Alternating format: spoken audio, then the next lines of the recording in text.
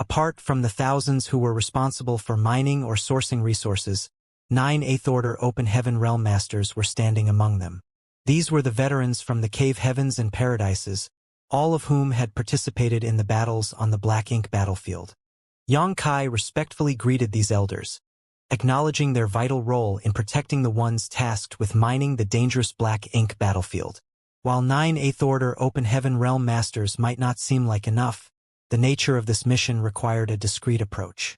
Their presence was only a precaution for any unforeseen circumstances, not to start a conflict with the Black Ink clan. Too large and powerful a force would draw unwanted attention, and it would also affect the deployment of the human race army on the various other battlefields. Junior Brother Yang, we're counting on you, Mi Jingluan nonchalantly instructed. Senior Brother may rest assured. With a nod, Mi Jingluan turned to address the thousands of low-rank cultivators. They knew their mission, and even though they had never set foot on the Black Ink battlefield before, they had heard of it and understood that it was a place where the blood of their ancestors had been shed in defense of their people. While this was not a crusade, how successful they were in amassing resources would play a big role in determining the fate of the human race. Thus, there was no killing intent, but there was still a heavy solemnity in the air. In a sense, going to the Black Ink battlefield to gather resources was another kind of battle, and the stakes were just as high. Soon enough, Xianxia and the 9 Eighth-Order veterans opened their small universes, allowing the thousands of cultivators to enter in an orderly fashion. As the preparations were finalized, Mi Jingluan quietly informed Xianxia of a separate mission. Junior Brother, Brother Ouyang has already gone ahead to the Black Prison. When you meet him there, you don't have to say too much. Just take him to Black Ink battlefield and the others will explain the situation to him. Xianxia was taken aback as he commented, I thought Senior Brother Ouyang had already gone to Azure Sun territory. He hadn't seen Ouyang lie in the square just now, but it seemed his guess from before was wrong. Mi Jingluan had obviously arranged for Ouyang Lai to be part of this operation without giving the latter any prior information. Of course, if Ouyang Lai knew about the mission beforehand, he probably would have refused. He had left the profound Nether army because he was tired of the dull and boring days and he craved excitement and battle. Guarding profound Nether territory was not fundamentally different from watching over the teams extracting resources on the Black Ink battlefield. The former was influenced by the agreement between the two races, which forbade the Eighth Order Open Heaven Masters from interfering in battles except in 6 Great Territory battlefields. As for the latter, success depended highly on stealth and evading detection from the Black Ink clan. Comparing the two, life would possibly be even harder for Ouyang Lai on the Black Ink battlefield than in profound Nether territory. Mi Jingluan let out a sigh. I know what his thoughts are, but after thousands of life and death battles, he has accumulated too many dark injuries that can't be healed. If he could advance to the Ninth Order, it would be all right, but he has no hope of doing so in this lifetime. Those hidden wounds are constantly sapping away his vitality, so he shouldn't participate in fights against the masters of the Black Ink clan anymore. Xianxia fell silent for a moment before saying, Senior Brother Ouyang will definitely blame you later. In response, Mi Jingluan smiled wryly. Let him blame me all he wants. It's just my own selfishness. So many of our old friends are gone forever, with more leaving us every day. Someone needs to stay alive to witness the day when the human race triumphs. Xianxia said, Rest assured, Senior Brother Mi. The younger generation has risen to the challenge and can take over the banner from the seniors to resist the Black Ink clan. As for that day, it will come sooner or later. He turned around and bowed, continuing, Take care, Senior Brother Mi. I hope you and Senior Brother Ouyang can witness that glorious moment together. Good. Mi Jingluan smiled. Farewell. Xianxia cupped his fist, turned around, and flew away, followed closely by the 9 Eighth Order Masters. Under Xianxia's guidance, they passed through various great territories, each using their own secret techniques to conceal their auras. This time, they were going to the Black Ink battlefield to mine resources, unlike the last time when they went to the Primordial Heaven Source Grand Restriction. There were too many Eighth Order Masters on that occasion, nearly 400, so Xianxia couldn't protect them all when traveling through the hidden void corridor. As a result, they had to transit through the no-return pass and could not conceal their movements. However, this time they had to be as stealthy as possible.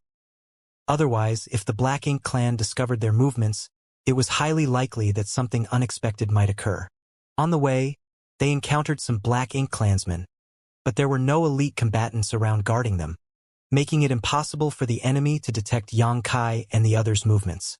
They hurried all the way to Black Territory. Currently, apart from High Heaven Territory controlled by the human race, the New Great Territory, and the Great Territory where the Supreme Headquarters was located, there were Black Ink clansmen in essentially every other Great Territory in the 3,000 worlds. However, there were two exceptions, one of which was the Chaotic Dead Territory. After the Black Ink clan suffered a huge loss at the hands of the Burning Light and Serene Glimmer, they declared the Chaotic Dead Territory as a forbidden zone, where even the Royal Lord dared not venture. The second exception was Black Territory, which was once abundant with or stars, each containing rich cultivation materials. However, to break the early ancient era's super-array and kill the Royal Lord that was suppressed and sealed there, the masters of the cave heavens and paradises, along with their countless disciples, joined forces and mine out the entire Black Territory, harvesting all the resources there and simultaneously breaking the Grand Array. Now, Black Territory was empty, with nothing left but broken rubble. Although the Black Ink clan had explored the area before, they found nothing but a barren land. Thus, they did not bother deploying any forces here. But this worked out well for Xianxia and his companions. Once they entered Black Territory, they no longer needed to hide. Under Xianxia's lead, they rushed towards the entrance of the secret passage. Finally, after a couple of days, they arrived at their destination. Xianxia scanned his surroundings with his divine sense and spotted an asteroid floating nearby before calling out, "Senior brother Ouyang." Ouyang leaped out from behind the asteroid and approached Xianxia with a grin. "You've got sharp eyes, brat. I thought I had hidden well, but you still found me." He was clearly in a good mood. Ever since he left profound Nether Territory with his transfer order in hand, he had been feeling quite content. When he noticed the 9 Eighth Order Masters behind Xianxia, Ouyang eyes lit up as he greeted them warmly. They were all old acquaintances who had fought alongside each other on the Black Ink battlefield against the Black Ink clan. Their friendship stretched back to the days when they were cultivating in their respective sects.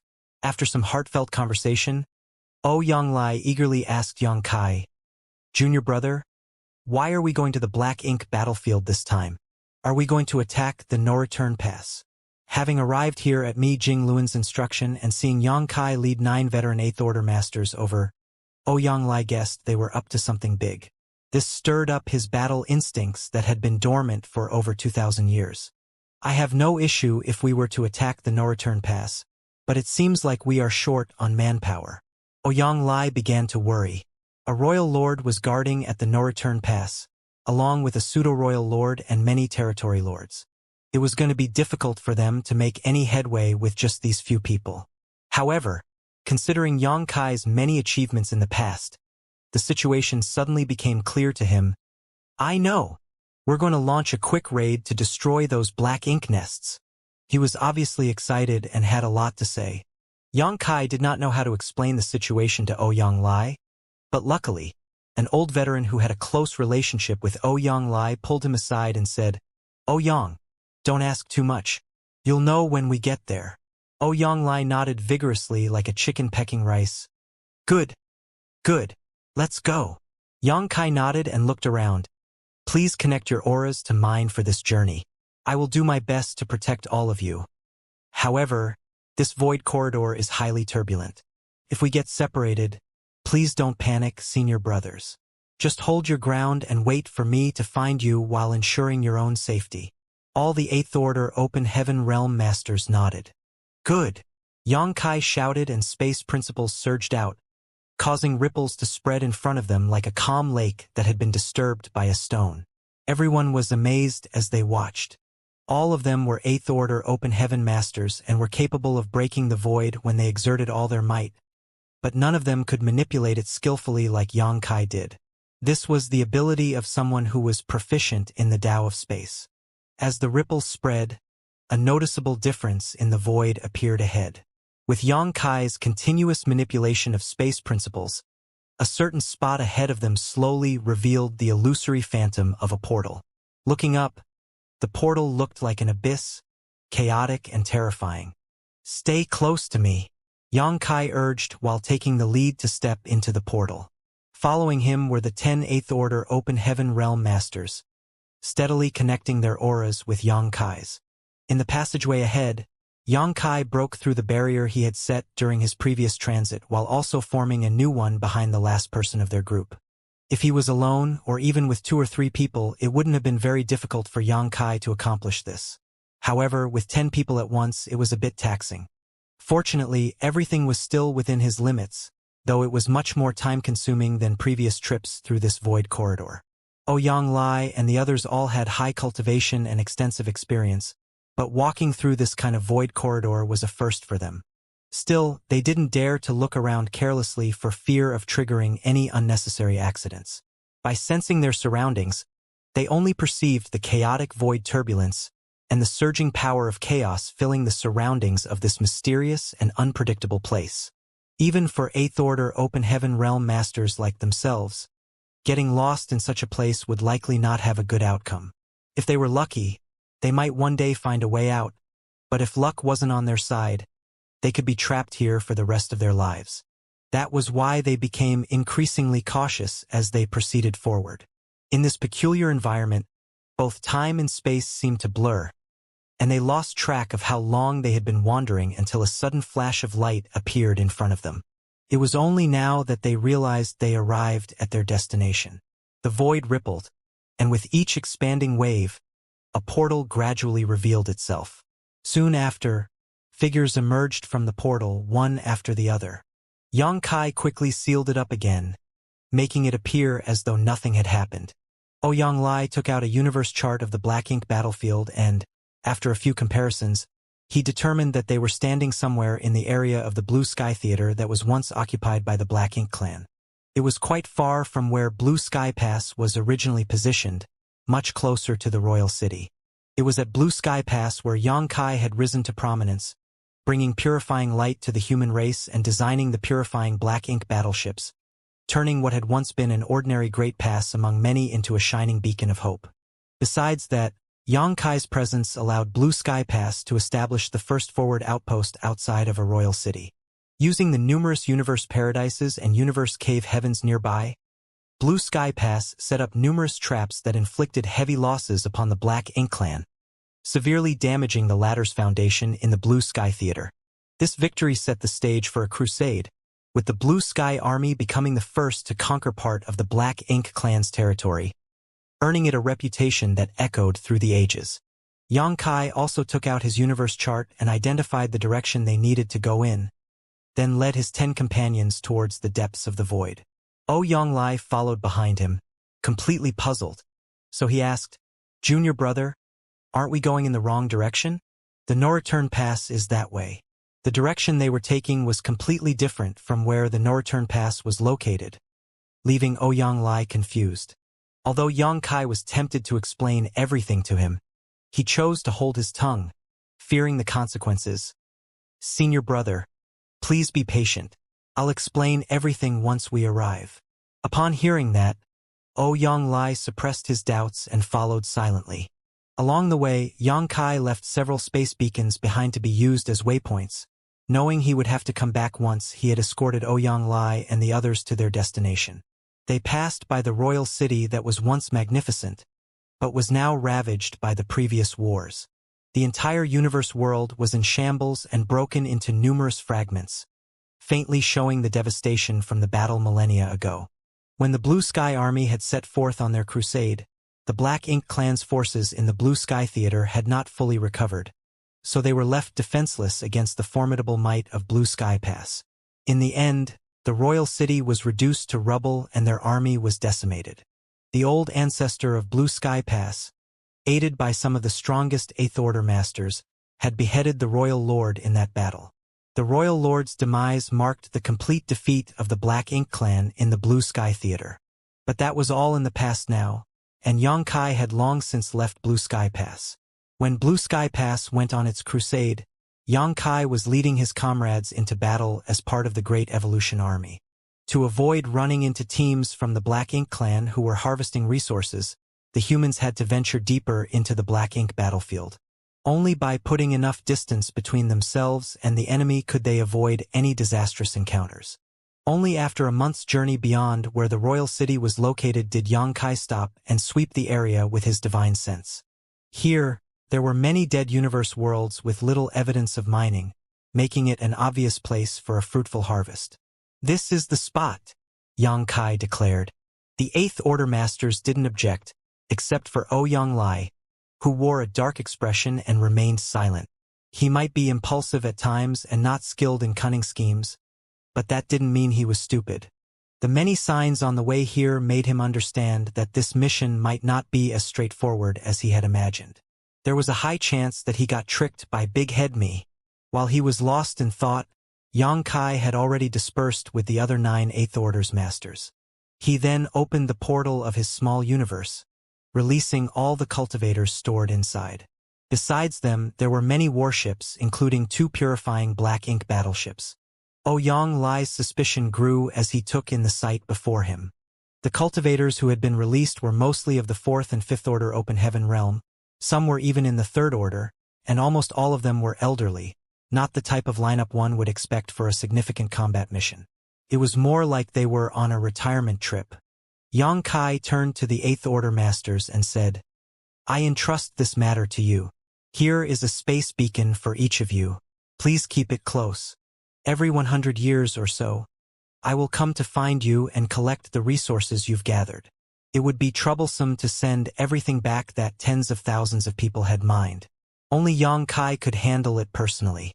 By handing over the space beacons, it would also be convenient for him to locate them in the future. As long as they weren't too far away, Xianxia could easily locate them and arrive instantly. The Eighth Order Masters accepted the space beacons and stored them carefully, except for Ouyang, who was now glaring at Xianxia with eyes spewing flames of anger. With a wry smile, Xianxia grabbed his arm and slapped a space beacon into his hand. Apologizing, "Senior Brother Ouyang, if you have any questions, please ask the other senior brothers later. Junior Brother has other important matters to attend to and can't stay long." The truth was, he couldn't face Ouyang's disappointment. Turning his head, he reminded other Eighth Order Masters, "If you encounter any danger that cannot be resolved, please lead everyone to the Primordial Heaven's Source Grand Restriction, where the suppressing Black Ink Army is stationed and Dragon Clan Senior Fuguang is assuming command." This statement caught everyone off guard. They had never heard of the suppressing Black Ink Army and had no idea that Supreme Headquarters had made such arrangements. Moreover, they were surprised to learn that the Dragon Clan's Fuguang, who had disappeared for so many years, was actually guarding the Primordial Heaven's Source Grand Restriction this whole time. One of the Eighth Order Master immediately nodded and said, "Junior Brother may rest assured. Leave them to us and we shall protect them. But what's this about the suppressing Black Ink Army? Can you enlighten us about it?" Everything regarding the suppressing Black Ink Army had been done in secrecy previously to prevent news from spreading and affecting the morale of the human race. But there was no harm in sharing this information with these veteran Eighth Order Masters. Xianxia thus briefly explained the situation with the suppressing Black Ink Fortress and Army. An Eighth Order veteran suddenly realized, no wonder so many elites were reassigned from the various battlefields by the Supreme Headquarters 130 years ago. It was all to form the suppressing Black Ink Army. Another master asked with concern, "Is the situation at the Primordial Heaven's Source Grand Restriction serious?"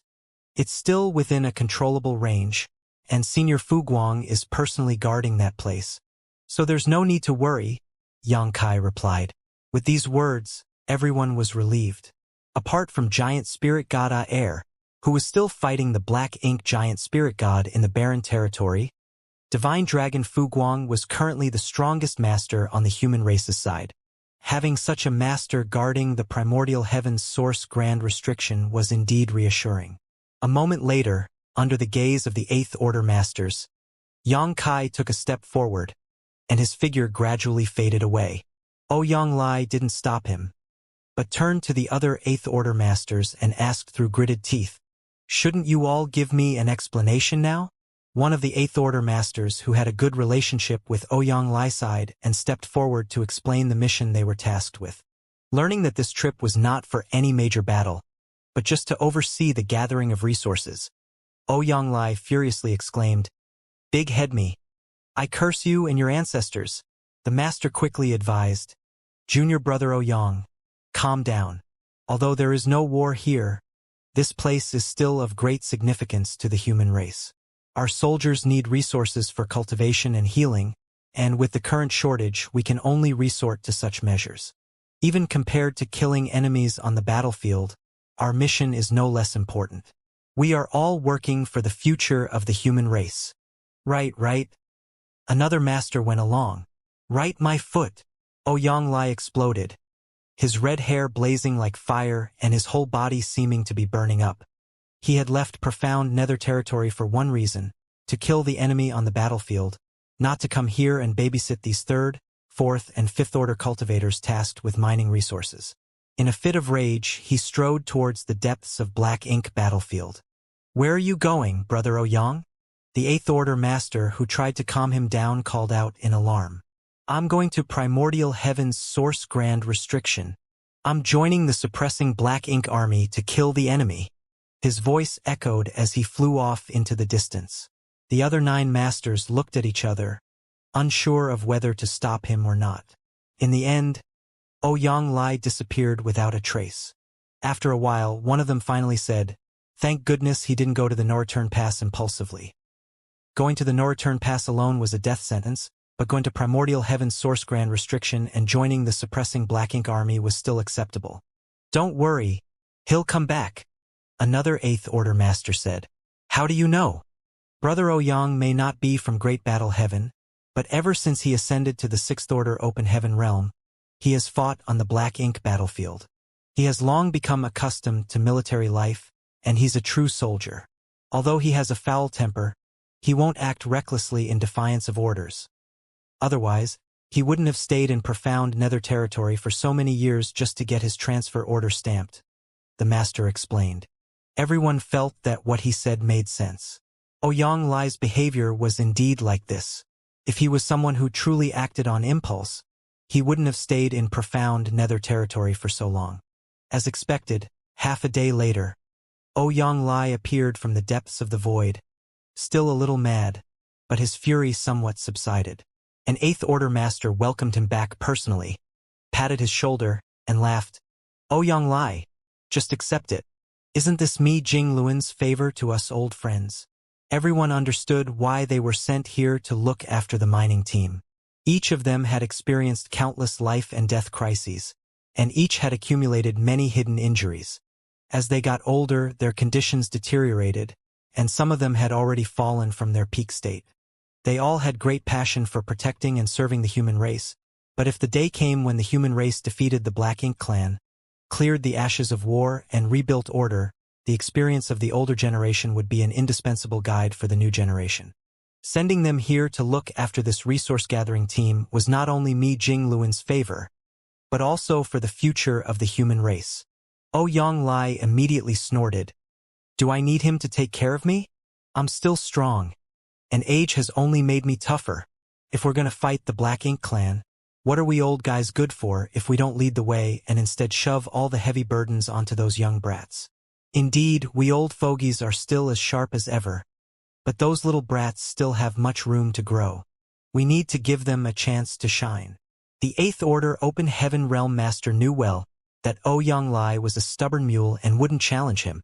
Ouyang Lai remained silent for a long time, then finally spoke with a harsh tone. "When I return home someday, I'll twist Big Head Me's head off and use it as a chamber pot." He then thought of Yang Kai and added, "And that young boy, he's not a good thing either. He dared to trick me like this. I'll give him a beating when I see him." "Good. Us fellow brothers will help you." The Eighth Order Master responded with a big smile. "With our combined strength, that brat won't stand a chance." Ouyang Lai looked at him and sighed heavily, his face full of sadness. It had come to this, and there was nothing he could do about it. Soon, tens of thousands were dispersed by the Eighth Order Masters to explore the area nearby for resources.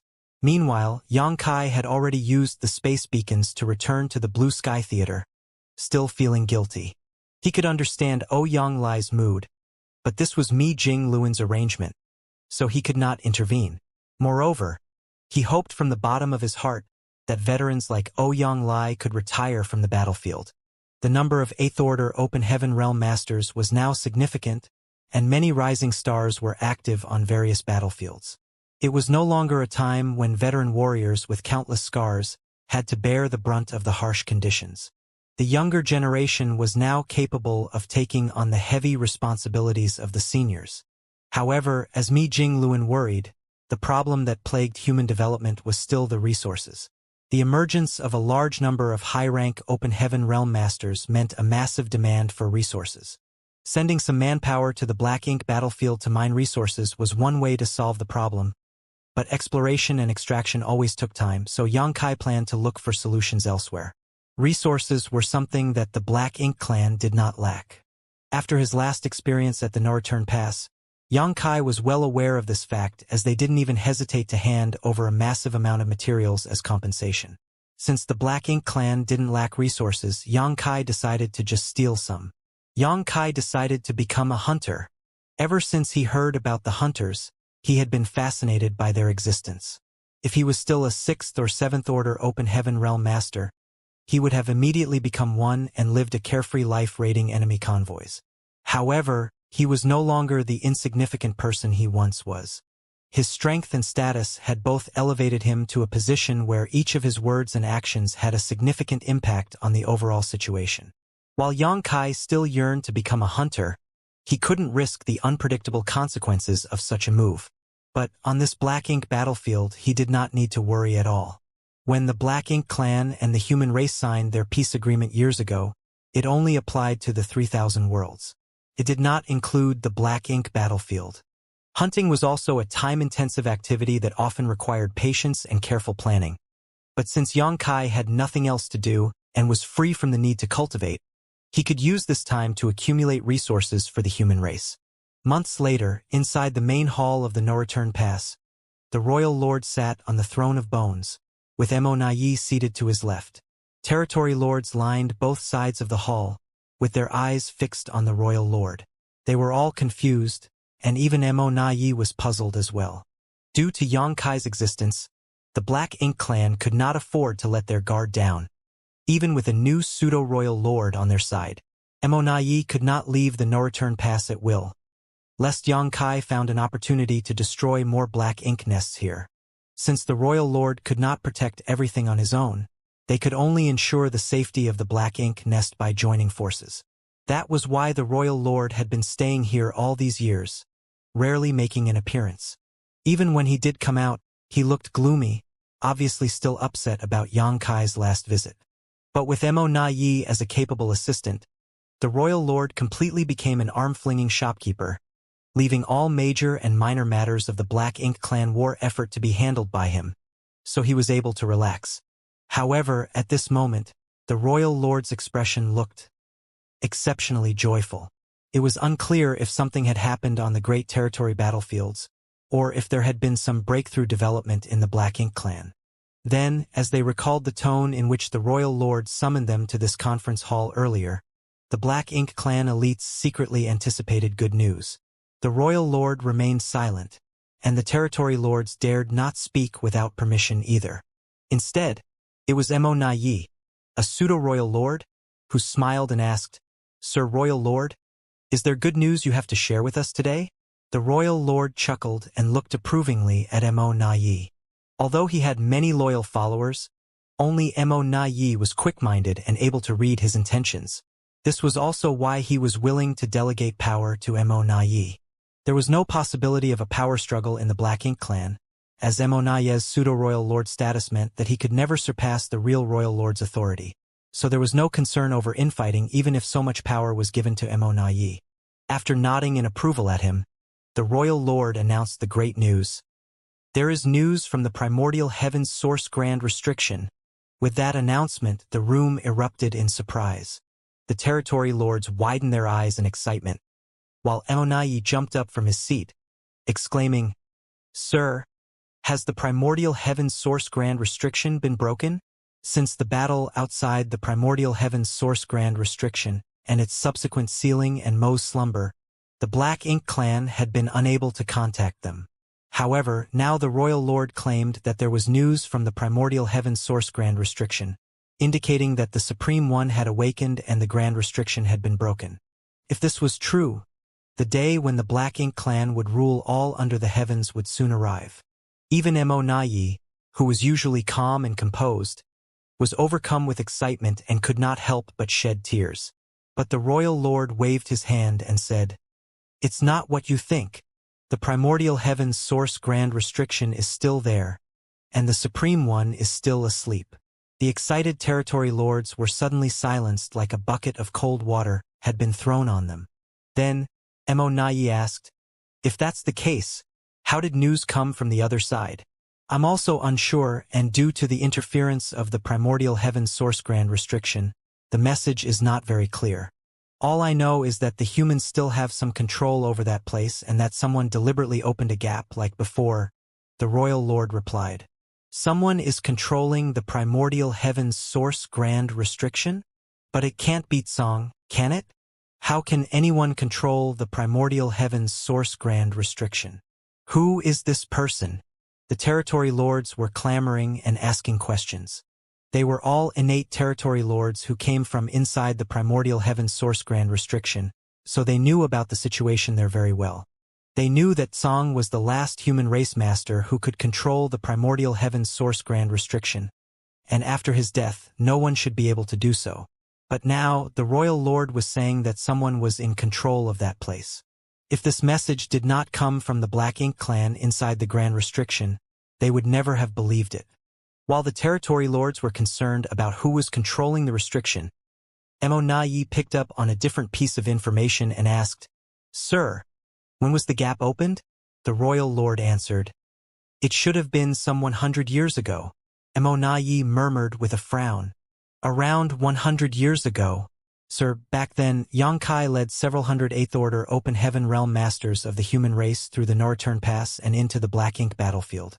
Considering the timeline, could it be that the person who controls the primordial heaven's source grand restriction now is Xianxia?" This was not a wild guess, as Xianxia often accomplished things that others couldn't. If he was really the one controlling the primordial heaven's source grand restriction, Mo wouldn't be surprised. The Royal Lord, however, shook his head and said, "It's not him. Although the information from the grand restriction is not complete, I've inquired carefully. The person who controls the grand restriction now does not resemble Xianxia at all. It must be someone we don't know about." Mo didn't doubt him and only sighed. The human race still has such a heritage. After Tsong's death, it was assumed that there would be no one who could control the primordial heaven's source grand restriction again. This was good news for the Black Ink clan, as they could easily break it once the Supreme One awakened. However, it was different if someone was guarding it. Even the Supreme One couldn't underestimate the power of the primordial heaven's source grand restriction, or else it wouldn't have been trapped for so many eons already. Mo continued to ask, "But if the human race has someone who can control the primordial heaven's source grand restriction, why did they take the initiative to open a gap?" The Royal Lord replied, "Those inside the grand restriction can sense that the human controlling it now is much weaker than Tsong, so their control over the grand restriction is far inferior. This person must have opened the gap to alleviate the pressure he was facing. This is clearly something the human race had planned to do long ago. When Xianxia passed through the Narration Pass with those hundreds of Eighth Order Masters, it was to go to the primordial heaven's source grand restriction. Now, there is an elite human race army and a divine dragon, Fuguang, fighting against those who are rushing out. This has been happening for over 100 years. Mo suddenly realized, curse those humans. When the territory lords below heard that their clansmen were being constantly killed at the primordial heaven's source grand restriction, they immediately started clamoring again. A territory lord even stepped forward and bowed, saying, "Sir Royal Lord, please let me lead a large army to the primordial heaven's source grand restriction to coordinate with those inside and crush those humans." Mo immediately stopped him. "That would not be appropriate. Although the territory lord was intimidated by Emonaye's pseudo-royal lord authority, he couldn't help but ask, "Why is it not appropriate?" Emonaye explained, "When Yang Kai passed through the no-return pass, he had as many as 400 Eighth Order open heaven with him, and that's just what we could see on the surface. Although there were suspicions at the time, we couldn't be sure. Now that we have first-hand information, we can confirm that those 400 we saw that day were not the entire human force. Many more must have been staying in their small universes, which is why they were able to form a large army at the primordial heaven's source grand restriction.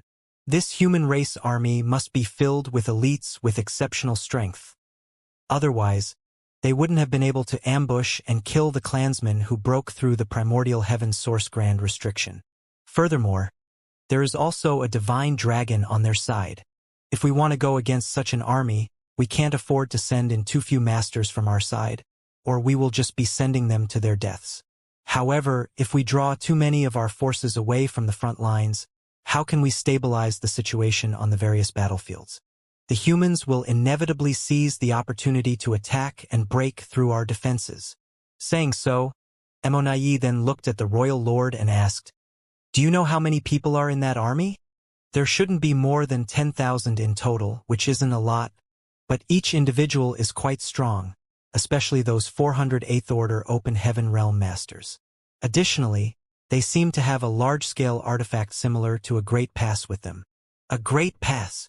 Emonaye furrowed his brow, and the territory lords all became fearful.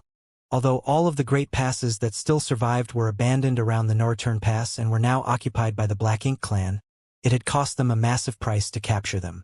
If it weren't for the two Black Ink giant spirit gods aiding them at the time, the Black Ink clan would not have been able to conquer the No-Return Pass. Now, with an elite army stationed at the primordial heaven source grand restriction and a Great Pass-like artifact assisting them, it was no wonder they had the confidence to open a gap in the grand restriction to alleviate the pressure. Emonaye couldn't help but sigh deeply. The human's heritage remains as powerful as ever.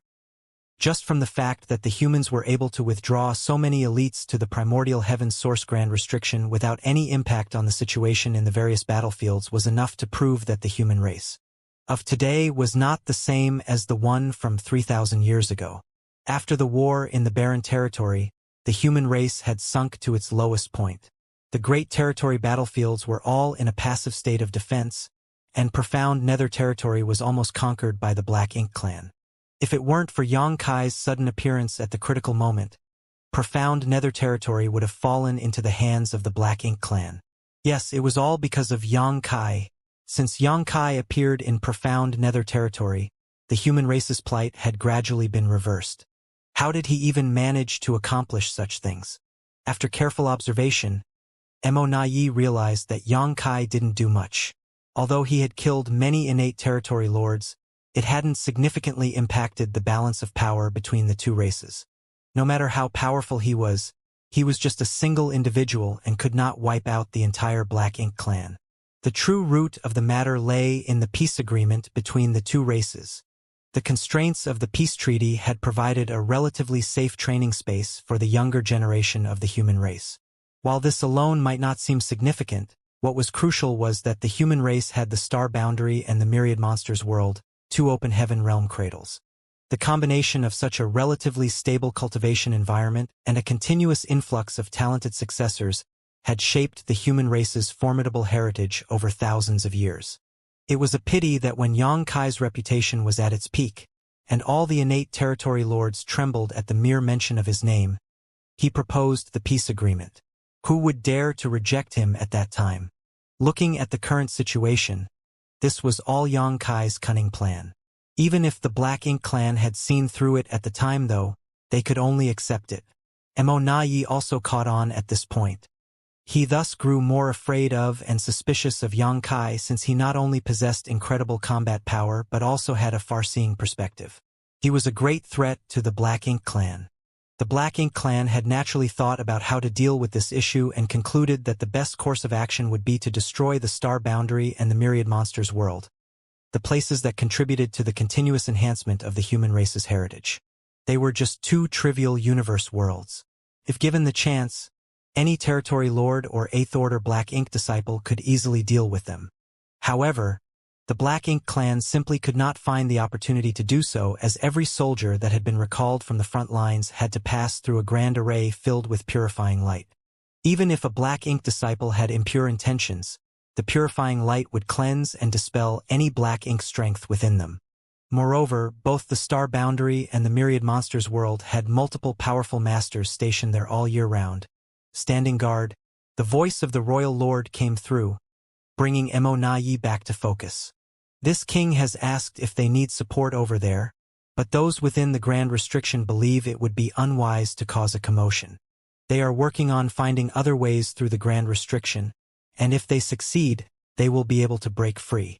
Mo perked up and asked, "Can they do it?" He knew firsthand just how formidable the primordial heaven's source Grand Restriction was. When he was inside it years ago, many Black Ink clansmen had attempted to breach it from within, but all had failed. The Royal Lord replied, "Since they've said as much, there should be some progress. Although we do not know who the person overseeing the primordial heaven's source Grand Restriction is now, their strength is far inferior to Tsong, so their control is obviously not as good either. Furthermore, opening a gap in the primordial heaven's source Grand Restriction has had some impact on its integrity, which may have provided some opportunities for those inside." Mo nodded lightly. The primordial heaven's source Grand Restriction was extremely ancient and had been operating constantly for millions of years. The new human race master overseeing it was not like the legendary Tsong, a powerful monster with unfathomable experience. They couldn't be fully prepared, and as long as there was even the slightest flaw, those within the Grand Restriction would not miss that chance. Today, the Royal Lord summoned many of his territory lords to share the good news. He wasn't worried about any territory lord leaking the information because the Black Ink clan was not the same as the human race. If a human was corrupted by Black Ink strength, they would tell everything they knew to the Black Ink clan, but the Black Ink clan would never leak critical information to the humans. After a while, the Royal Lord left, and the rest quickly dispersed as well while Mo walked away, frowning deep in thought. He was thinking about none other than Yang Kai. Over 100 years ago, Yang Kai led a group of 8th Order Open Heaven Realm Masters through the No-Return Pass and into the depths of the Black Ink battlefield. There had been no news about him for all this time, and no one knew where he had gone or what he was up to. If it were an ordinary 8th Order Master, Mo wouldn't have cared. But Yang Kai was different. Whatever the circumstances, Yang Kai had even killed a pseudo-royal lord, which was enough to make Mo take him seriously. After thinking for a while, Mo couldn't come to a conclusion. Yang Kai's whereabouts had always been elusive, and it seemed that even the human side had difficulty keeping track of him. He was once again relieved when he thought about how Yang Kai had no hope of reaching the 9th Order Open Heaven Realm. If this headache-inducing menace had a chance to ascend to the 9th Order Open Heaven Realm, how could they handle him? "Sir Mo, a territory lord approached suddenly. Mo turned his head and saw one of his territory lords in charge of logistics. He nodded and asked, "What's the matter?" The territory lord replied, "Sir, several squads that were supposed to return with resources have not returned yet. This wasn't a big deal, but since Mo was in charge of everything related to the No-Return Pass by the Royal Lord's orders, he still had to investigate all abnormal occurrences. The territory lords had also become accustomed to his meticulous style, so they would come to him with any matter, big or small. How long are they overdue? Mo frowned, feeling that something was off. The territory lord replied, "The earliest squad was supposed to have returned a month ago, while the latest should have arrived at the No-Return Pass 5 days ago. Have you sent anyone to investigate?" "Yes. A team has been sent and we should receive a report in a few days." Mo nodded. "Notify me the moment you have answers." "Yes." A few days later, the feudal lord in charge of gathering news sent a message to the No-Return Pass using his Black Ink nest. The teams responsible for transporting materials had already set off for the No-Return Pass, but mysteriously disappeared halfway. When the news reached Mo, he immediately realized the problem. The teams transporting resources disappeared without a trace, but the human race had no presence on the Black Ink battlefield other than at the Grand Restriction. Over the years, The Black Ink clan had been constantly mining resources from the Black Ink battlefield and transporting them to the front lines without any issues. However, recently, several squads transporting resources disappeared for no reason. Someone must be causing trouble. The first person that came to Mo Naye's mind was Xianxia. Only Xianxia could do such a thing. Considering that he had gone deep into the Black Ink battlefield over 100 years ago and had not been seen since, it was almost certain that Xianxia was now camping near the no-return pass, waiting for the Black Ink clan's resource teams to appear so he could rob them. Shameless! Mo Naye immediately took out a communication bead and transmitted a message using his divine sense. This communication bead was left to him by Xianxia the last time they met when he needed to hand over a batch of resources. Mo Naye hadn't thrown it away, thinking that he might be able to use it to probe Xianxia's location in the future. He didn't expect it to be useful so soon. After a while, the communication bead in his hand trembled slightly, causing Mo Naye's brow to twitch. Xianxia was really near the no-return pass. The movement of the communication bead was undoubtedly a sign that the message had been successfully transmitted. 10 million kilometers outside of the no-return pass, on a lone universe fragment, Xianxia hid his figure and surveyed the surroundings with his divine sense. His current divine sense was incredibly powerful, and from this location, he could monitor the movements of all Black Ink clan squads returning from the Black Ink battlefield.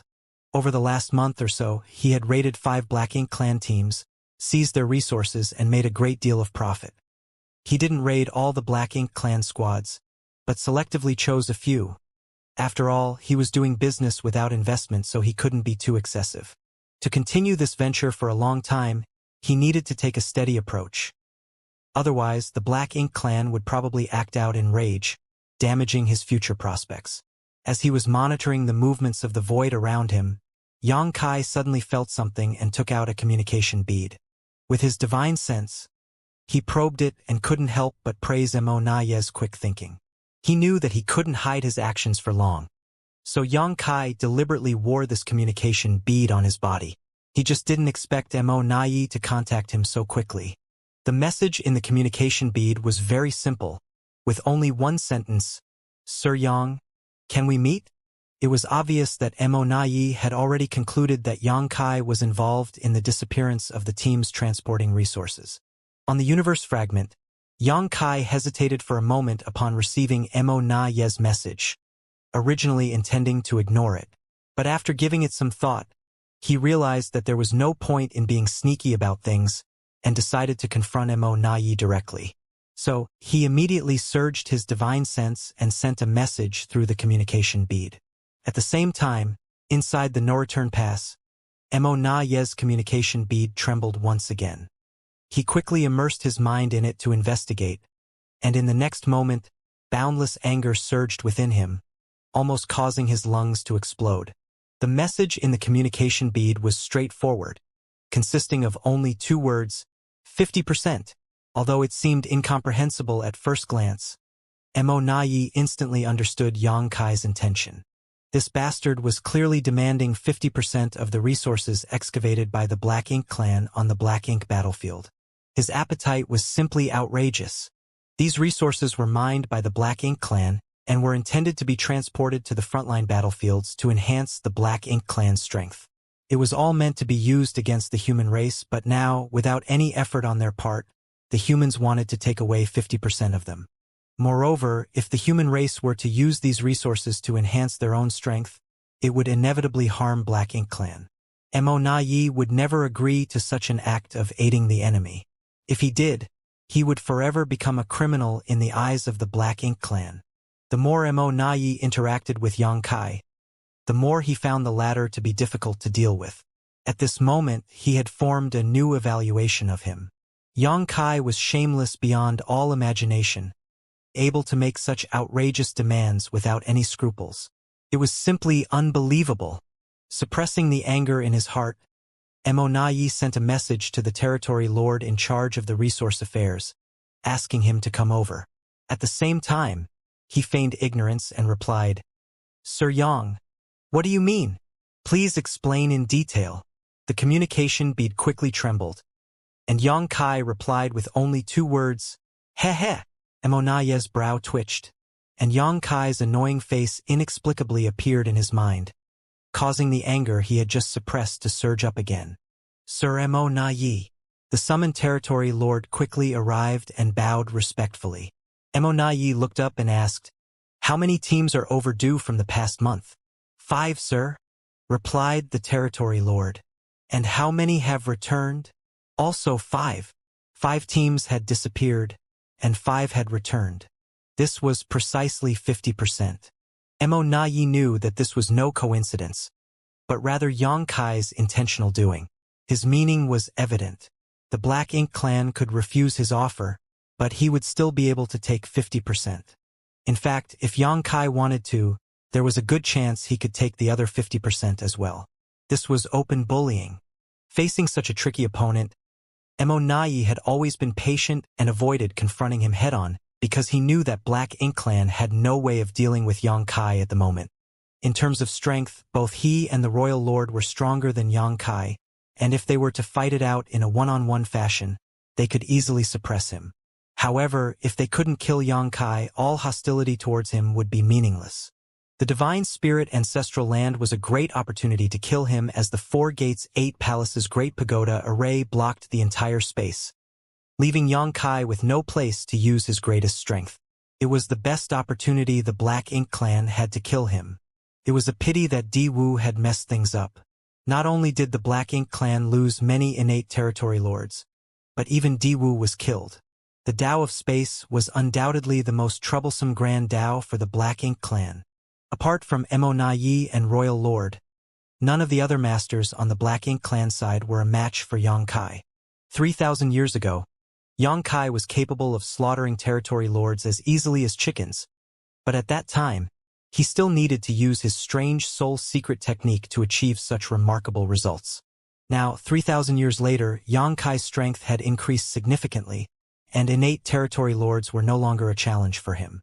Even if they formed a battle formation, territory lords might not be able to do much against this menace. How could Mo Na Yi not be cautious in the face of such an opponent? The whole reason why they had made peace with the human race back then was also because of this. In the current situation, Yang Kai's had become a nightmare that the Black Ink clan could not contain. Since that was the case, they could only place their hopes on the future. If the Black Ink clan managed to produce many royal lords one day, then the role that Yang Kai could play would naturally be greatly reduced. Over the years, Yang Kai had been traveling around, his whereabouts elusive, and his reasons unknown. Mo Na Yi never imagined that one day, this guy would block the no-return pass and personally loot resources from the Black Ink clan. Although angry and annoyed, he saw the underlying message through the situation's appearance. The human side must be running out of resources. Otherwise, there was no reason for a master like Yang Kai to act like this. For this reason more than any other, Yang Kai's impudent demand could not be agreed to. As long as the Black Ink clan held on a little longer, the human race would only face more shortages, and even if they had countless rising prodigies without enough supplies, their cultivation would not improve. Mo Na Yi was anxiously trying to communicate with Yang Kai through the communication bead while summoning all the territory lords of the no-return pass. Within moments, hundreds of territory lords gathered in the main hall. But this time, the royal lord did not appear and only Mo Na Yi stood below the throne of bones. Although the royal lord was absent, Mo Na Yi did not dare to sit on the main throne, which was exclusively reserved for the royal lord. As a pseudo-royal lord, he did not have the qualifications to sit there. Looking at the group of puzzled territory lords below, Mo Na Yi stated bluntly, "Yang Kai is currently somewhere outside of the no-return pass." Some of the more belligerent territory lords began clamoring to lead their armies to surround and kill Yang Kai. The more timid ones turned pale because they had suffered losses at Yang Kai's hand. Mo Na Yi took in the expressions of the territory lords and continued, "The human race doesn't have enough resources, so now Yang Kai has come to plunder our supply transports. Although the losses are small for now, if this issue is not resolved soon, our resources will probably be cut in half compared to previous years. This will inevitably affect our plans for conquest." The noisy territory lords instantly quieted down, while a particularly sturdy-looking one cupped his fist and asked, "How should we solve this problem, Sir Emonayi declared, "The matter of resources is fundamental to both the Black Ink clan and the human race. The plundering of ours is a secondary loss compared to helping the human race grow stronger. For now, I need you to investigate Xianxia's movements and escort the resource transports and their goods back." The sturdy territory lord then said, "If that's the case, we have to move in teams capable of assuming battle formations. Against that killing star, not forming a battle formation would be equivalent to sticking out our necks and letting him chop our heads off." Fortunately, in recent years, the territory lords of the Black Ink clan had not been idle and had been diligently practicing various battle formations. It was ridiculous to say that these innate territory lords were already powerful enough to not fear any Eighth Order Open Heaven Realm masters. But just because of Xianxia's presence, they had to practice these battle formations to protect themselves. This was humiliating, but they were left with no other choice. Emonayi nodded. "Yes, you will all need to form battle formations, with 4 symbols formations being the minimum requirement to face Xianxia. Only territory lords who can form a 4 symbols formation can perform this task. Those who cannot should not go out for the time being." A battle formation was not something that could be just casually formed. The human race squads could do this because they grew and developed in a totally different environment compared to the Black Ink clan. The invasion and oppression of the Black Ink clan had long made all human race masters sincerely united. Each squad also had time to become familiar with each other through daily interactions and battles. So no matter when or where, they could easily form battle formations as there was innate trust among each other. It was different for the Black Ink clan, especially the innate territory lords, as each of them was born strong and naturally had their own arrogance and opinion. They were not willing to fully trust each other and entrust their lives to others, preferring to believe in their own selves above all else. This wasn't a surprise though, as in the face of danger, the first reaction of most living beings was to protect themselves. At the time of forming a battle formation, the auras of all in the formation were linked, essentially turning them into a single entity. However, once an individual had the intention to protect themselves over the group, the battle formation would collapse.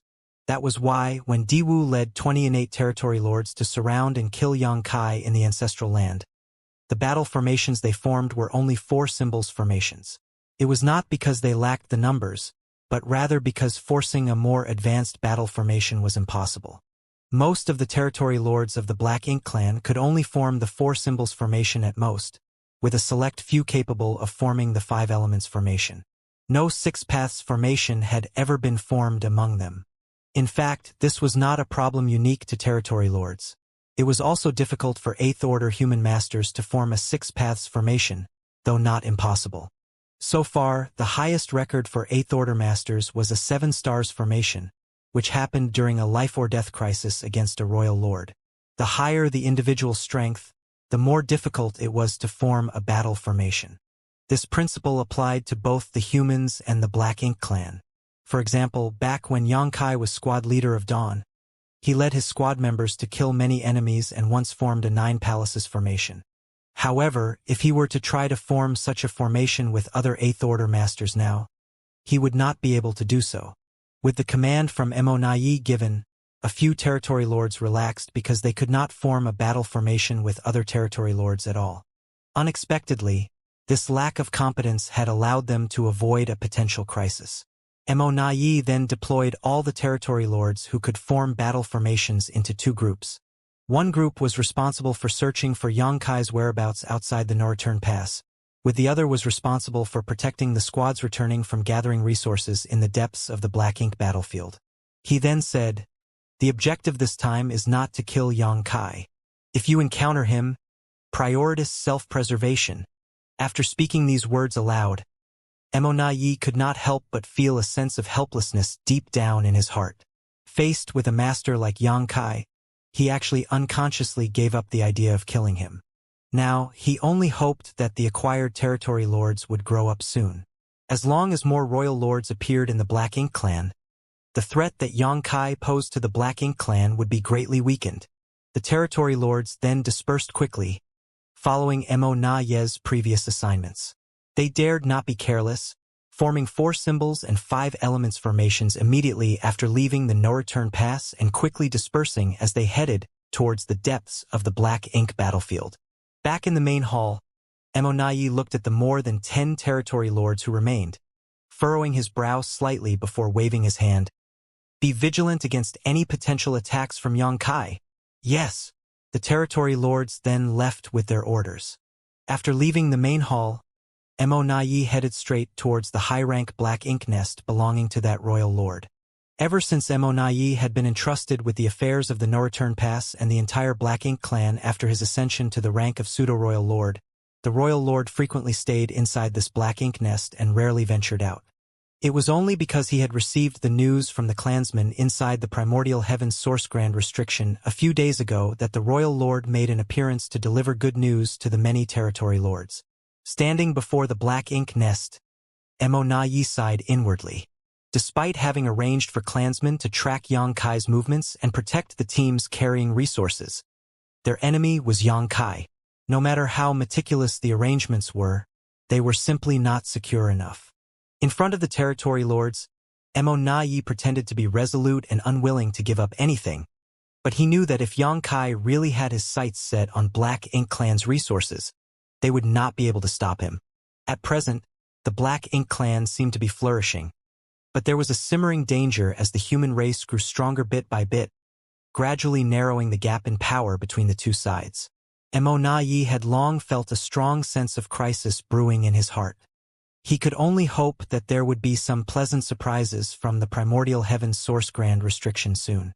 Meanwhile, a female feudal lord, who was a personal attendant to the royal lord of relatively low cultivation, came out of the black ink nest and greeted Emonayi. Sir Emonayi, please come in. Emonayi nodded and followed the feudal lord into the black ink nest. Soon, they saw the royal lord using the black ink nest to communicate with the outside world. Emonayi waited quietly without disturbing him, knowing that the royal lord was probably speaking with those inside the primordial heaven's source grand restriction. After a while, the royal lord withdrew his consciousness from the black ink nest space, and Emonayi noticed a hint of joy in his expression. He understood instantly that there might be some pleasant surprises from the primordial heaven's source grand restriction.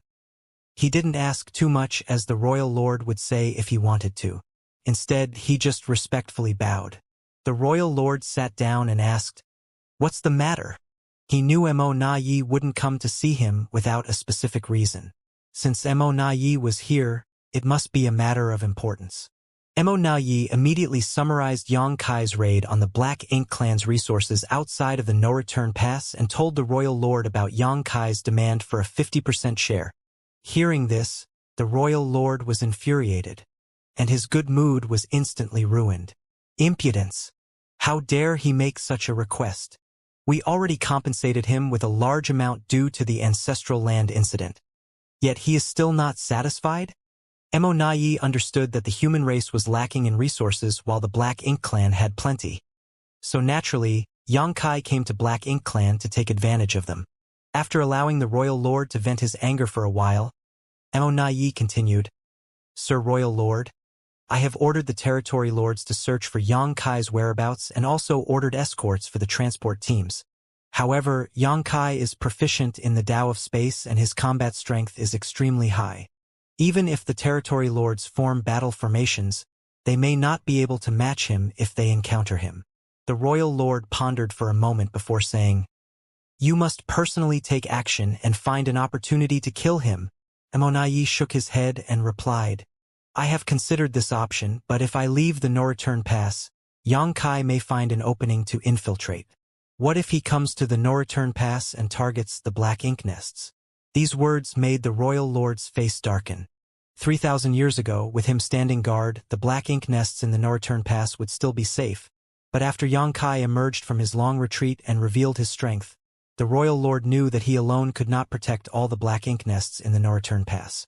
During these 3,000 years, Yongkai's strength had increased that much.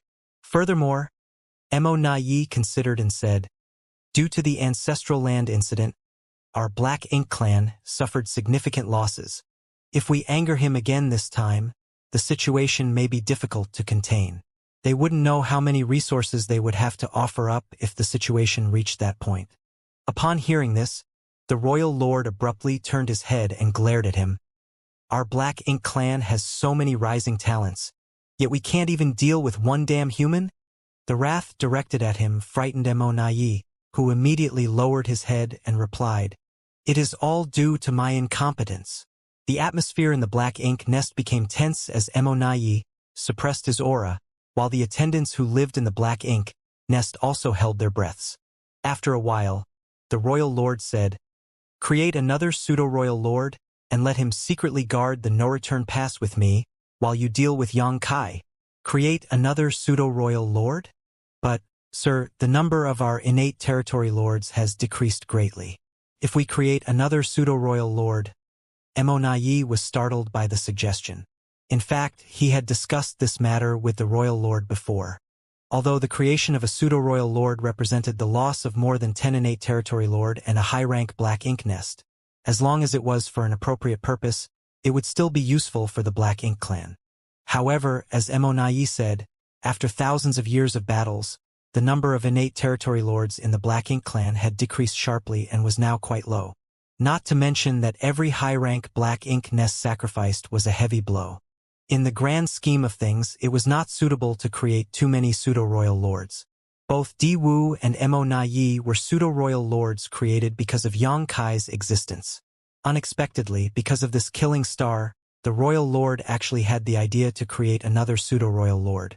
If this continued, the number of innate territory lords in the Black Ink clan would continue to decrease sharply. "Rest assured, it won't cause any major problems if we only create one more," said the Royal Lord calmly. Mo was initially stunned, as this was different from the Royal Lord's previous attitude towards creating pseudo-royal lords. However, thinking about the primordial heaven's source grand restriction situation, Mo suddenly realized something and immediately accepted the order. "I will arrange it immediately." The Royal Lord snorted. "When the new pseudo-royal lord is created, you go and deal with Yang Kai directly.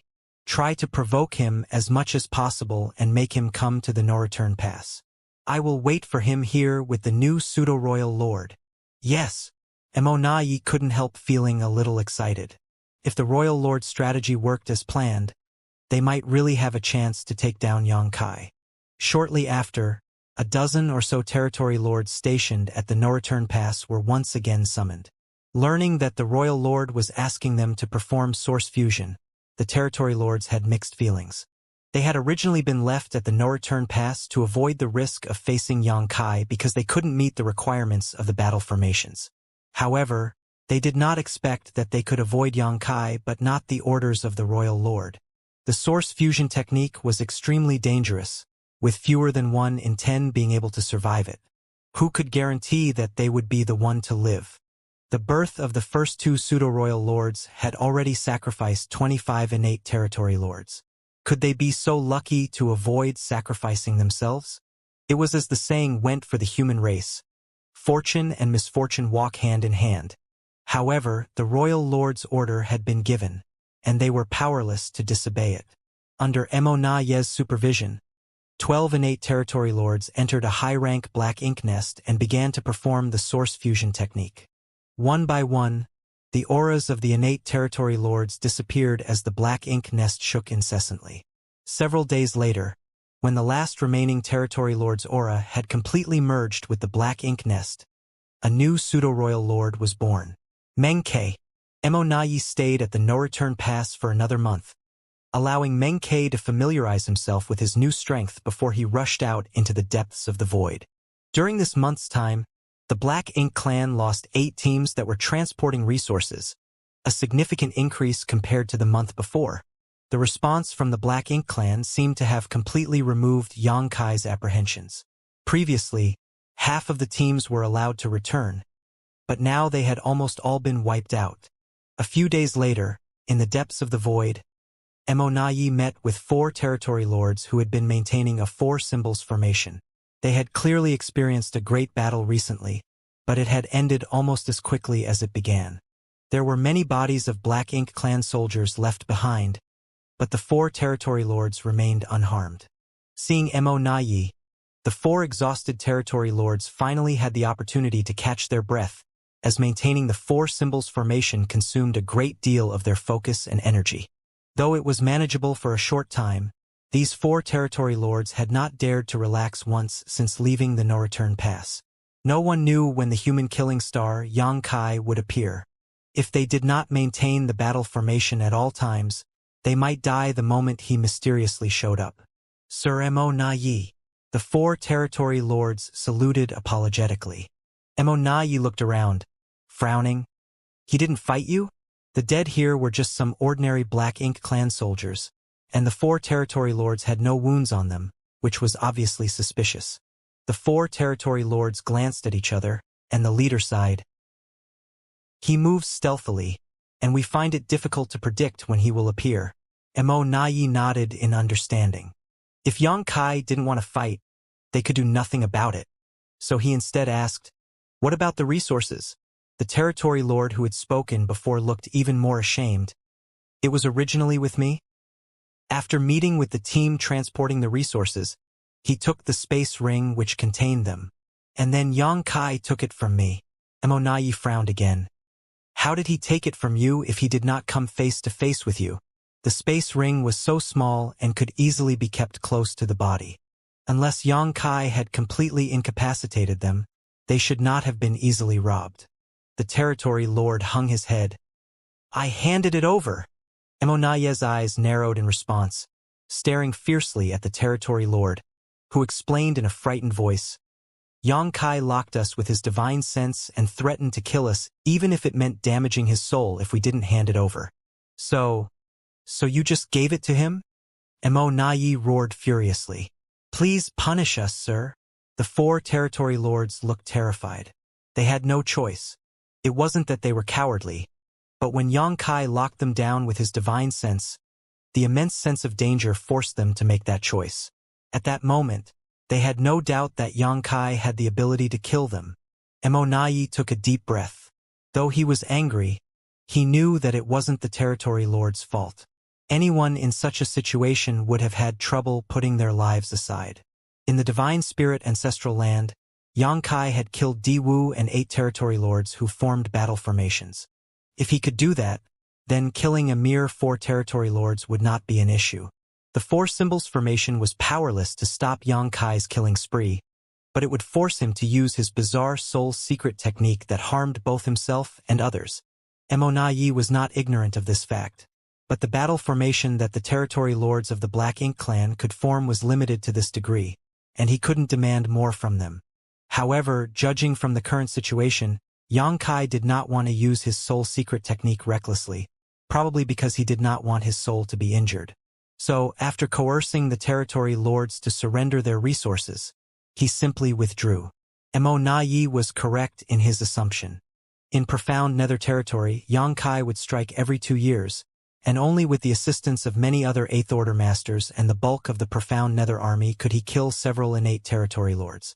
At that time, he did it to build up his fearsome reputation and pave the way for subsequent negotiation plans. Therefore, Xianxia was not reluctant to damage his soul at that time, and each time he attacked, he showed no mercy. But the current situation was different as Xianxia was only plundering some resources. Furthermore, he had to rendezvous with Ouyang Lai and others every 100 years, so if he used soul-rending thorns recklessly and severely injured his own soul by accident, it would greatly affect his subsequent plans. Otherwise, why would he easily spare the lives of those 4 innate territory lords? Xianxia also understood that the more territory lords he killed, the less pressure the human race would face in the future.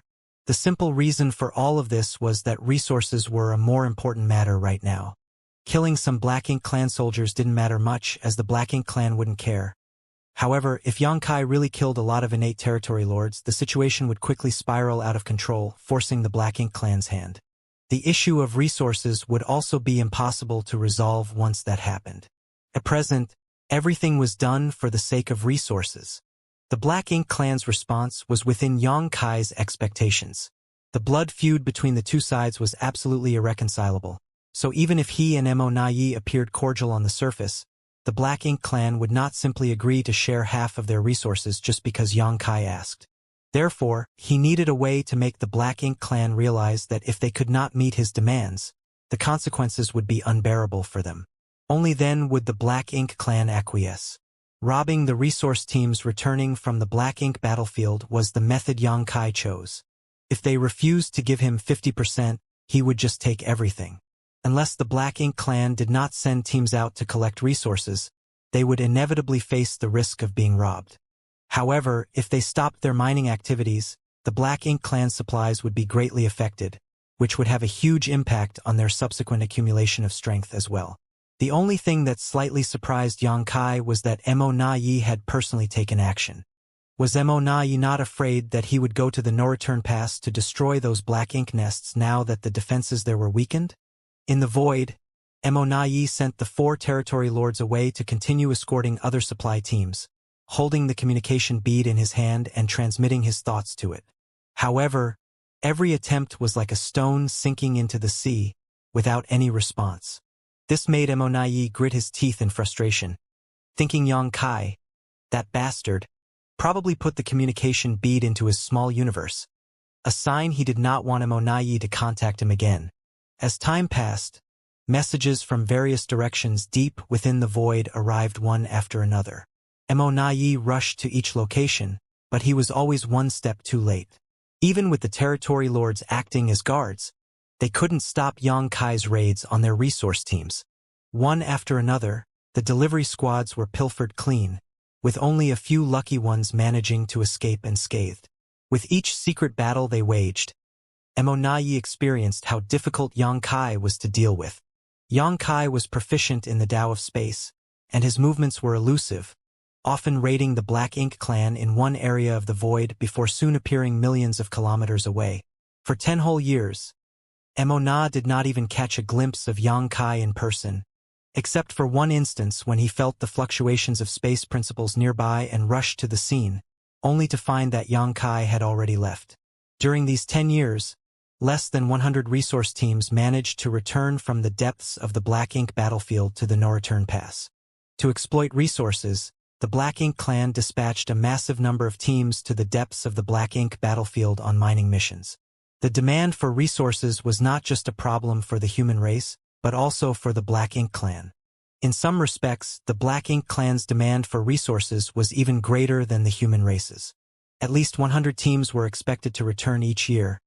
But now, after 10 years, less than 100 had done so, the rest had been looted by Yang Kai.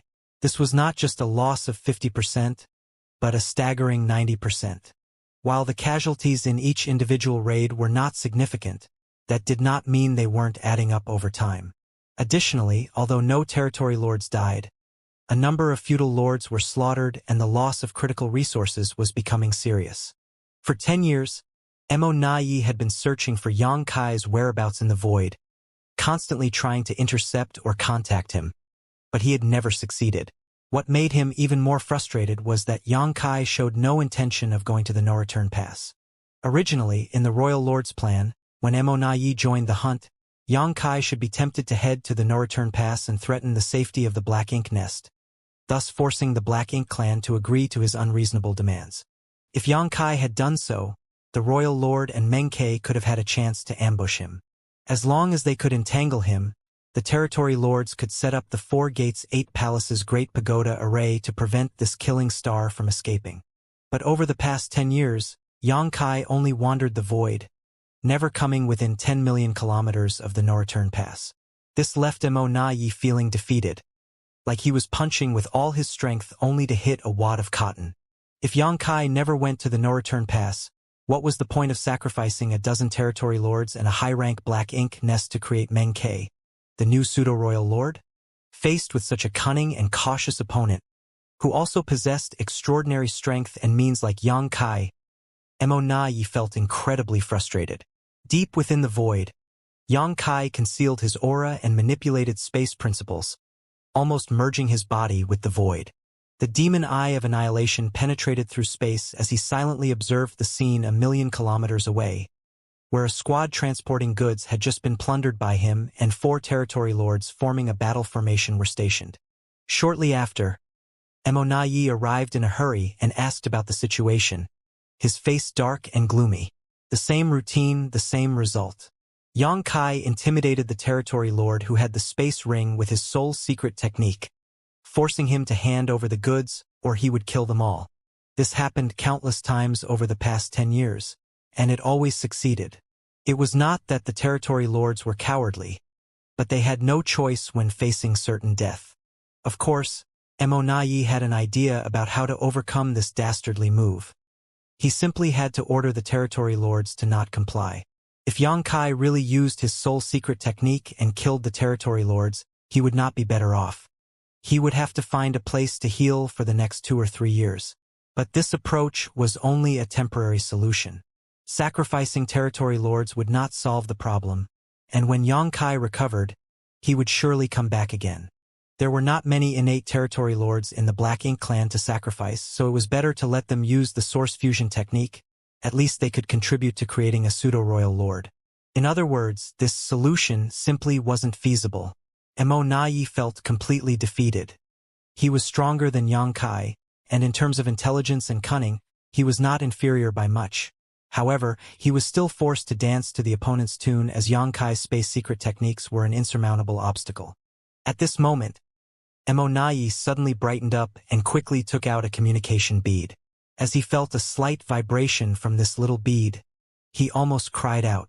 For 10 years, he had been trying to contact Xianxia but had never received a response. Unexpectedly, today, exactly 10 years later, Xianxia contacted him.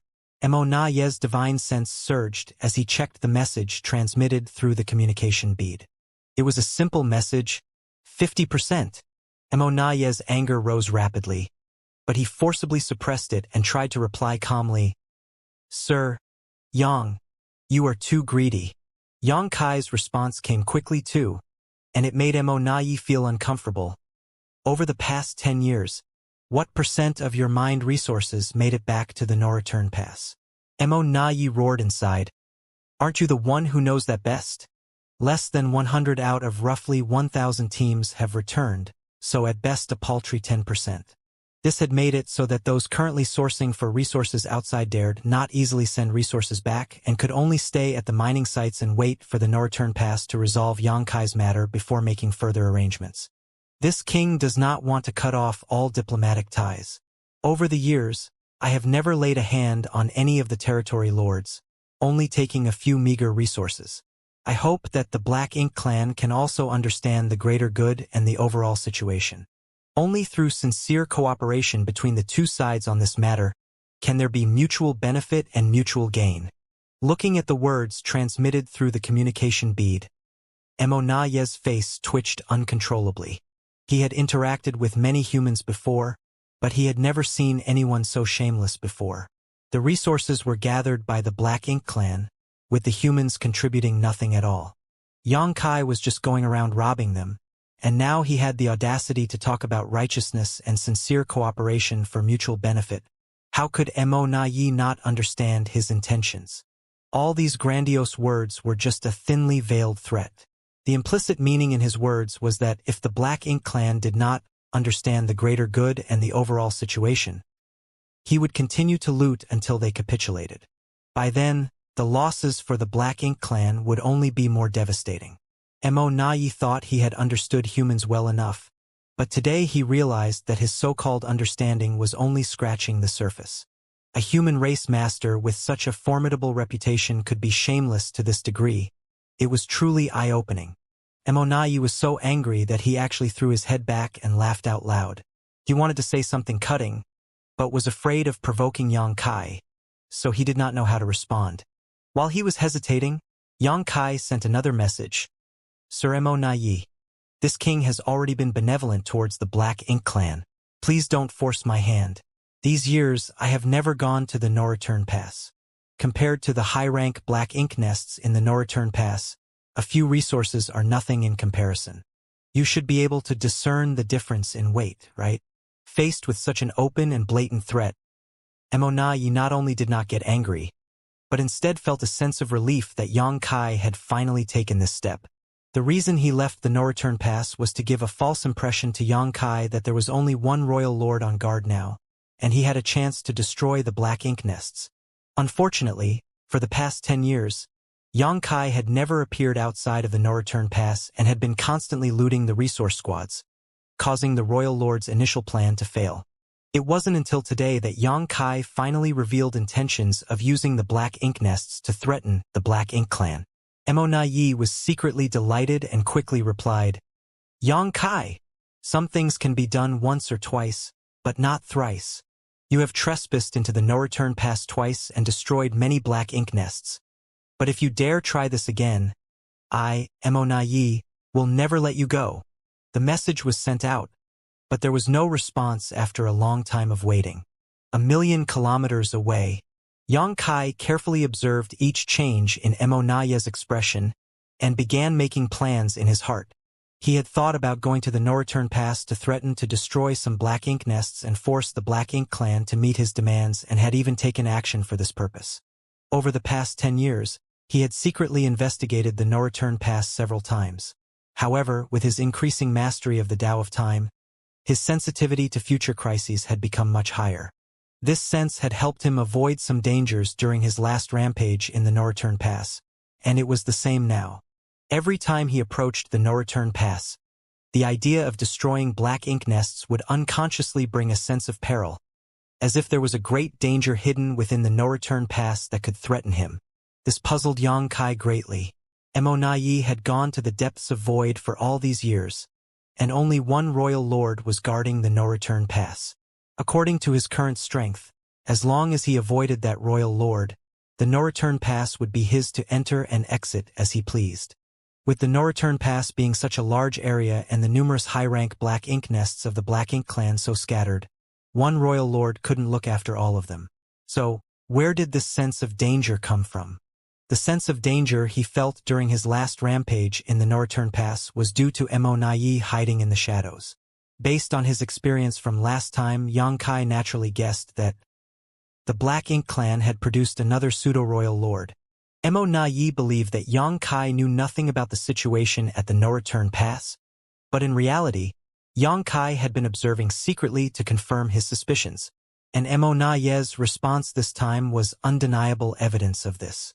Regardless of whether it was Yi when he was still an innate territory lord in the past or the current Yi as a pseudo-royal lord, he would always address Yang Kai as Sir Yang, naturally showing respect to an elite fighter regardless of their hostile relationship.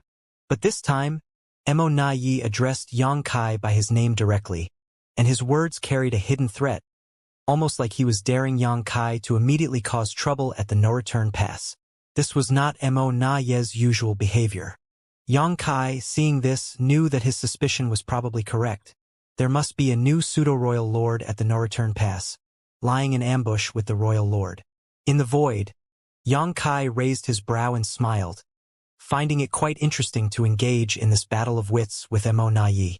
He thus quickly replied, "Just wait and see. This time, this king will not rest until he destroys 10 high-rank black ink nests." After transmitting the message, Yang Kai put away his communication bead and disappeared from sight. In the distant void, Yi also hurriedly put away his communication bead, raised his palm, and a surge of thick black ink strength rushed out, quickly forming a vortex in his palm. Within the vortex, a very delicate and small black ink nest appeared. This was a low-rank black ink nest which was not yet mature. Such a black ink nest was not very useful to the Black Ink Clan, but it was perfect for transmitting messages.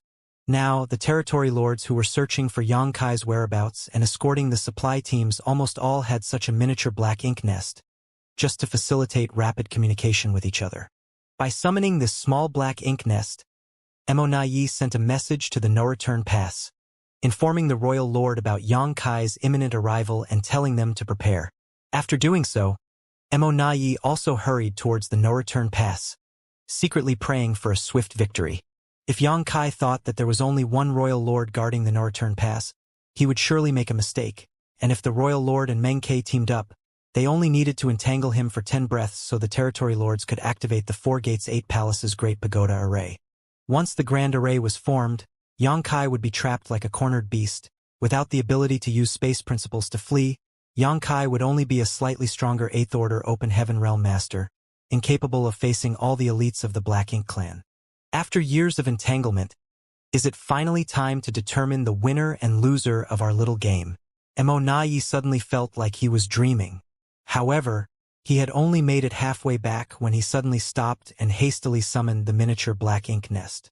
As his divine sense poured it to investigate, his face turned pale in an instant. The message from the black ink nest was too bizarre to believe at first, but after verifying it a few times, he confirmed that he had indeed read it correctly. Standing there, his expression fluctuated for a moment before he turned and flew in another direction. Half a day later, he arrived in a spot in the void and appeared before 4 territory lords who had formed a battle formation. Sir Mo Na Yi. The 4 territory lords were overjoyed to see him as if they had seen their savior. What happened? Mo Na Yi asked in a deep voice. One of the 4 territory lords immediately recounted their encounter with Xianxia, which was actually quite simple. They were escorting a supply team back to the no-return pass when Xianxia suddenly appeared. Over the years, they had encountered Xianxia several times, but he had never attacked them directly. Instead, he attacked the Black Ink clansmen who were transporting materials, killing mostly low-rank soldiers. For the 4 territory lords, Xianxia mainly used his soul secret technique as a threat, forcing them to compromise and hand over the resources. Under threat of imminent death, the territory lords had no choice but to comply. As a result, every time Xianxia made a move, he was able to gain something. But this time, Xianxia not only slaughtered the Black Ink clansmen transporting the materials, but also injured the 4 territory lords, one of whom was seriously wounded. Mo Na Yi was not angry after listening to this, but rather pleasantly surprised. He used his soul secret technique? Xianxia often used his soul secret technique to intimidate territory lords, but he had never actually activated it before. Mo Na Yi even suspected that Xianxia was just bluffing this whole time. Mo Na Yi had intended to prevent the territory lords from compromising at all costs, but he knew that even if he issued such an order, the territory lords would find it difficult to hold out in a life-or-death crisis. Losing the materials was a small matter, but losing territory lords was a serious blow. But if Xianxia had used his soul secret technique this time, it meant that he would enter a period of retreat and recuperation for the next 2 or 3 years. This would undoubtedly be his weakest time, and if they could find his whereabouts, the situation would be promising. However, to Mo Na Yi's surprise, the 4 territory lords looked embarrassed and shook their heads in unison. The speaking territory lord cried out, "He did not!" Upon hearing that, Mo Na Yi's joyous expression instantly disappeared, and he frowned. If he didn't use his soul secret technique, how did he manage to injure all of you like this? The 4 innate territory lords had formed the 4 symbols formation, making it impossible for Xianxia to pose a substantial threat to them without using his soul secret technique. Although Xianxia was strong, he was not yet strong enough to break this formation forcibly. Even Mo Na Yi would have to work hard to injure the 4 territory lords who were united in this formation. The expressions of the 4 territory lords became even more embarrassed and they stammered, not knowing how to explain. However, Mo Na Yi had already figured it out at that point and asked with a stern face, "Did you break the battle formation yourselves?" Only then could Xianxia pick them off one by one. The territory lord who spoke earlier shamefully admitted, "Yes. It's just that maintaining the 4 symbols formation consumes our mental strength.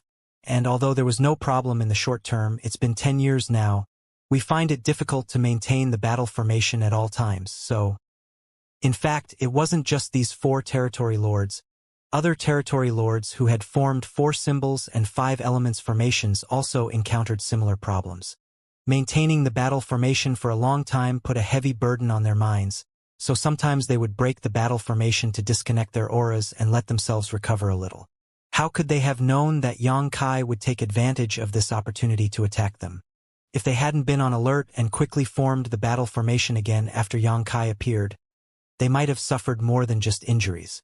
The territory lord cautiously peered at Mo Na Yi's expression, thinking that he would be severely reprimanded for their failure. However, all Mo Na Yi did was sigh. "It was my carelessness." He thought that their operation against Xianxia would not take too long, but he never expected that it would take 10 years and still not produce any results. If Xianxia could injure 4 territory lords in just 10 years, what about another 10 or 100 years? It was as the saying went, "One need not fear a thief who always steals. They should fear the thief who constantly thinks of stealing. When Mo Nai first heard this, he did not understand. But now he finally did. Yang Kai, that thief. You are truly my eternal nemesis. That bastard even vowed to destroy 10 high-rank black ink nests in the no-return pass. But all he did was go against his words and injure 4 territory lords. I was a fool to have believed anything he said. It appeared that Yang Kai had seen through the arrangements at the no-return pass, which was why he had never gone there but instead wreaked havoc out here in the void. Send a message to the other squads and tell all territory lords to be careful. Yang Kai could strike at any time, Mo Nai ordered, remembering the lesson from these 4 territory lords as he believed that Yang Kai would strike again. Then, the 4 territory lords followed Mo Nai's order and took out their miniature black ink nests to spread the word.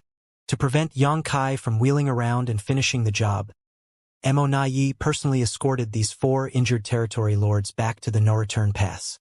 One of them was severely injured, and even though he could barely manage to maintain the battle formation with the other 3, they were still at risk of being targeted and defeated.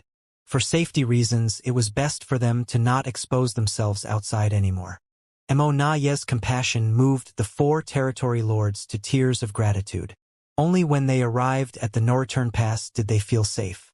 Mo Nai then went to see the royal lord to share his suspicions. When the royal lord heard that Yang Kai might have already seen through the trap set up at the no-return pass, his face grew dark and his anger was almost palpable. They had sacrificed a dozen innate territory lords and a high-rank black ink nest to create Meng Kai, a pseudo-royal lord, all to lure Yang Kai to the no-return pass and eliminate him. But if Yang Kai did not show up, all their plans would be in vain and Meng Kai would be useless. Sir, the more time passes, the more detrimental it will become to the Black Ink clan. There are no longer many supply squads that can return to the no-return pass. Besides, the territory lords are already exhausted from maintaining the battle formation for such a long time, and they may not be able to hold on much longer. Mo Nai reported carefully while observing the royal lord's reaction. Why? Why can't we deal with 1/8 order human? The royal lord exclaimed in anger. Mo Nai was speechless upon hearing this. If they had a way to deal with Yang Kai, the Black Ink clan wouldn't be in such a difficult spot in the first place. This human was not someone they could defeat with brute strength alone. After some contemplation, Mo Nai said, Sir Royal Lord, please be prepared. This time, our Black Ink clan may really have to make sacrifices to quell the situation. The Royal Lord turned to him and glared. Are you suggesting that we agree to his ridiculous demands? Mo Nai shook his head and replied, It's impossible to agree to his demands for 50%. Those resources were painstakingly extracted by our Black Ink clan, while he did nothing but threaten us with despicable means. He is out of his mind if he thinks he can take half of all our hard-earned resources. However, if we give him too little, he may not agree either. The royal lord waved his hand impatiently. It's up to you to decide. Don't bother me with this matter anymore. Just hearing Yang Kai's name gave the royal lord a headache. How could a human like him exist? He would rather fight Fu Guang, a real divine dragon, than hear Yang Kai's name ringing in his ears again. Then, Mo Nai nodded respectfully before withdrawing in embarrassment.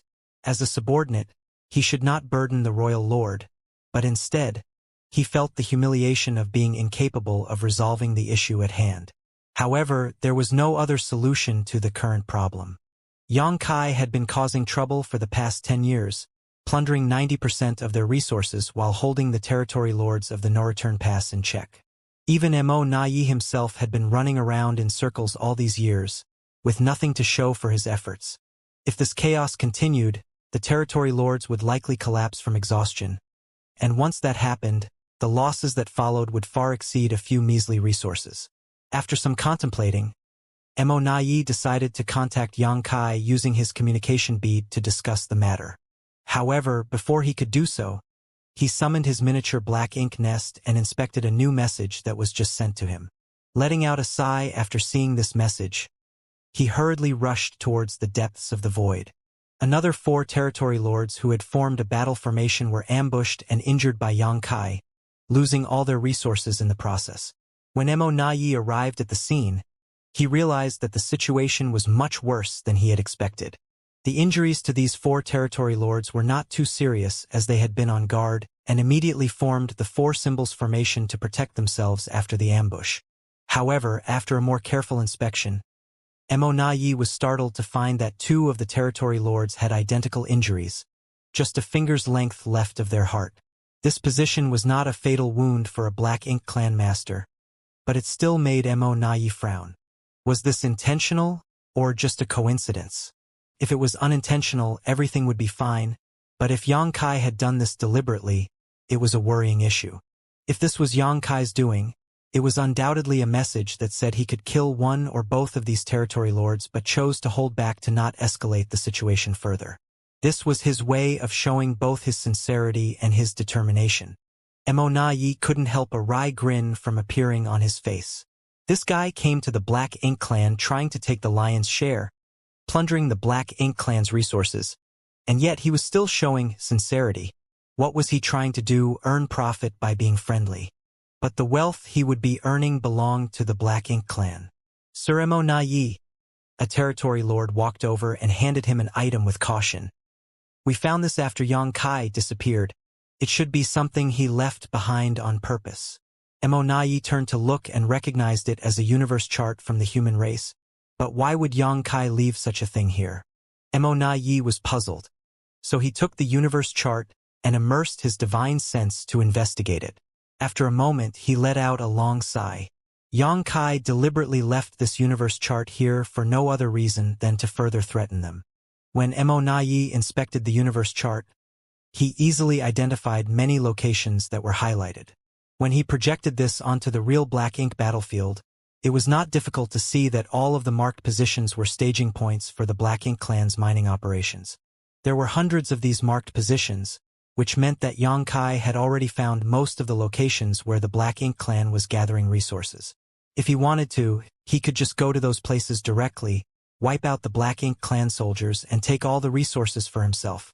If that happened, the Black Ink clan's source of resources would be greatly reduced. It should be noted that there were no elites guarding those places. Faced with a killing star like Yang Kai, the low-rank clansman could not resist at all. How did he manage to do all this and still raid so many of our convoys? Mo couldn't figure it out at all. Yang Kai had been plundering resource squads everywhere for the past 10 years, yet he somehow found the time to investigate these mining outposts where resources were being exploited as well. It had to be noted that each of these locations was no less than a few million kilometers away from each other, which would take a significant time to travel between. Mo could only sigh and think that space secret techniques were truly unparalleled when it came to mobility. The distances that seemed far away to others were nothing to Yang Kai. This was what allowed him to gather so much information in a mere 10 years. The markings on this universe chart were like the wounds on the 2 territory lords, both a threat and a sincere gesture. Mo understood everything and became crestfallen.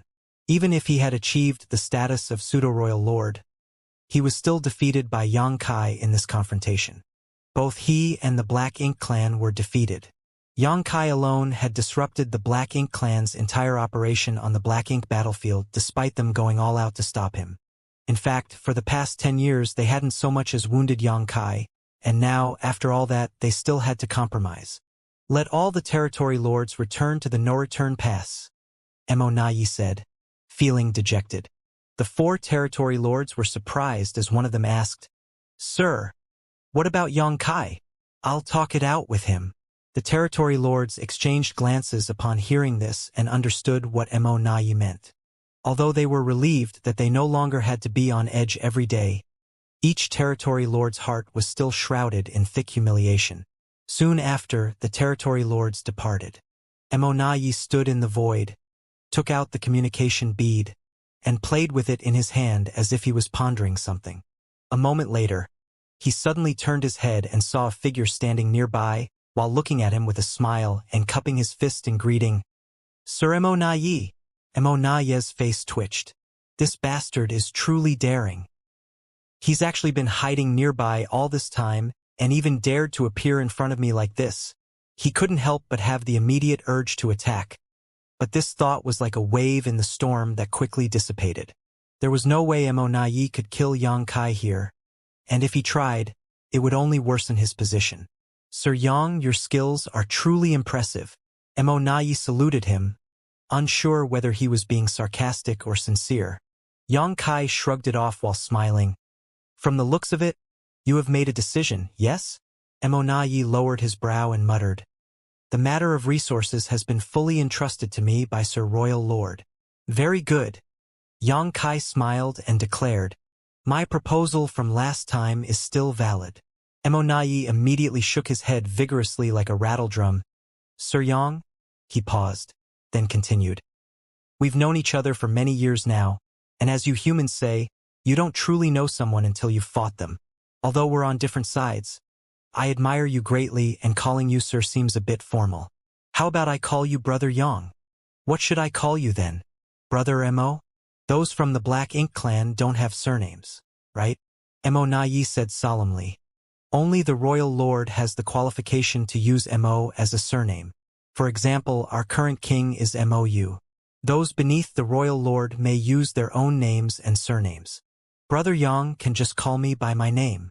Yang Kai nodded lightly as he felt like he had heard a piece of news of some importance. The human race had never figured out the name or surname of the Royal Lord and didn't know how to address him. Fortunately, there was only one true Royal Lord in the Black Ink clan right now, so they always addressed him as the Royal Lord. Unexpectedly, Yang Kai learned this bit of information from Mo Nai today, though it wasn't of much use. Mo Nai continued, Brother Yang, 50% is impossible. All the resources are extracted by my Black Ink clan and transported by us. You haven't put in any effort yet, you want to take away half? Aren't you being a bit too greedy? Yang Kai grinned, the corners of his mouth almost reaching his ears. There's an old saying among us humans, a big mouth can swallow up the world.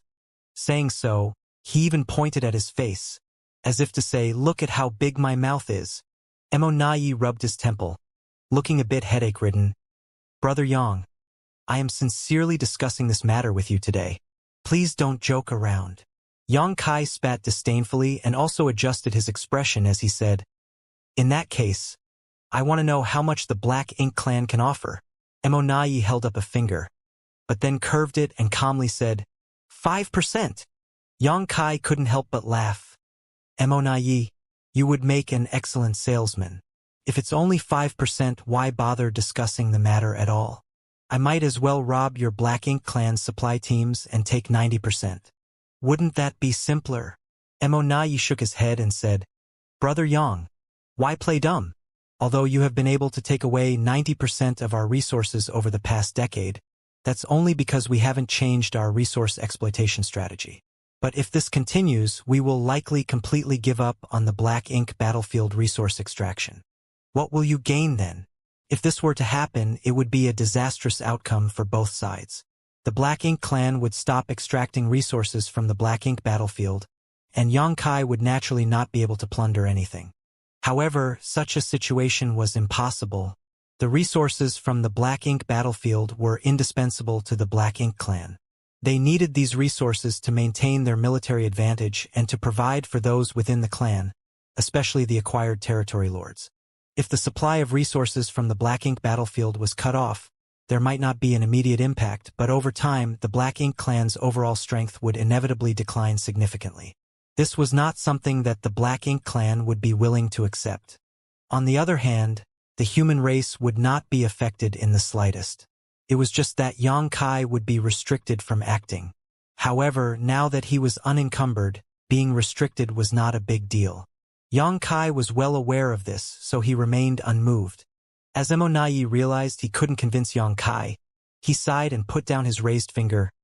Good, Brother Yang. You can have 10% of our clan's resources. That should be enough, right? 10% is not small indeed, Yang Kai replied. But it's still not enough. Mo Nai frowned. Brother Yang, how much do you want? Please be straightforward. I'll compromise. I won't ask for 50% and you won't offer 10%. Let's settle on 40%. 20%. Mo Nai immediately counter-offered. After some thought, Yang Kai gestured with his hand. 30%. Mo there's no need to haggle further.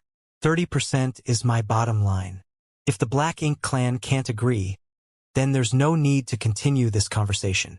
Mo felt angry at Yang Kai's domineering approach, wondering if he was there to rob them or just looking for trouble. There was no space for negotiation if he had to put it that way. However, Yang Kai continued, all resources gathered from outside should be handed over by the Black Ink clan. Every 10 years.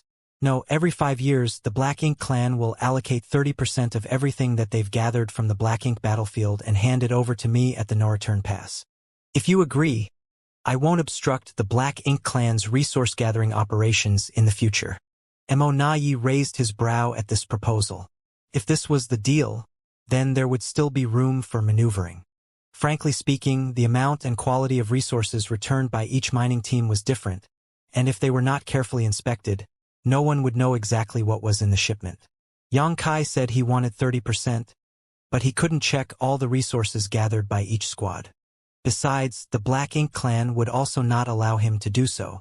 Even if they gave him 20% or less, he wouldn't be able to tell the difference. Of course, if it was too little, Yang Kai would naturally raise objections. So, when he said he wanted 30%, it was just a euphemism, as he probably predicted such skimming would happen in the future. After a brief pause, Mo nodded and said, if that's the case, I can agree to Brother Yang's request. I have another condition, Yang Kai said. Mo thought to himself that things were never that simple. After dealing with Yang Kai for such a long time, he knew he wasn't a person to settle for less. Please speak, Brother Yang. Mo gestured. Yang Kai looked past him in the direction of the no-return pass and stated firmly, I don't want to see any pseudo-royal lords on any of the great territory battlefields. He really guessed it. Mo was secretly shocked. Meng Ke had become a pseudo-royal lord some 10 years ago, but he remained hidden since then. The royal lord had originally planned to let Mo appear outside to lure Yang Kai into attacking the no-return pass.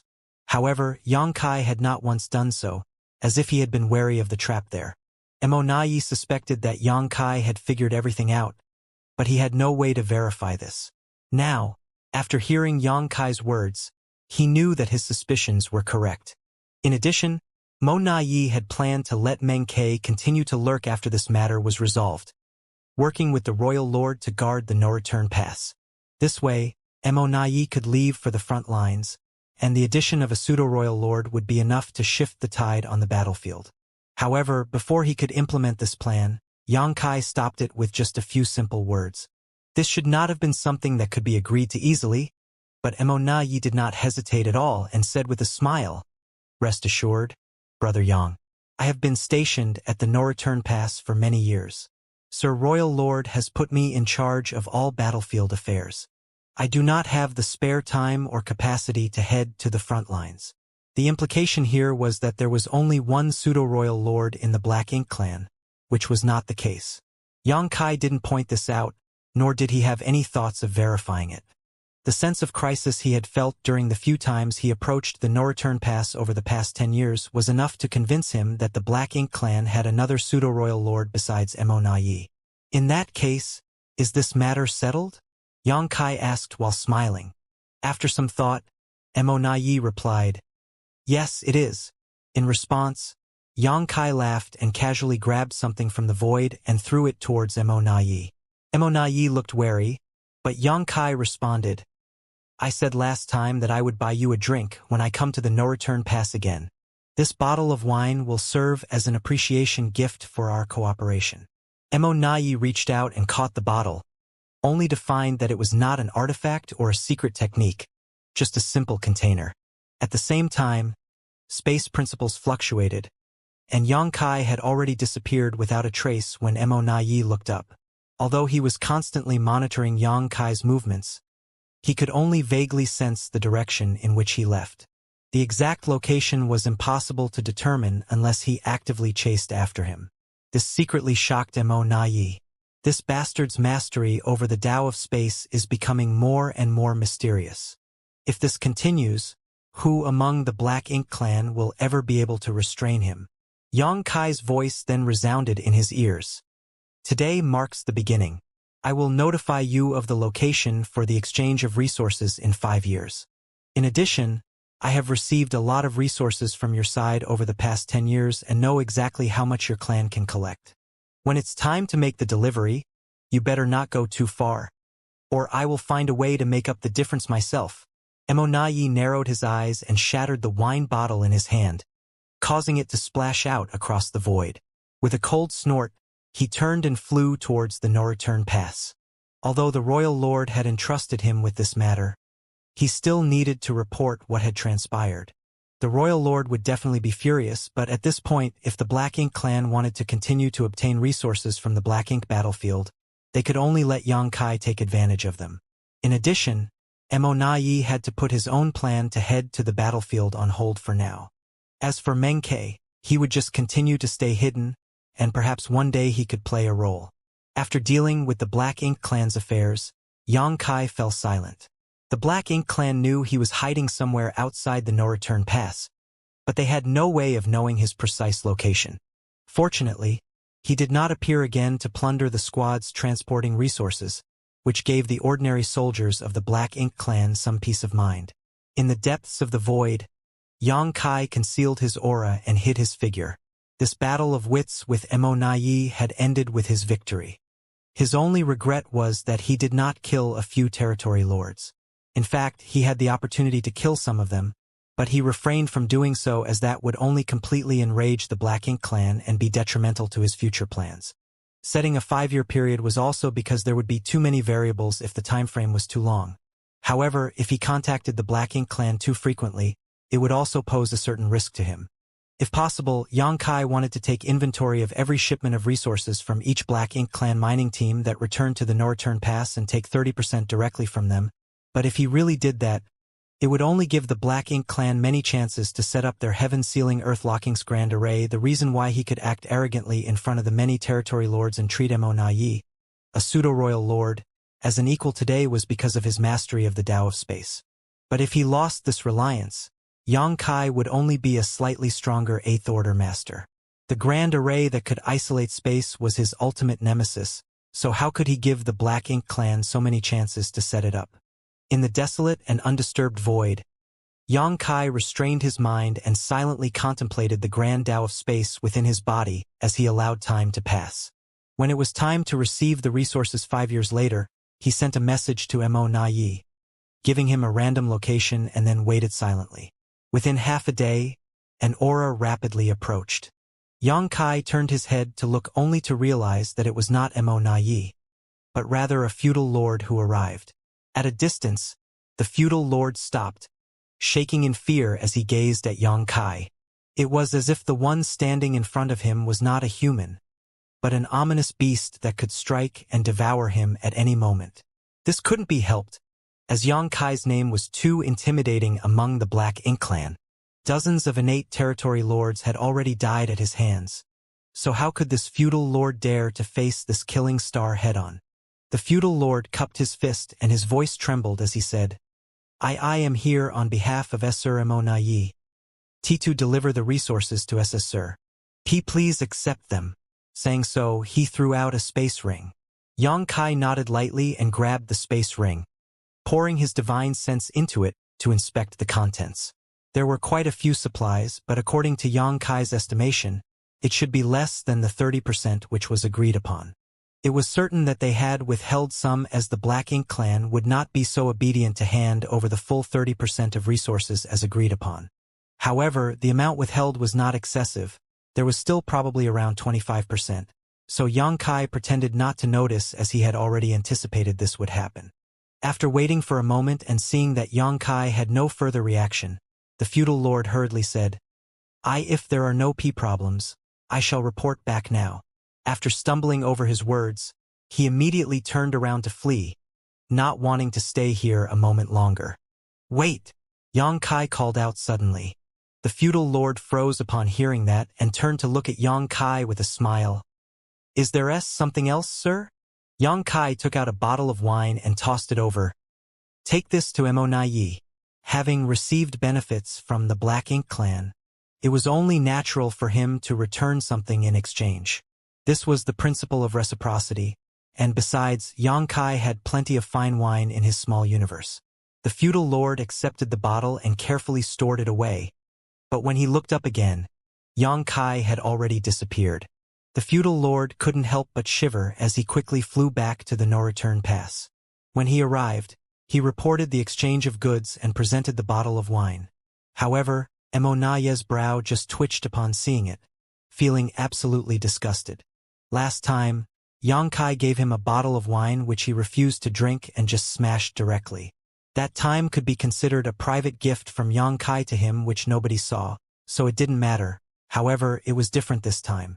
The resources were handed over by the feudal lord, and it was the first time that they had exchanged goods with Xianxia. Many in the no-return pass were watching this matter closely. If this matter were to spread, what would the royal lord think? What would the other territory lords think?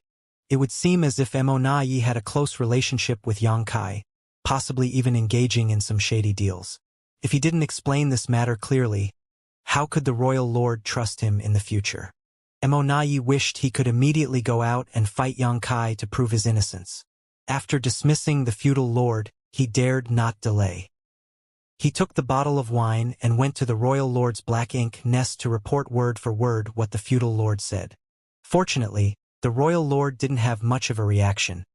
He simply acknowledged the matter calmly and dismissed Immonaye.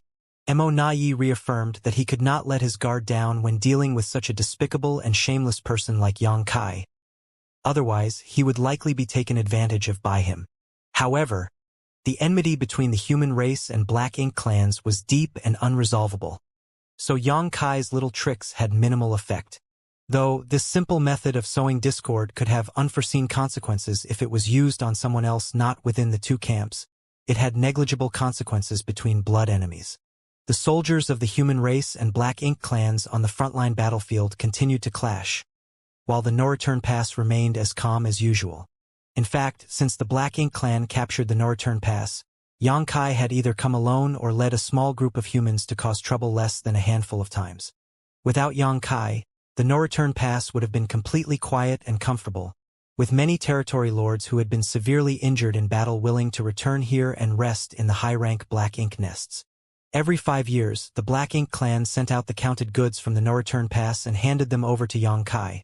However, since the first time they were deceived, no Black Ink clansman dared to easily accept the fine wine that Xianxia offered, leaving him helpless. Each time Xianxia exchanged goods with the Black Ink clan, he would simply designate a random location.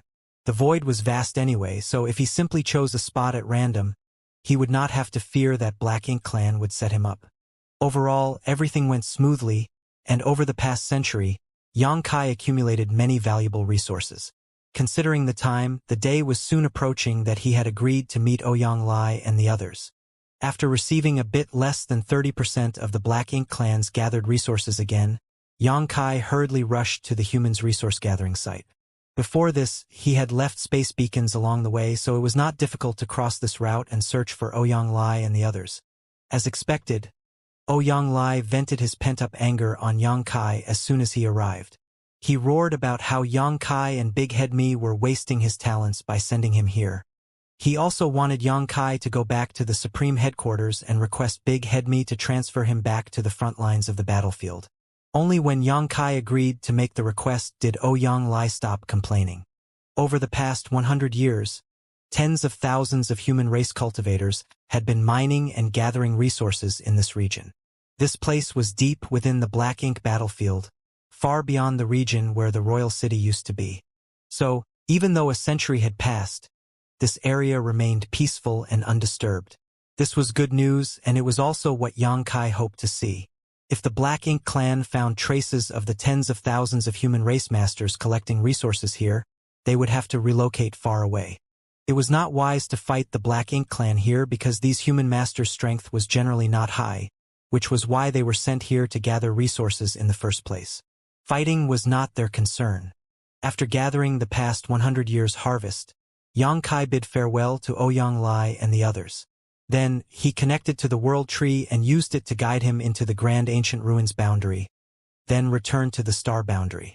Without delay, He went directly to the Supreme Headquarters and handed over all the harvests of the past 100 years to Mi Jingluan. After examining the items, Mi Jingluan was greatly surprised and couldn't help asking, when did the resources from the Black Ink battlefield become so rich? He had roughly estimated how much the tens of thousands of soldiers could mine in 100 years, as he knew the situation in the Black Ink battlefield very well, having spent over 10,000 years there. However, the amount that Xianxia brought back was easily triple what he had estimated. Originally, according to his estimation, the tens of thousands of soldiers could only delay the exhaustion of their supplies, even if they worked day and night to gather and mine in suitable areas. But with Xianxia bringing back so much, the human race's consumption of resources over the past century was immediately replenished, and there was even some surplus. This was truly an unexpected delight. However, he soon thought of something and looked at Xianxia solemnly. Did you plunder these from the Black Ink clan? Only the Black Ink clan could have so many resources. Otherwise, there was no way to explain the sight in front of him. Xianxia smiled and said, you could put it that way.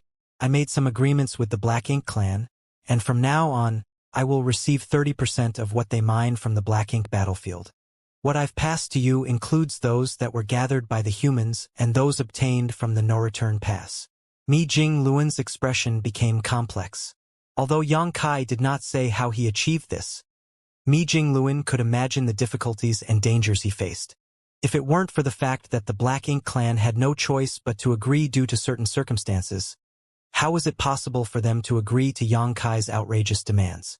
Moreover, Xianxia acted alone, so how did he manage to make the Black Ink clan agree to his terms? Over the past 100 years, Xianxia must have faced a lot of life-or-death crises.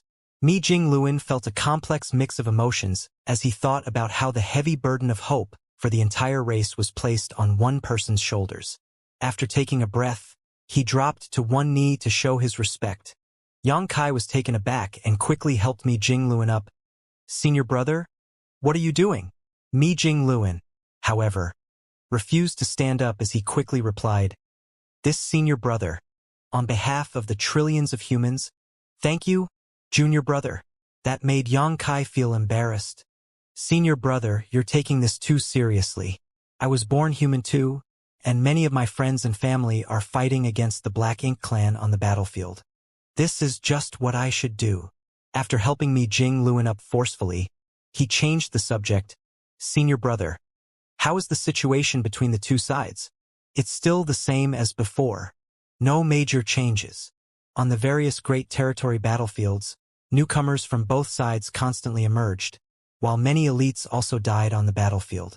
In this tense and hostile environment, having high qualifications didn't necessarily guarantee one would reap the most benefits. High qualifications only represented great potential. To gain more strength, one must first survive on the battlefield. Only then would they be capable of seizing their own future.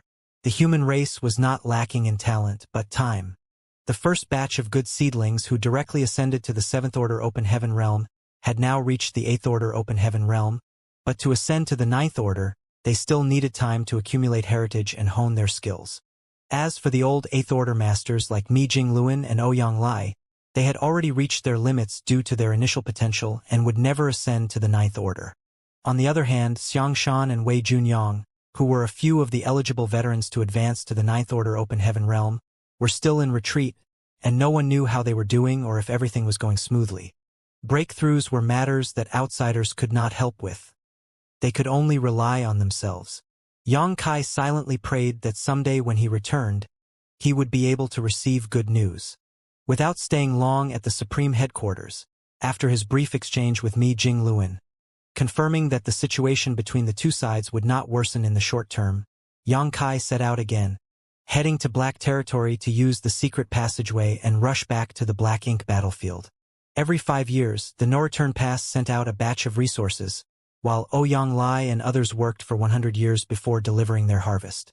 Over the long years, Xianxia shuttled back and forth through the void alone, bringing one batch of resources after another from the Black Ink battlefield to the human race to use for their cultivation. With Xianxia's efforts, the Supreme Headquarters no longer had to worry about resources as the amount he brought back every 100 years was enough to fulfill their needs. During this period, Xianxia also took the time to go to the primordial heaven's source grand restriction to investigate the situation. The battle there was extremely intense, but thanks to Wu Kuang's cooperation with the suppressing Black Ink army, the gap in the primordial heaven's source grand restriction had never expanded. Those from Black Ink clan that could rush through the gap were greatly suppressed in both quantity and quality. As a result, the 6,000 soldiers of the suppressing Black Ink army, coupled with the various arrangements of the suppressing Black Ink fortress and divine dragon Fu Guang who was assuming command, were able to maintain the status quo. However, even after so many years of slaughter, there was no sign of decline among the Black Ink clan within the primordial heaven's source grand restriction. It was truly frightening as no one knew how many of them were lurking in the area and how many Black Ink clansmen would emerge in the end. It seemed as if they could never be eradicated. Now, the entire outside of the primordial heaven's source grand restriction was covered by the Black Ink clouds formed by the Black Ink clansmen after their deaths. If it weren't for the suppressing Black Ink fortress having its own protection against the invasion of Black Ink strength, even just dealing with that dense Black Ink strength would be enough to give the suppressing Black Ink army a headache. Xianxia also learned from Fu Guang that a few royal lords inside the primordial heaven's source grand restriction had attempted to break out, but most had failed. The few royal lords who had successfully emerged all suffered serious injuries in the process, making them no match for a divine dragon that was lying in ambush for them. Over the years, an impressive 8 royal lords had died by Fu Guang's claws. When it came to who killed the most royal lords over the past thousands of years, it would undoubtedly be Fu Guang. There were precedents where Ninth Order old ancestors had successfully killed royal lords on the Black Ink battlefield, but no Ninth Order old ancestor had ever killed as many royal lords cumulatively. It was just that Fu Guang's impressive battle record was due to special circumstances, so his achievements could not be replicated. Under Wu Kuang's full control, the gap that was opened in the primordial heaven's source grand restriction could only allow territory lords to pass through safely. The same could not be said for the royal lords. The only consequence of forcing their way through the gap was being injured by the grand restriction as well as suffering bombardment from the suppressing Black Ink army. Accordingly, none of the royal lords who charged out of the primordial heaven's source grand restriction came out intact. Most of them only had 70% of their strength left, so how could they survive against a master like Fu Guang? Wu Kuang paid a heavy price for this feat though. Although he was now a Ninth Order Open Heaven Realm Master, he needed to exert all his strength to control the primordial heaven's source grand restriction. For that reason, even his cultivation had been set aside. When Xianxia came to ask him about the situation, he only spared a few words before cutting off their contact, apparently worried that he might make a mistake that would lead to irreparable damage. The situation at the primordial heaven's source grand restriction was stable for the time being, so there was nothing for Xianxia to worry about. In reality, there was nothing he could do either. He even took the time to travel to the chaotic dead territory and delivered a generous amount of 5 elements materials to Zhang Ruoxi. Although he left some for her last time, that was only enough to last 1,000 years. Now that several hundred years had passed, she had probably exhausted most of them already. Having not seen Ruoxi for so many years, the increase in her strength was very obvious.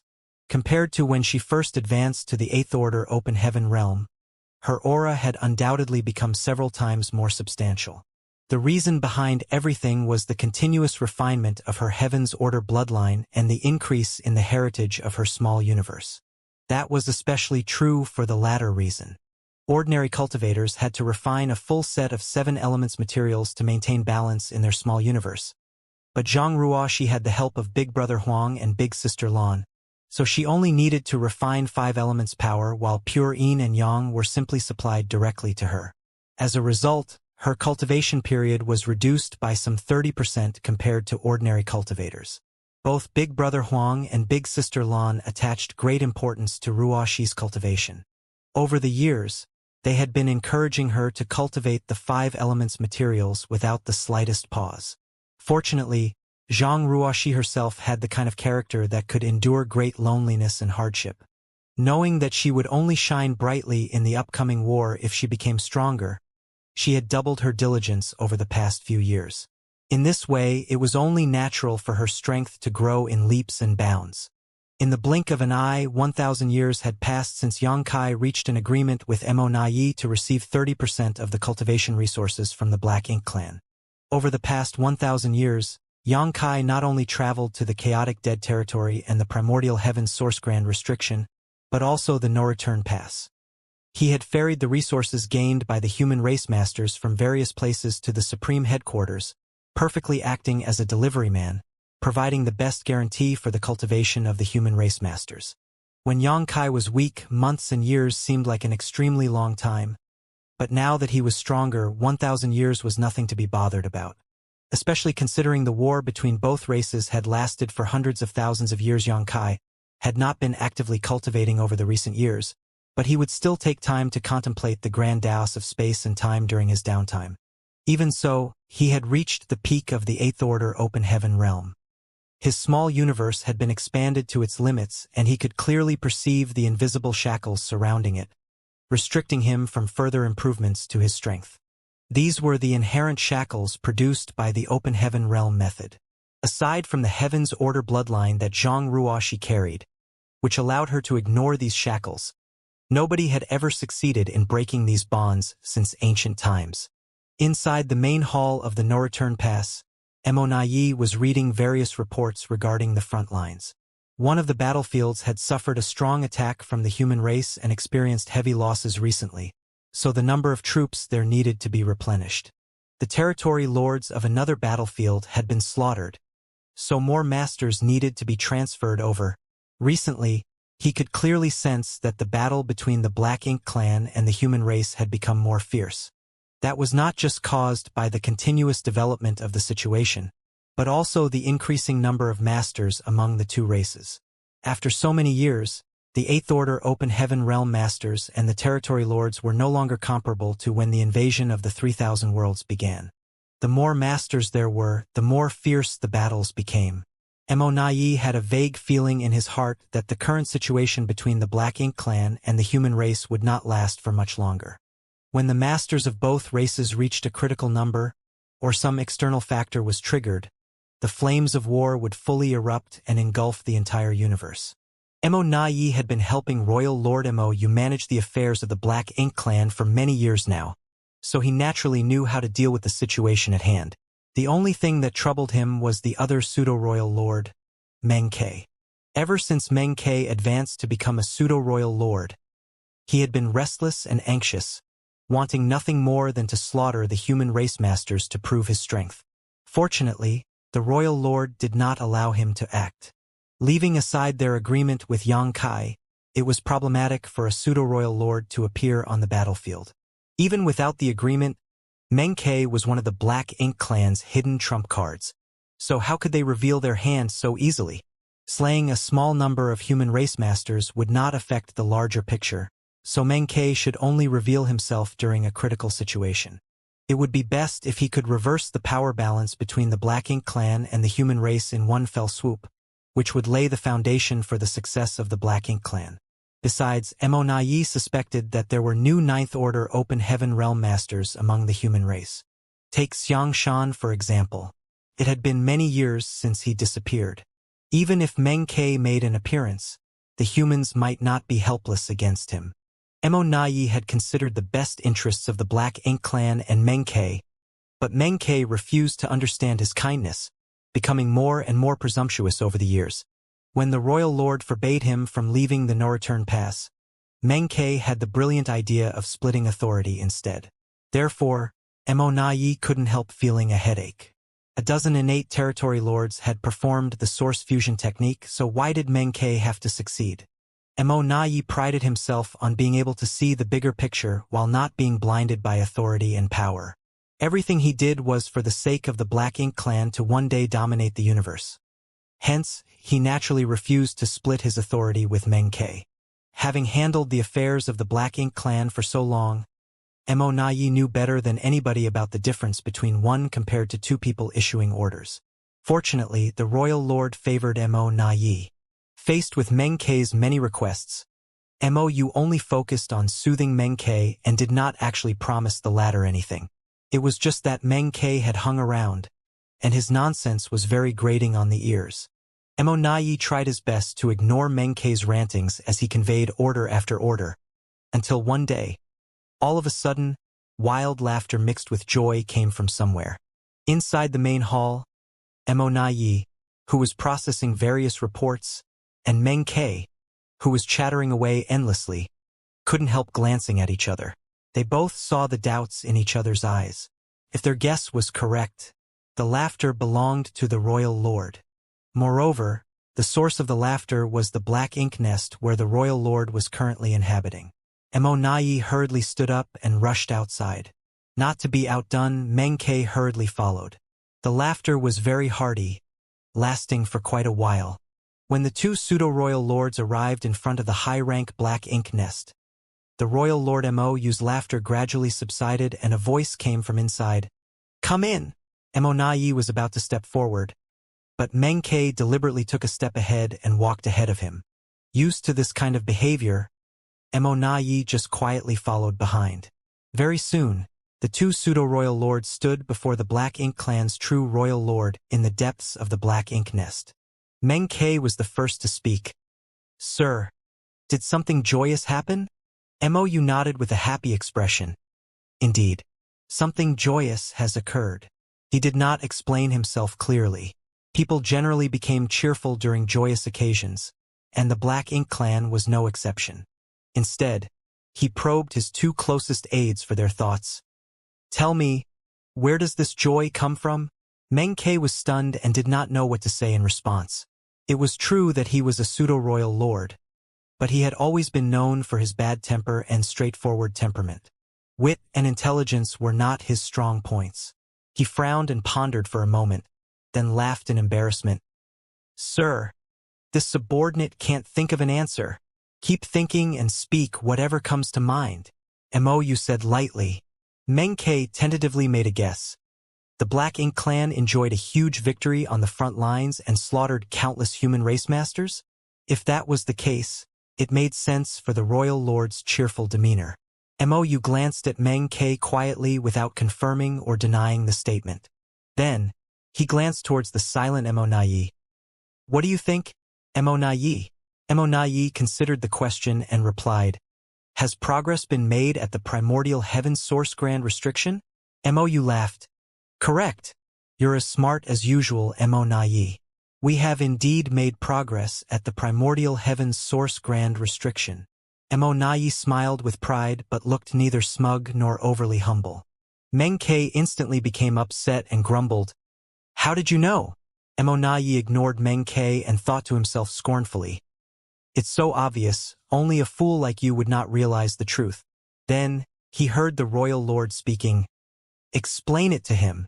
Since the royal lord had spoken, Nayi could only obey. Over the years, the royal lord has remained quietly in the Black Ink nest without taking a single step outside. I have been managing all the affairs of the Black Ink clan's war efforts. Under ordinary circumstances, I have refrained from disturbing Sir Royal Lord with matters regarding the front lines.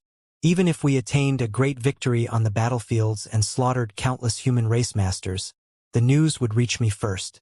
Since I was not informed of such matters, then it must not be related to the front lines. Moreover, Sir Royal Lord has always remained in contact with those in the primordial heaven's source grand restriction. 1,000 years ago, Sir once mentioned that our clansmen were trying to find another gap in the grand restriction. Hence, the reason for Sir's joy must be thanks to good news from the primordial heaven's source grand restriction. Meng-K frowned at the explanation. Although Nayi had explained the situation clearly, he remained unconvinced. Mou followed up, "Meng-K, you should learn more from Nayi. Strength alone is not enough against the human race. You need to use your wits. You know what happened to Diwu back then. Nothing good will come from underestimating the humans." Meng-K calmed down and bowed. "Meng-K will never forget your order, sir." Nayi asked, "Sir, what was the news you received from the primordial heaven source grand restriction?" Mou grinned. "A group has succeeded in sneaking out of the primordial heaven's source grand restriction. That was extremely sensitive and confidential information. If it were an ordinary Black Ink clansman, then they naturally had no right to know such information. However, the ones standing here were two pseudo-royal lords, which was why you did not bother to hide anything from them. Our clansmen have snuck out of the primordial heaven's source grand restriction? Thousands of thoughts instantly flitted through Aonaye's mind, and he soon became overjoyed. That is certainly something to be celebrated.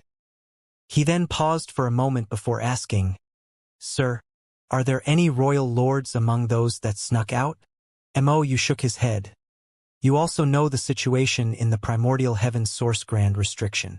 With a human master overseeing the primordial heaven's source grand restriction, those inside took 1,000 years just to open up a gap wide enough they could exploit. The commotion would be too large if a royal lord tried to sneak out, and the humans would definitely notice, so only the innate territory lords managed to escape. Nayi instantly understood the situation. Sneaking out of the primordial heaven's source grand restriction had to be done stealthily so they did not expose their actions. Otherwise, the human race master guarding the grand restriction might take action and turn their clansmen's 1,000-year effort into a waste of time. There were many territory lords at present, but the number of surviving innate territory lords was far from their initial numbers back then. After years of fighting, countless innate territory lords had lost their lives on the battlefield. At the moment, less than 10% of the innate territory lords remained compared to their peak. On the other hand, there was no shortage of innate territory lords inside the primordial heaven's source grand restriction. If they could sneak out, then they would be a huge boost for the current Black Ink clan. The number that came out is not great, but more and more will soon leave the primordial heaven's source grand restriction. You added. Nayi was a little curious and asked, Sir, a human master is guarding the primordial heaven's source grand restriction. How did our clansmen avoid detection and discovery of the gap? He did not doubt the ability of his clansmen in the primordial heaven's source grand restriction. Rather, he was worried that all of this might be part of a trap set up by the human race. If the human master knew that Black Ink clansmen were sneaking out of the primordial heaven's source grand restriction, he might have simply allowed it to happen after setting up some kind of ambush or counterplan. After fighting the human race for so long, Nayi had gotten used to considering all possible situations. You glanced at Nayi approvingly, obviously aware of what the latter was worried about. He thus explained, As I told you before, the strength of that human master is inferior to Tsong's. He is roughly at the level of an ordinary Ninth Order master at most. With his strength, he will never be as good as Tsong when it comes to monitoring and controlling the primordial heaven's source grand restriction. Back then, this human was foolish enough to open a gap in the grand restriction to cooperate with the human race army and that divine dragon to intercept and kill all those who rushed out of the opening. Over the past 1,000 years, that battle has never ceased, but that was intentional. Those in the primordial heaven's source grand restriction maintained this situation as, although it resulted in great casualties, it also allowed them to divert that human master's focus. Several royal lords were even sacrificed to ensure that the enemy remained unaware of our actions.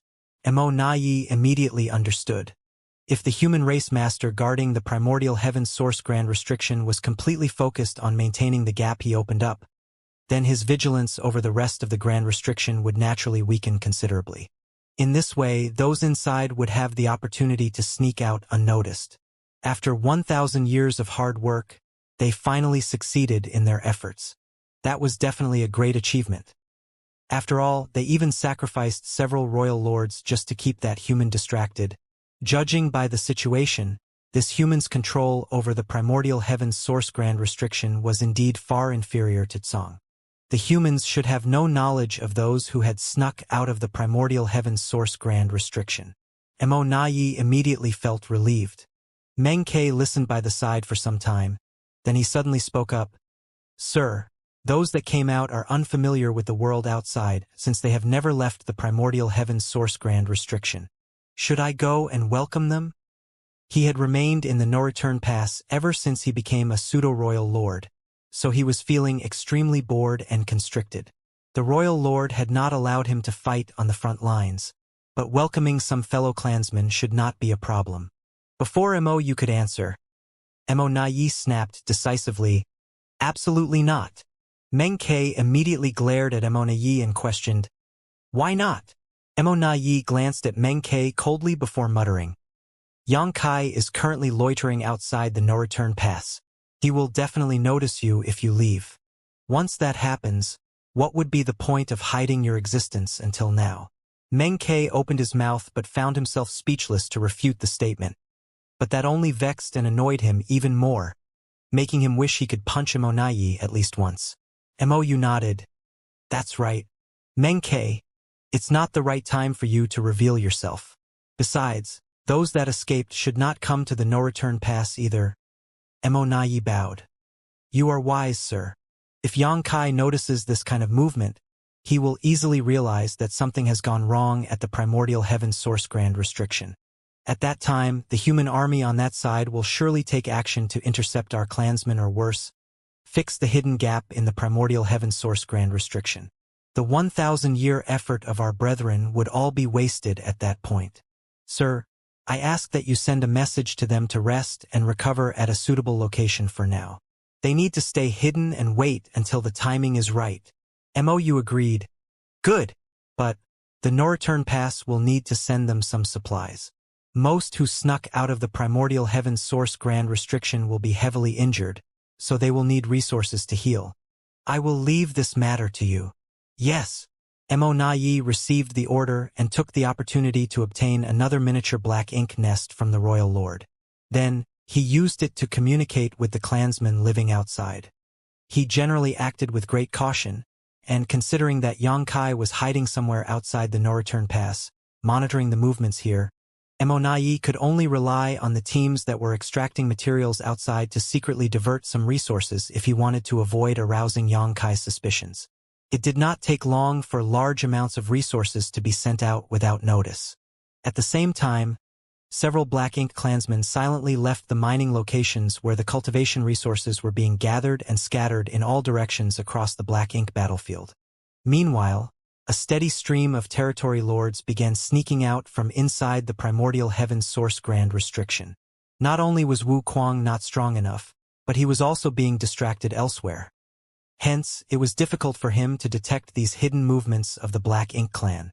The territory lords who snuck out had no intention of attacking the suppressing Black Ink army, as that would be meaningless. Such actions would only alert the enemy to their presence. On the contrary, they immediately concealed their auras and took a long detour around the primordial heaven's source grand restriction to gather at designated locations under Immortality's guidance. To avoid the detection of the human race master overseeing the primordial heaven's source grand restriction, only a few territory lords would sneak out at a time to prevent making too large a disturbance. They basically maintained a frequency of 2 or 3 territory lords every month. Additionally, the territory lords who snuck out of the primordial heaven's source grand restriction had to pay a high price. Just as how the gap that Wu Kuang opened up could only allow territory lords to leave safely, and any royal lords trying would be heavily wounded if they forcibly tried, all the territory lords who forcibly snuck out of the primordial heaven's source grand restriction from the hidden gap suffered injuries in varying degrees of severity. It was precisely for this reason that Mou had instructed Immortality to deliver a large amount of resources to these territory lords. The innate territory lords from the primordial heaven's source grand restriction brought out many Black Ink nests with them, but cultivation resources were needed to hatch these Black Ink nests. Once the Black Ink nests were hatched, they could enter them in order to treat their wounds while waiting for Immortality to summon them. In time, they would gather a huge force and deal a critical blow to the human race. Everything took place in secret. The number of territory lords sneaking out of the primordial heaven's source grand restriction gradually increased, but the human race remained unaware of the situation. Outside the no-return pass, a feudal lord was handing over 30% of the cultivation resources over the last 5 years to Xianxia. Xianxia examined the resources for a moment, then he frowned deeply. Go back and tell Immortality, if he dares to deduct my share again, this king will take the resources myself. Over the past few years, Immortality had gotten bolder and bolder. The cultivation resources handed to him were reducing steadily, and the quality was not as good as before. Hence, he couldn't help becoming vigilant. What was the Black Ink clan trying to do? Immortality was a smart person. Therefore, he should know the consequences of embezzling resources in such a bold manner. Although the Black Ink clan had always given Xianxia less than the agreed 30% of their gathered resources, the quantity and quality that were delivered to him at the beginning were quite generous, but both had been dropping steadily in recent years. The feudal lord replied anxiously, "Yes, I will definitely deliver your message. Scram!" Xianxia waved his hand dismissively. The feudal lord immediately transformed into a black ink cloud and flew off without delay. Looking in the direction of the no-return pass for a moment, Xianxia frowned slightly. What was the meaning behind Mo Na Ye's actions? He did not believe that the total amount gathered by the Black Ink clan would decrease over the years. The vast Black Ink battlefield was an enormous treasure trove, so as long as the Black Ink clan remained diligent, they would not lack cultivation resources. If the same thing happens again, I will personally take action to retrieve my rightful share. Turning around, Xianxia traveled towards the depths of the void. It was already time for the 100-year meeting with Ouyang and the others. Over the past 1,000 years, tens of thousands of human race cultivators had been gathering resources in the depths of the Black Ink battlefield. It was thanks to their diligent efforts that the troops on the front lines had sufficient supplies to cultivate, treat their wounds, and kill the Black Ink clan. Xianxia repeatedly delivered the resources that were either obtained from the Black Ink clan or gathered by the human race cultivators to the supreme headquarters. Although traveling back and forth was tiring, he was willing to make the effort. After all, he was the only person with the ability to perform this task. Speeding towards the place where Ouyang and the others had been operating over the last 100 years, Xianxia constantly checked for their location with his space beacons. After a few days, he realized that Ouyang and the others were no longer at the same location as 100 years ago. Xianxia was not surprised by his discovery, though, as it was common for them to mine out a region and then move on to the next. Over the past 1,000 years, the tens of thousands of cultivators had already relocated several times under Ouyang and the other veteran 8th Order Masters' leadership. For Xianxia, he could easily figure out their location as long as Ouyang and the others carried space beacons on them. It was not as though he could not find them. Manipulating space principles, Xianxia took a step forward. The world turned upside down, and he appeared next to Ouyang. Before Xianxia had time to greet Ouyang, he heard a voice in his ears. "Shoo!" He instinctively concealed his aura and turned to look around himself. Then Xianxia immediately became more confused. There was no sign of other people in the area, much less the lively scene he expected where tens of thousands of cultivators were scattered nearby to diligently mine or gather cultivation resources. Ouyang seemed to be the only person here. Nevertheless, he was acting extremely cautiously, as though he was guarding against some kind of danger. Ouyang was currently located on a small universe fragment, one that was barely the size of a small mountain. Similar universe fragments could be found everywhere on the Black Ink battlefield. Moreover, he was sticking close to a pit so that his body sank inside completely. Once his aura was concealed, he would not be found unless someone probed this universe fragment very carefully. What is he doing? Look over there. Standing next to Xianxia, Ouyang sent a divine sense message while pointing in a certain direction. Xianxia turned to look where he was directed, and what entered his vision at a glance was a dead universe world. He could not tell how long the universe world had been dead, with its world force long gone. Even the universe world's grand Tao had collapsed and withered away for who knows how many years. An abundance of universe worlds in similar conditions could be found scattered across the Black Ink battlefield. In the distant past, these universe worlds might have either been prosperous or contained countless living creatures. Unfortunately, they were dead and lifeless now. For both the human race and the Black Ink clan, the only value left in these universe worlds was the opportunity to obtain various resources that remained in them. Needless to say, what Ouyang wanted to point out to Xianxia was not the universe world itself, but something that could be found in the universe world instead. It turned out to be a special existence that resembled a small mountain surrounded by dense black ink strength, towering several thousand meters high into the sky. The structure seemed deeply rooted in the world, almost as though integrated with the universe world itself. A black ink nest? Xianxia's eyes shrank at the sight. What stood in the middle of the dead universe world was none other than a black ink nest here. Moreover, judging by the size of the black ink nest and the density of the surrounding black ink strength, it was at least a mid-rank black ink nest, but more likely a high-rank black ink nest. Why is there a black ink nest here? Yongkai couldn't help wondering as great confusion inadvertently flooded his heart. Yonglai's voice rang in his ears again. After our most recent migration, several Eighth Order Masters and I were investigating the surrounding vicinity when we accidentally came across this black ink nest 10 years ago. Not knowing how many black ink clansmen were hidden inside the black ink nest, Yonglai and the others did not dare to expose themselves. Hence, they simply decided to monitor the situation for the time being. Yonglai was tasked with waiting for Yongkai's arrival at this spot, while the other veterans brought the resource-gathering team away from this region to continue sourcing materials from other sites. The wait lasted 10 years. After all, it had always been Yongkai who took the initiative to approach them, while Yonglai and others had no means to communicate with Yongkai. For that reason, Yonglai had been anxiously counting the passing days. It was truly fortunate that Yongkai had shown up on time. After observing the black ink nest intently, Yongkai discovered that it was most likely a high-rank black ink nest. In all likelihood, the black ink nest lacked the magnificence of a true high-rank nest because it was not fully hatched. Furthermore, the black ink strength produced by this black ink nest did not radiate into the surroundings, but remained condensed around it, as much as possible to prevent any unnecessary waste. Yongkai then sent a divine sense message to inquire about the situation. Senior brother, has the black ink nest been in this condition since you first discovered it? Yonglai gently nodded. There have been no changes so far. Did you see any black ink clansmen entering or leaving? He shook his head. No. This was very strange.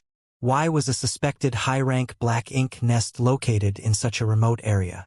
Not to mention, there were no signs of black ink clansmen entering or leaving the premises. Had the black ink nest been abandoned by the black ink clan in the past? That did not make sense either. Black ink nests were special existences with extremely strong connections with each other. Even if this high-rank black ink nest had been abandoned in the past due to some unknown circumstances, the black ink clan would have no trouble finding and retrieving it after so many years. However, Yonglai had never seen a single black ink clansman entering or leaving the black ink nest over the past 10 years.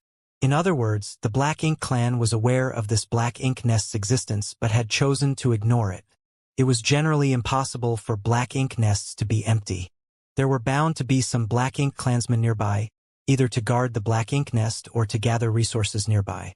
Contrary to expectations, the black ink nest before them seemed to be completely empty. There was not a single soldier to be seen anywhere. Junior brother, should I investigate the situation inside? Yonglai inquired. He had long since wanted to take action, but he had not dared to act recklessly since he did not know what was lurking in this black ink nest. Now that Yongkai was here, he should have no difficulty investigating the situation inside with Yongkai's support. Yongkai shook his head slowly. I'll go. Seeing as the current situation remained uncertain, they had to prepare themselves for the worst. If there was a royal lord inside this black ink nest, Yonglai would only be courting death if he recklessly rushed forward.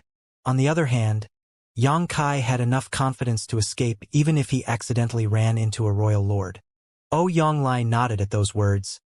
In that case, I will stand by to provide support, junior brother. Be careful, senior brother, Yongkai warned. Looking in the direction of the black ink nest, he took a step forward and his figure disappeared into the void. Regardless of the circumstances, it was a given that they had to understand the situation inside the black ink nest. Since the decision was made, then there was no need for further hesitation. In the next moment, Yongkai's figure suddenly appeared above the black ink nest under Yonglai's watch. A huge and dazzling great sun suddenly leapt into the sky, illuminating the surrounding void in all directions. Despite standing 1,000,000 kilometers away, Yonglai could clearly feel the power behind this attack. Following the appearance of the great sun, the sound of a golden crow reverberated. The attack landed directly upon the black ink nest, causing a burst of light to erupt throughout the void, illuminating it like the first rays of morning. The several thousand meters tall black ink nest instantly evaporated under the scorching sun. At the same time, Ouyang sensed more than a dozen powerful auras flickering into existence from the ruins. He immediately calmed down after he determined the strength of those auras. Although the situation was bad, it was not completely helpless. More than a dozen territory lords were hidden inside the black ink nest, but there were no royal lords. With Yang Kai here, there would be no issues so long as there were no royal lords. The thought had only just passed through Ouyang Lai's mind when the aura of a territory lord vanished from existence. How quick! In the blink of an eye, one of the territory lords died at Yang Kai's hands. The speed left Ouyang Lai absolutely flabbergasted. Such killing efficiency was completely beyond his means. Before he could compose himself, though, he sensed the aura of another territory lord withering away and suddenly felt powerless in comparison. At this moment, he couldn't tell whether Yang Kai was too strong or the territory lords were too weak. Ouyang Lai was too far away to perceive the situation clearly. In comparison, Yang Kai stood in the middle of the battlefield and understood everything at a glance. When his golden crow casts the sun destroyed the black ink nest, Yang Kai had been on guard against the possibility of a royal lord awakening. Fortunately, there was no royal lord inside this black ink nest, only territory lords. More precisely, there were a dozen or so innate territory lords. The golden crow casts the sun was just a probe, so Yang Kai had not planned to achieve much from that attack alone. But not only was the high-rank black ink nest destroyed under the force of his divine manifestation, the dozen or so territory lords hidden inside were wounded as a result. However, Yang Kai soon realized that something was wrong. Not all the wounds on the territory lords were caused by his golden crow casts the sun. Innate territory lords were inherently powerful, so even if they suffered injuries from this sudden attack, it did not make sense for their wounds to be so severe. Realization struck Yang Kai abruptly. These innate territory lords were wounded in the first place. They had been hiding inside the black ink nest to recuperate from their wounds, which left them completely unguarded towards his attack earlier. Seeing as they were already injured, the impact of the golden crow casts the sun had only worsened their condition. 1,000 years ago, Yang Kai had traveled to the divine spirit ancestral land and encountered an innate territory lord at his peak. Even then, Yang Kai had managed to kill that territory lord in just 3 moves. He had employed various tricks at the time, but from the results of that clash, Yang Kai estimated he could have slain the innate territory lord within 10 moves without resorting to any deeper strategy. Now, 1,000 years later, Yang Kai's strength had improved significantly. At this moment, he was much stronger in terms of cultivation, physique, heritage, and his comprehension of the Grand Tao. Even if an innate territory lord in his prime were to stand before him now, Yang Kai would no longer need 10 moves or special tricks to kill them. He was confident he could slaughter any innate territory lord within 3 moves now. Not only were these wounded territory lords weakened in the first place, but they were also caught off guard and thrown into confusion after the initial sneak attack. Combined with meeting a killing star like Yang Kai, they were bound to suffer a tragic fate. 2 of the territory lords lost their lives in the blink of an eye, and the disturbance caused by their withering auras frightened the other territory lords greatly. At that moment, they subconsciously assumed that the one who attacked them was a 9th Order Open Heaven Realm Master. Contrary to their expectations, though, their senses told them that their assailant was only in the 8th Order. Was the outside world so dangerous? Since when did 8th Order human masters become so powerful? Wasn't it said that innate territory lords were stronger on average than 8th Order masters? If the territory lords at the No-Return Pass had faced such a situation, they would have hurriedly gathered together to form battle formations to protect themselves. Unfortunately, these innate territory lords had never learned about battle formations. They had also never truly fought an enemy before, so their mentality and reaction speed were abysmal. How could they come up with a suitable countermeasure in a state of panic and desperation? They simply followed their instincts and began besieging Yang Kai from all directions. Black ink strength surged violently as world force stirred turbulently. The silent void instantly became a bloody battlefield. The spear in Yang Kai's hand swept out as more great suns leapt into the sky and exploded with great force. Furthermore, various Dao strengths wove together at the tip of his spear. Yang Kai spun an impenetrable net of death around him. The innate territory lords caught in the invisible net struggled and howled like chained beasts, but ultimately, they could not escape the fate of being killed. In the distance, Ouyang Lai was stunned by the scene playing out before him. The rapid and consecutive withering of powerful auras left only one thought churning in his head. How is this brat so fierce? Ouyang Lai himself was a veteran 8th Order Open Heaven Realm Master. But be that as it may, he felt as though he could barely compare to Yang Kai in terms of strength anymore. We are both at the peak of the 8th Order Open Heaven Realm, so why is there such a large gap between our strengths? It doesn't make sense.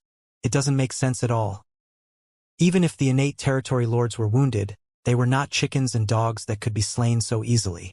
Faced with Yang Kai's ruthless assault, the power behind their instinctive counterattacks was not to be underestimated. If it was any other 8th Order Open Heaven Realm Master, even if they managed to seize the initiative, they could not persist for so long under the fierce barrage of attacks that came from all directions if their defenses were not strong enough. Unfortunately for the territory lords, Yang Kai was different. Yang Kai's dragon form was only one step away from breaking through to reaching the divine dragon realm. Hence, his physical toughness was almost unparalleled. He was perfectly capable of withstanding a few attacks from these territory lords that landed on him. As long as he was not subjected to this bombardment for too long, his life would not be endangered in the slightest. Moreover, the corruption of the black ink strength was completely ineffective against Yang Kai. With no fear of black ink strength and equipped with impregnable defensive abilities, he only needed to bring out his strongest killing moves as quickly as possible to end the fight. For the most part, Yang Kai traded equal blows with the territory lords. It was just that the outcomes for each party after receiving a blow from their opponent were distinctly different. Yang Kai suffered some shocks after being hit, suffering light injuries at most. In contrast, the territory lords basically died on the spot. In less than an incense stick of time, 10 out of the dozen or so territory lords had been killed. It was at this moment that the remaining 5 territory lords finally realized that something was very wrong. Following a furious roar from one of the surviving territory lords, the 5 of them scattered in different directions. This 8th Order human who appeared out of nowhere was much too terrifying. He was not somebody they could defeat. Under these circumstances, they could only hope that at least one of them could escape to relay word about what happened here to the no-return pass. The sudden outbreak of the battle not only destroyed the high-rank black ink nest, but also caused most of the innate territory lords hiding within to be killed or injured. The 5 surviving territory lords were shocked by the sudden turn of events and violently pushed the black ink strength in their bodies, transforming into black ink clouds that fled in different directions. This human race master was not somebody these wounded territory lords could defeat.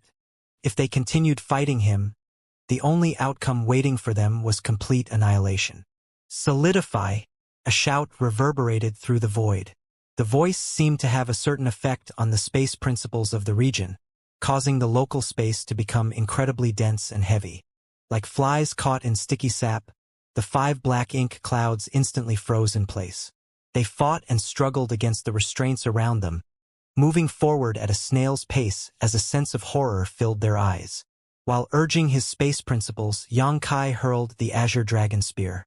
Following an explosive dragon roar, the spear pierced through one of the territory lords who stood locked in place, causing him to explode into a cloud of blood mist.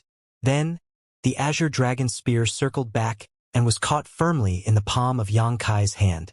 A cracking sound filled the air as the local space shattered. Having realized how dire the situation was, the 4 remaining territory lords had desperately stimulated their power and broken free from Yang Kai's space solidification technique. For black ink clouds began escaping again, but most of them were coughing up blood as they tried to run. After all, they had to pay a high price to quickly break free from the restraints of space. Only after escaping 100,000 kilometers in the blink of an eye did one of the innate territory lords take the time to glance behind him. He could not see the human race master anywhere, but before he could heave a sigh of relief, he abruptly noticed something strange ahead of himself and quickly glanced in that direction. What entered his vision nearly frightened him to death as his mind went completely blank. A figure had mysteriously materialized right in front of him. This figure blocked his path and leisurely stabbed at him with a spear. The aura of death washed over him at that moment. The territory lord let out a furious roar, and the black ink strength in his body swept forward like the raging river. The immense strength of the spear stabbing forward stagnated for a moment.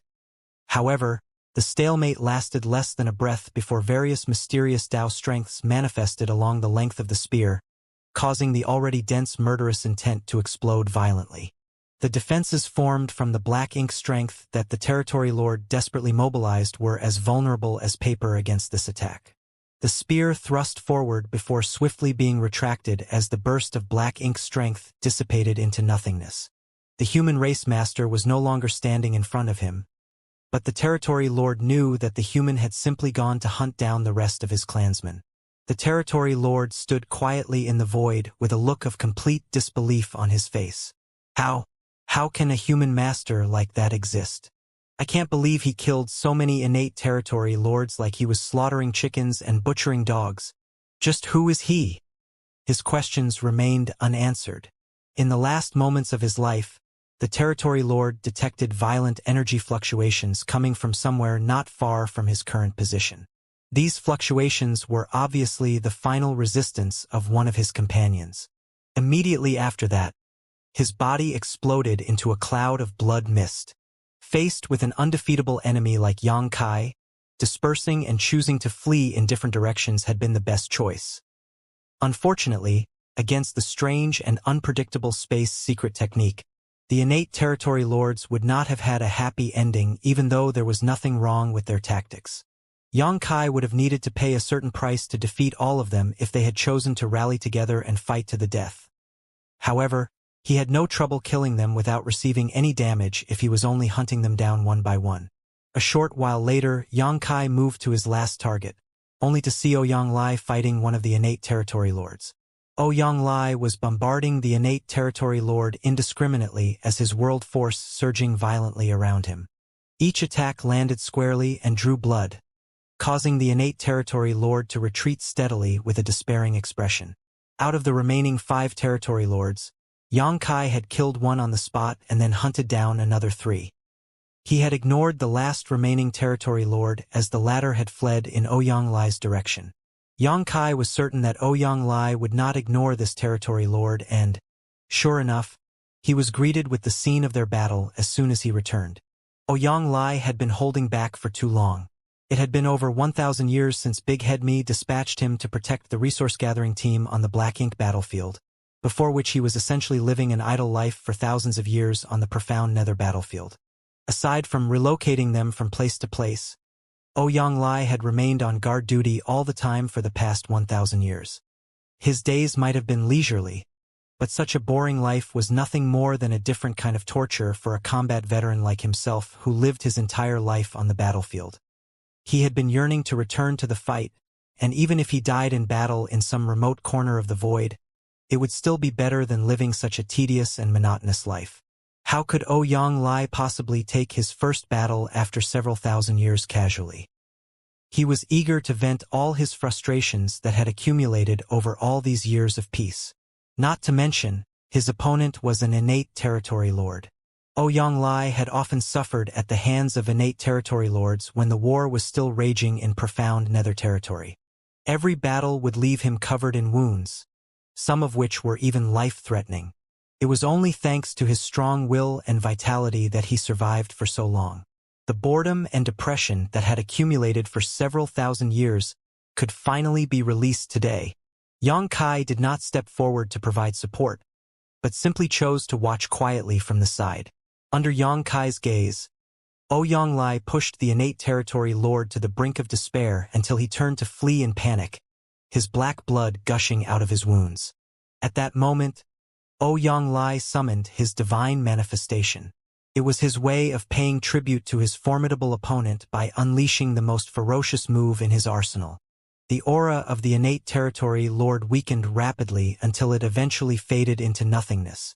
Ouyang stood in the void amidst the splattering black blood, enjoying the long-lost sensation of combat, burning murderous intent flooding from his body. After a long while, he gritted his teeth and roared, "Great!" Sure enough, fighting against powerful enemies was what he desired the most. Turning around, his gaze landed on Xianxia's figure. The fighting spirit that threatened to explode from within his body gradually subsided, and he finally raised the question that had been bugging him for some time. Junior brother? Were they already injured beforehand? If the innate territory lord had been at his peak, Ouyang knew that he could not have killed his opponent with his own strength alone. During the battle, he noticed that the strength displayed by the innate territory lord was seriously compromised. It was far weaker than the other innate territory lords he had encountered in profound nether territory. Thinking back to the battle record Xianxia displayed earlier, it was only natural for him to come to this conclusion. Xianxia nodded solemnly. They were all severely wounded. Ouyang had trouble understanding the situation. How did they get hurt? Who hurt them? Besides, why were they hiding and recuperating in this random place? Xianxia shook his head slowly. Although he had deliberated deeply over the matter, there were simply too many questions about this matter.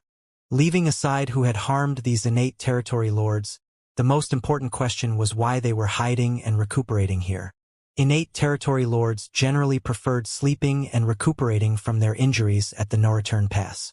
Not only were there many high-rank black ink nests at the no-return pass, but Royal Lord Mou was also overseeing that place. Hence, the security at the no-return pass was incomparable to this random stretch of the void. This incident was a good example. Ouyang had accidentally discovered the high-rank black ink nest, and Xianxia had happened to appear by his side thanks to their agreed 100-year meeting. As a consequence, 15 innate territory lords and a high-rank black ink nest were destroyed. Such a loss was not small even for the Black Ink clan. The Black Ink clan couldn't be so careless, especially since the affairs of the Black Ink clan were currently being managed by Mo Yi, who was by no means a fool.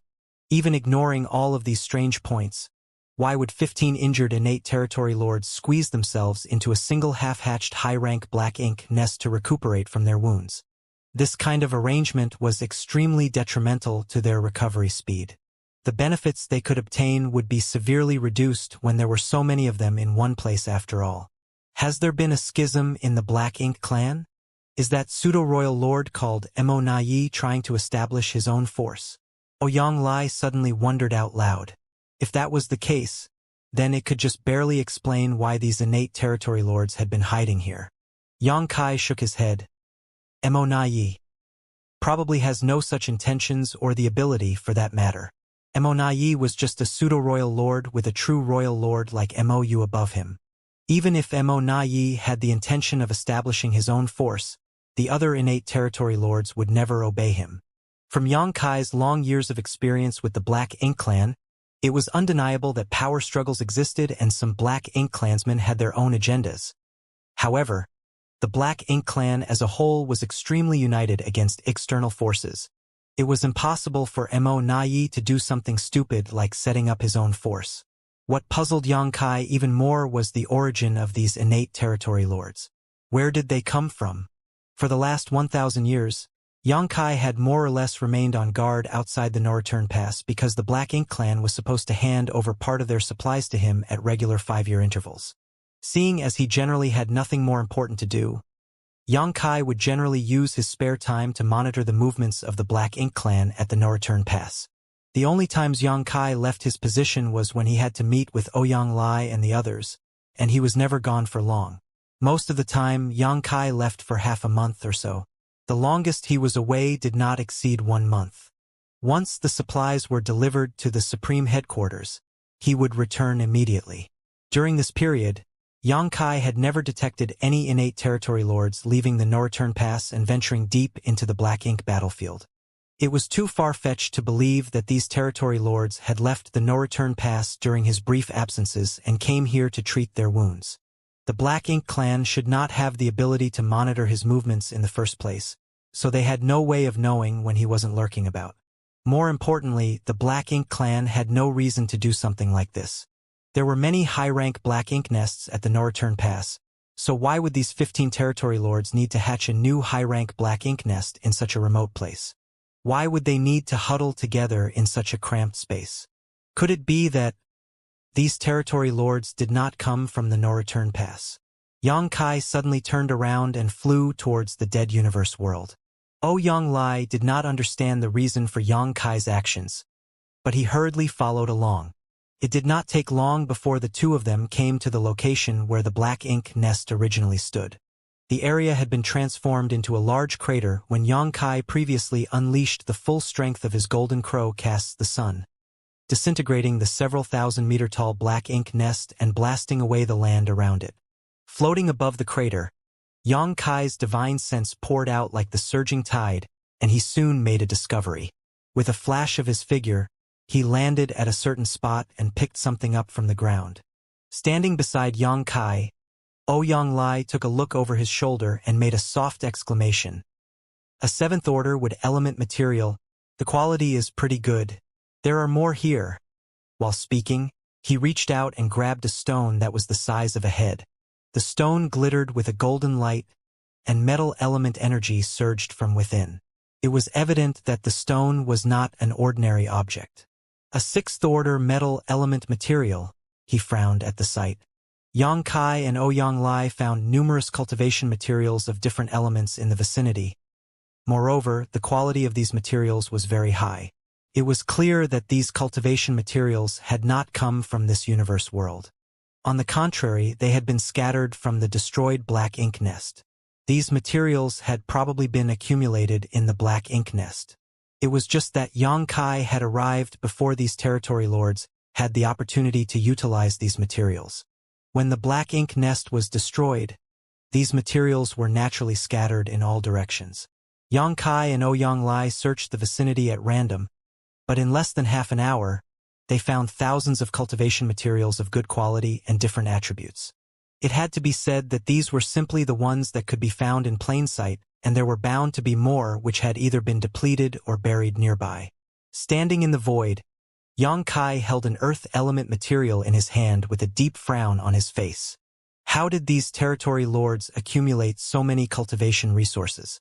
The dozen or so innate territory lords hiding here to treat their wounds did not have any Black Ink clan troops under their command. In that case, who brought them these materials? He then suddenly recalled an incident that had caught his attention recently. The Black Ink clan had been increasingly excessive in their embezzlement of cultivation resources during their delivery of supplies. In all likelihood, the No-Return Pass knew about the existence of this high-rank Black Ink nest and the 15 innate territory lords here and diverted resources to this place, cutting into his share. What if the No-Return Pass was not embezzling the resources? What if the number of cultivation resources in their possession was simply that limited? If they were secretly transporting large amounts of cultivation resources away from the No-Return Pass and delivering them to the innate territory lords hiding outside so that they could hatch a high-rank Black Ink nest and treat their wounds, combined with the dubious origins of these innate territory lords, a certain thought caused a sudden jolt of horror in Xianxia's heart. He immediately turned and instructed, "Senior Brother Ouyang, join up with the others as soon as possible. Be careful to remain in hiding until I return. More importantly, don't act rashly even if you encounter something abnormal." "What did you discover?" Ouyang asked. Although he had not considered the matter as deeply as Xianxia, he could instinctively sense that something was very wrong. Xianxia replied, "I'm not sure yet, but I have to investigate further." After saying so, he vanished from sight with a ripple of space principles. On the other hand, Ouyang was left with his mouth hanging open. Swallowing the words he had not been in time to speak, he turned around and went to join the other 8th Order veterans on guard duty.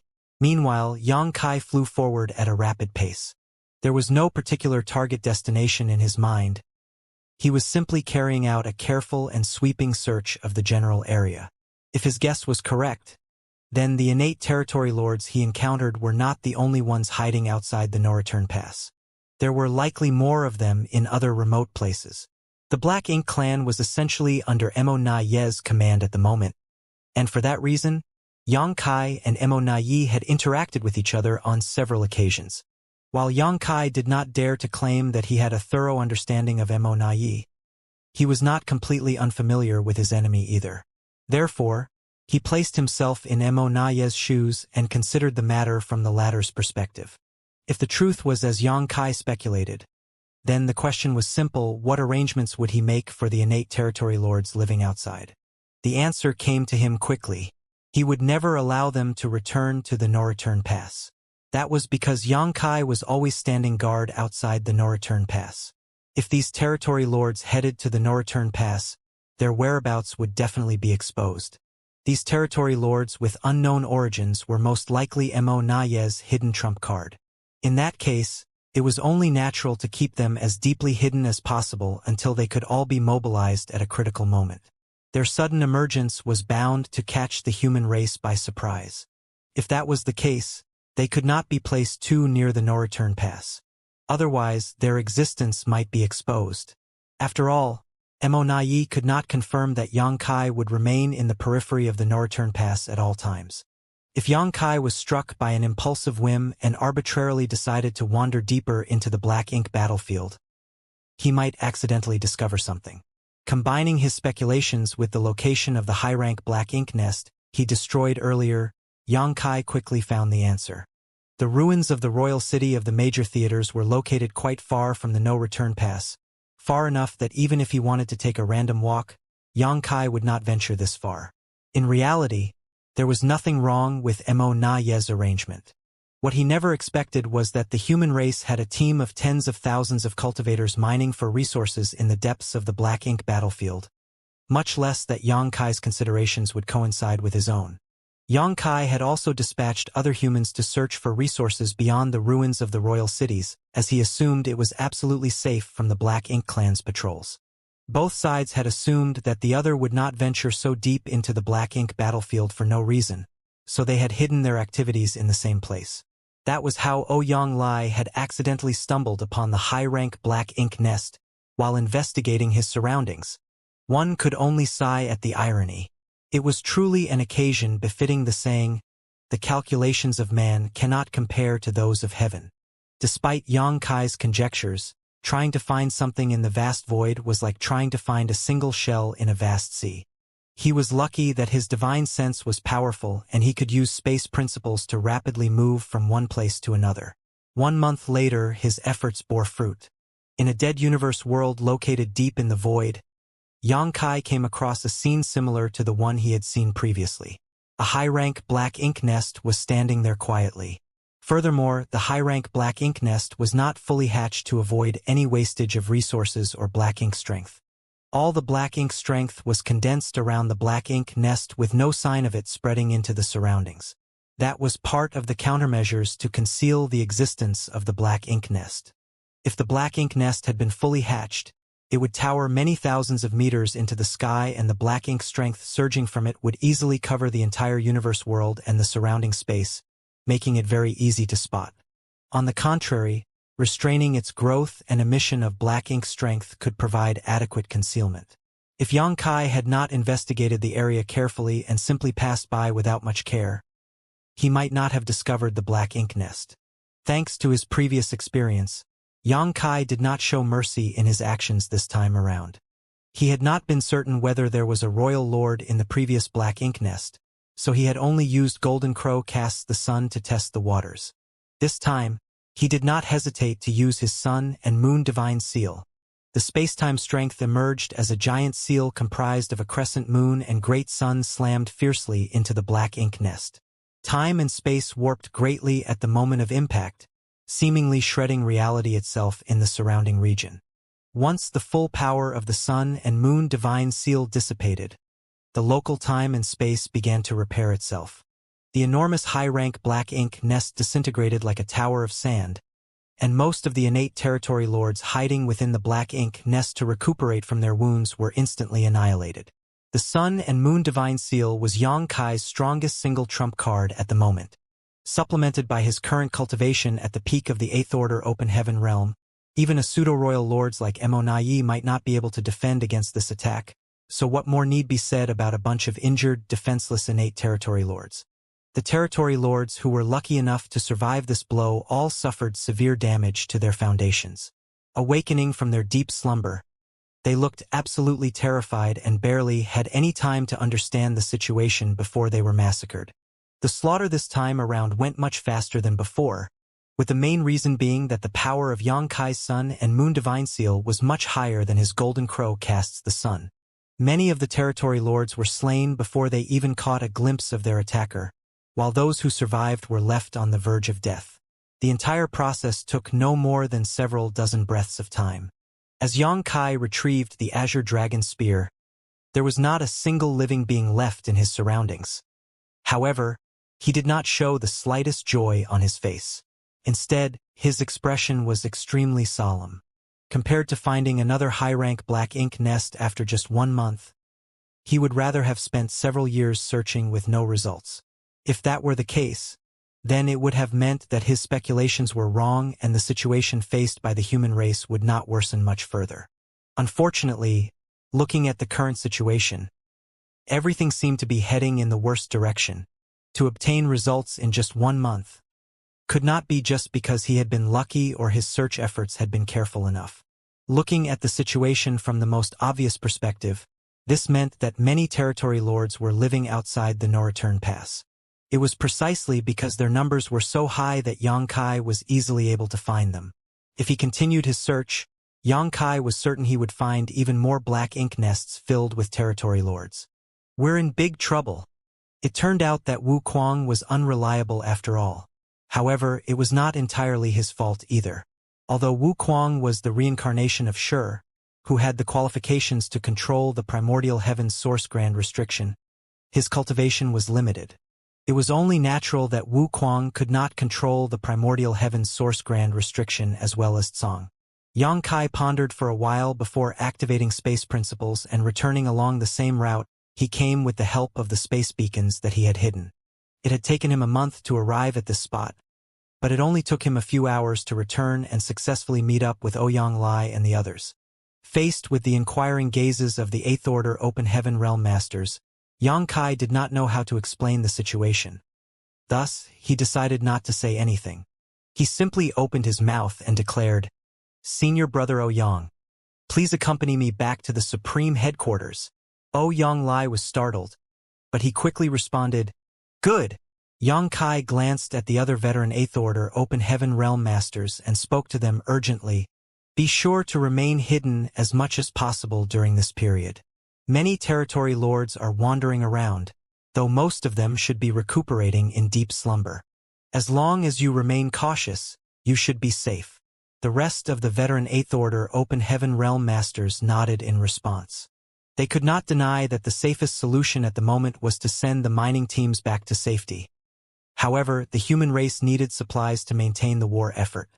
If the cultivators here were sent back now, then there would be one less channel for the human race to obtain supplies in the future. It might not affect them in the short term, but it would be very unfavorable to them in the long term. After all, the resources mined by this team here on the Black Ink battlefield made up a considerable fraction of the human race's consumption over the past 1,000 years. Therefore, Yang Kai could only leave them in place despite knowing that it was dangerous. He could only hope that they were careful enough to prevent being discovered by the innate territory lords. Otherwise, not many of the tens of thousands of cultivators here would survive the ordeal.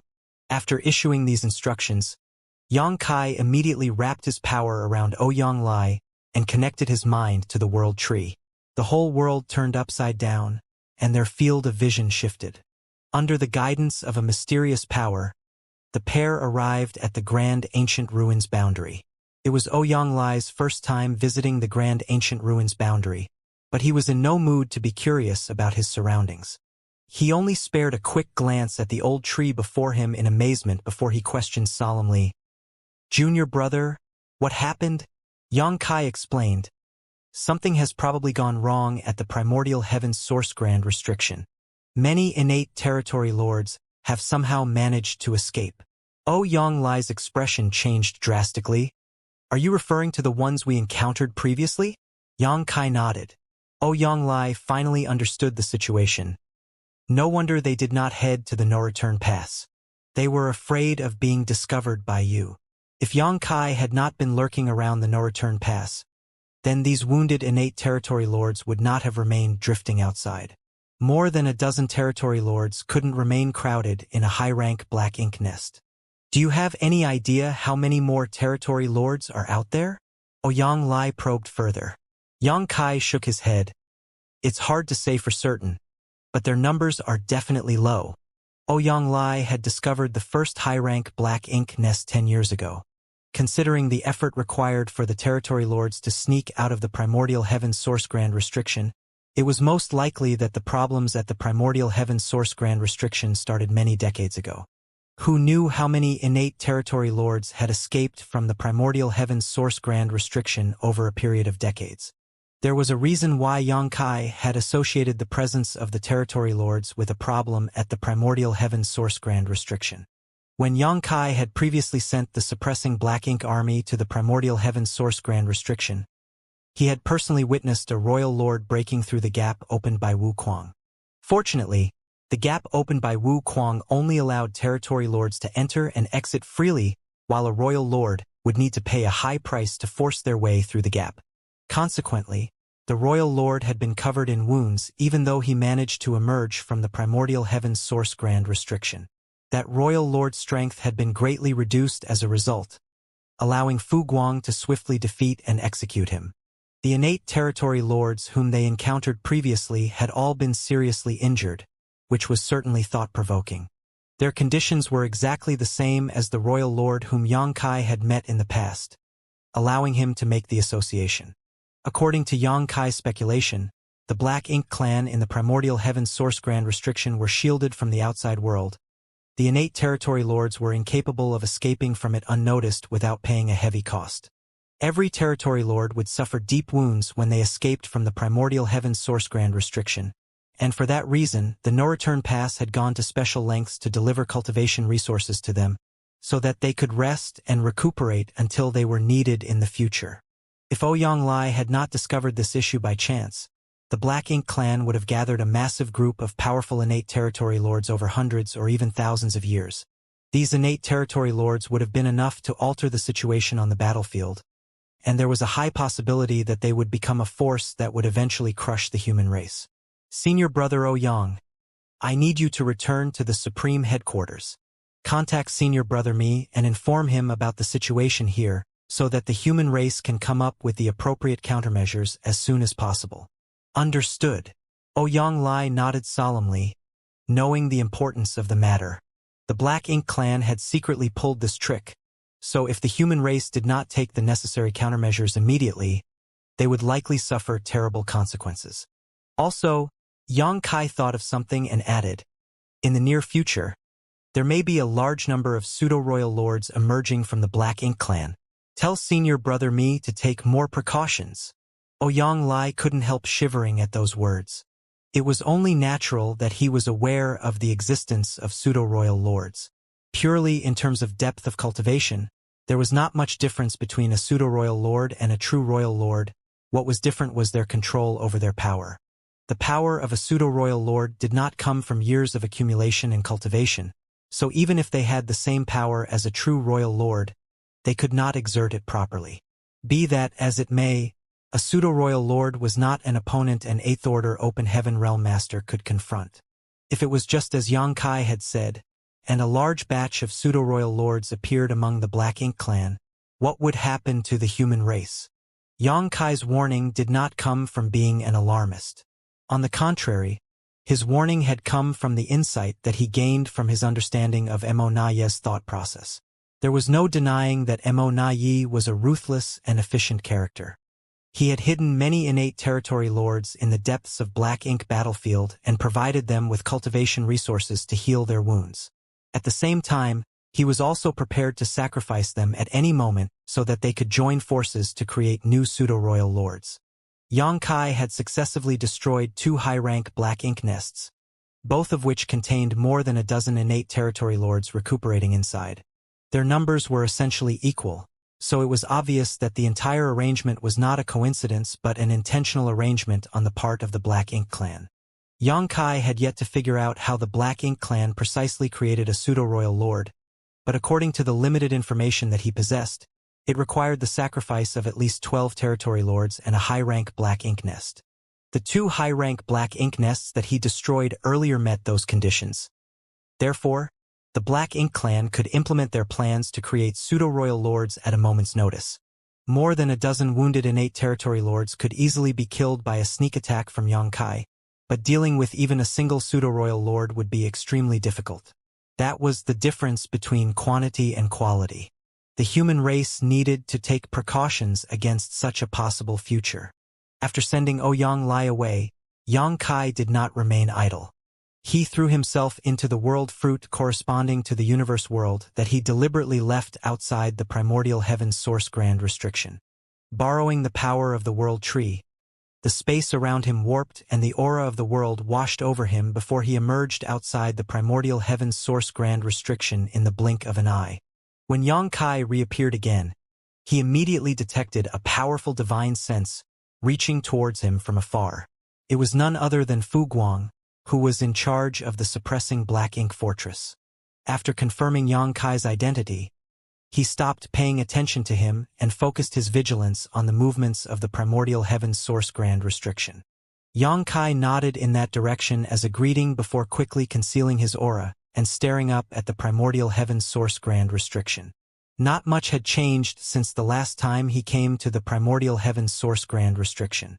The Black Ink clan army kept rushing out of the gap that Wu Kuang had opened in the past, while the suppressing Black Ink fortress maintained its efforts to wipe out this Black Ink clan army.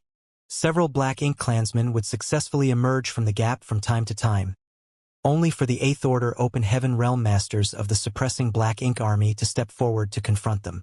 The battle was extremely intense, but be that as it may, the suppressing Black Ink army was capable of handling it.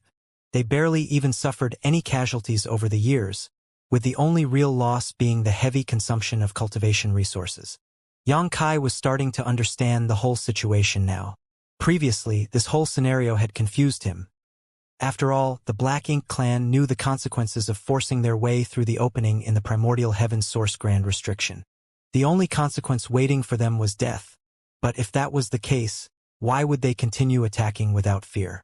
The Black Ink clan might have held onto the hope of escaping the primordial heaven's source grand restriction for the first few months, or even years. However, 1,000 years had passed yet no progress had been made. How could the Black Ink clan fail to see the situation clearly after so many years of failure? No matter how foolish the Black Ink clan might be, they must have been able to understand how much the human race had ground down their strength. Even so, the Black Ink clan had stubbornly chosen to continue their confrontation with the suppressing Black Ink army. Now, it was apparent that they were not stupid, but instead had other plans. The battle at the gap was nothing more than a distraction. Thanks to the intense battle at the opening, they not only drew the attention of the suppressing Black Ink army, but also Fu Guang. Even Wu Kuang, who controlled the primordial heaven's source grand restriction, was preoccupied with the battle. It was something that Yang Kai had noticed during one of his previous times here. All of Wu Kuang's energy and focus had been devoted to maintaining control over the opening. So much so that he did not even have the time or mood to speak with Yang Kai. In this way, the Black Ink clan had secretly opened a passage for innate territory lords to escape at a location where Fu Guang and Wu Kuang would not notice. Fortunately, even though this passage existed, the territory lords still had to pay a huge price to escape the primordial heaven's source grand restriction by force. Where is it? Yang Kai swept his gaze around, his thoughts spinning wildly in his head. The person the Black Ink clan was most concerned about here was probably Wu Kuang, as he was the one who controlled the primordial heaven's source grand restriction. Their efforts over the years would all be in vain once Wu Kuang noticed the slightest abnormality. Therefore, the spot they chose to make a second opening had to be somewhere Wu Kuang would not investigate for no reason. Yang Kai immediately turned and looked in the exact opposite direction of the gap. Under the urging of space principles, Yang Kai's figure seemed to completely melt into the void. Inside the suppressing Black Ink fortress, Fu Guang frowned slightly. Yang Kai had not only arrived silently but also deliberately concealed both his aura and his whereabouts. Those were clear signs that something was not right.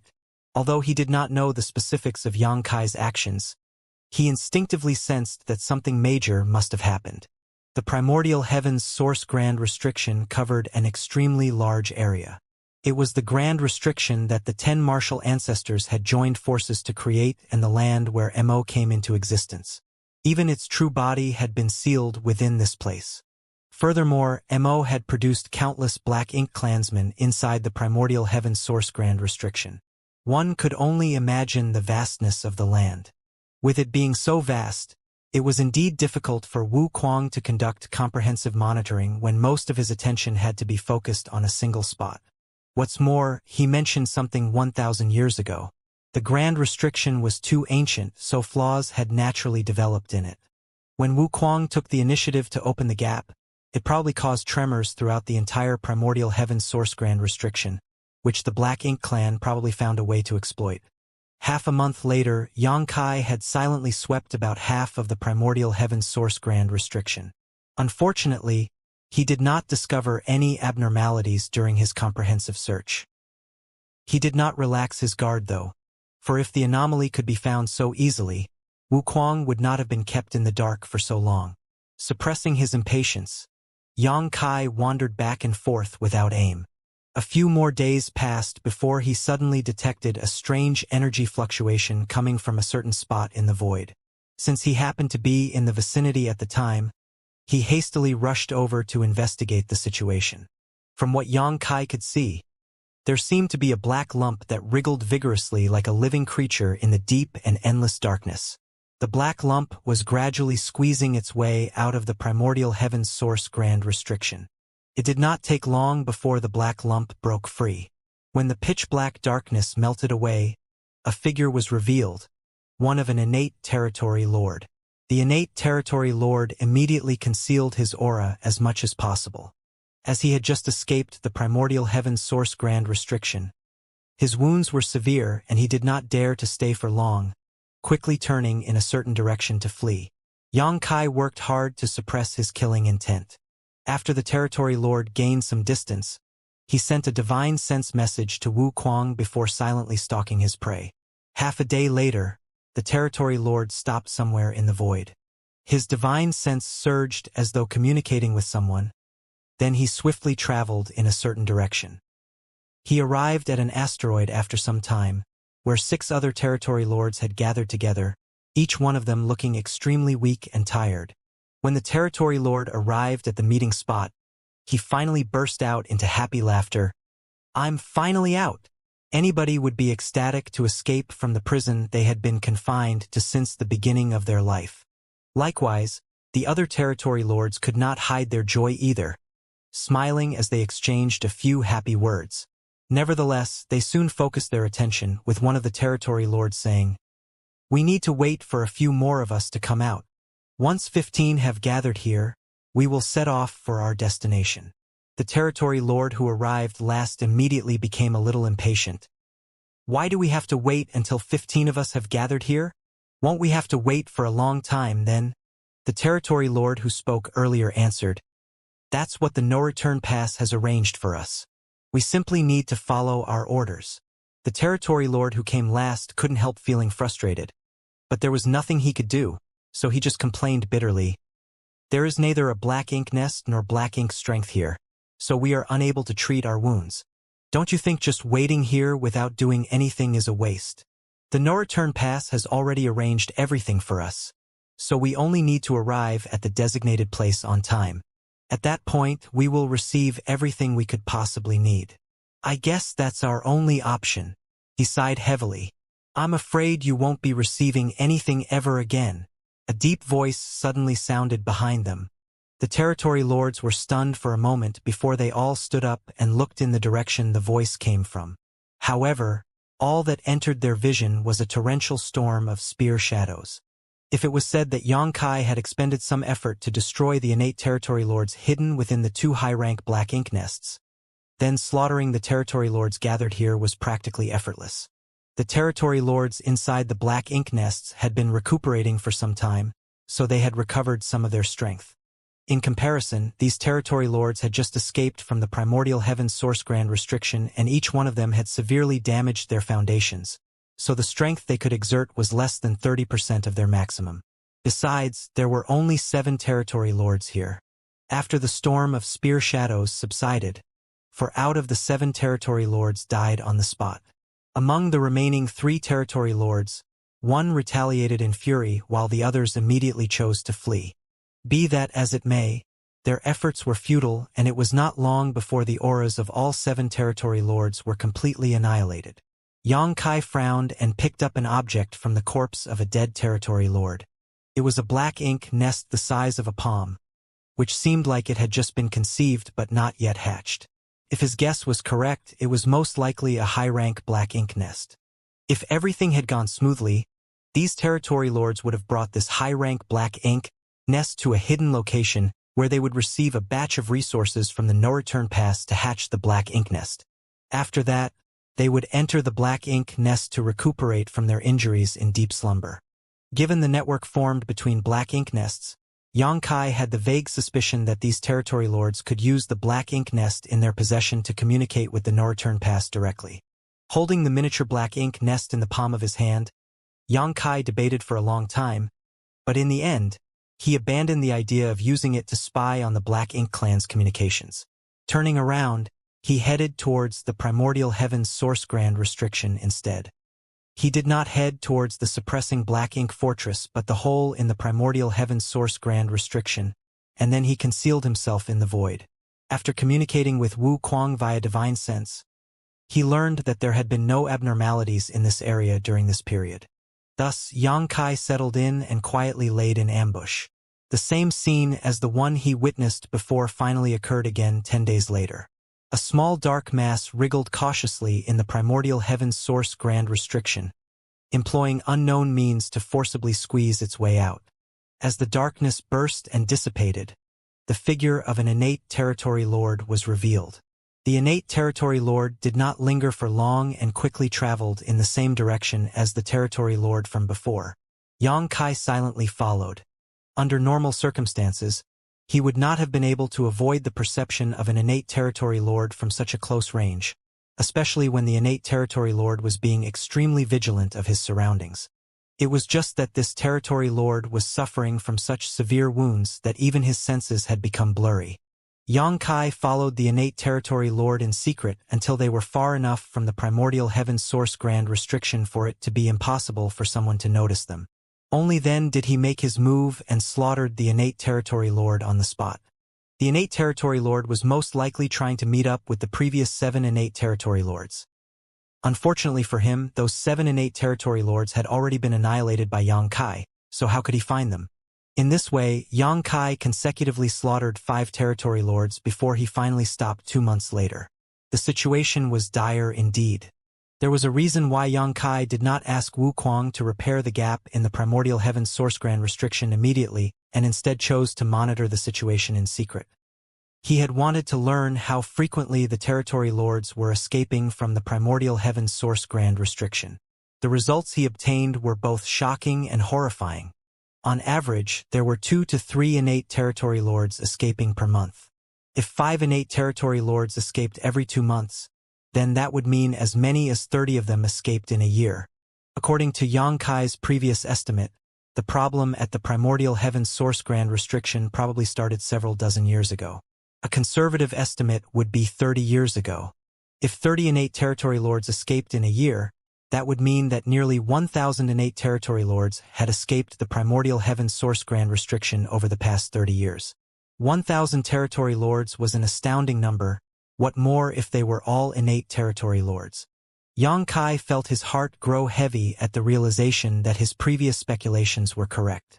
The reason he found the second hidden high-rank Black Ink nest so easily was not because he was lucky, but because the Black Ink clan had many other secret Black Ink nests scattered across the Black Ink battlefield. It's a minor issue, so repairing it won't be difficult. I will also be more careful in the future. Wu Kuang responded via divine sense, but his tone sounded slightly gloomy. After all, nobody would be happy to learn that the Black Ink clan had been playing tricks right under their nose. When Wu Kuang claimed that it was a minor issue, He was not referring to the innate territory lords who escaped the primordial heaven's source grand restriction, only the weak spot that the Black Ink clan had been exploiting.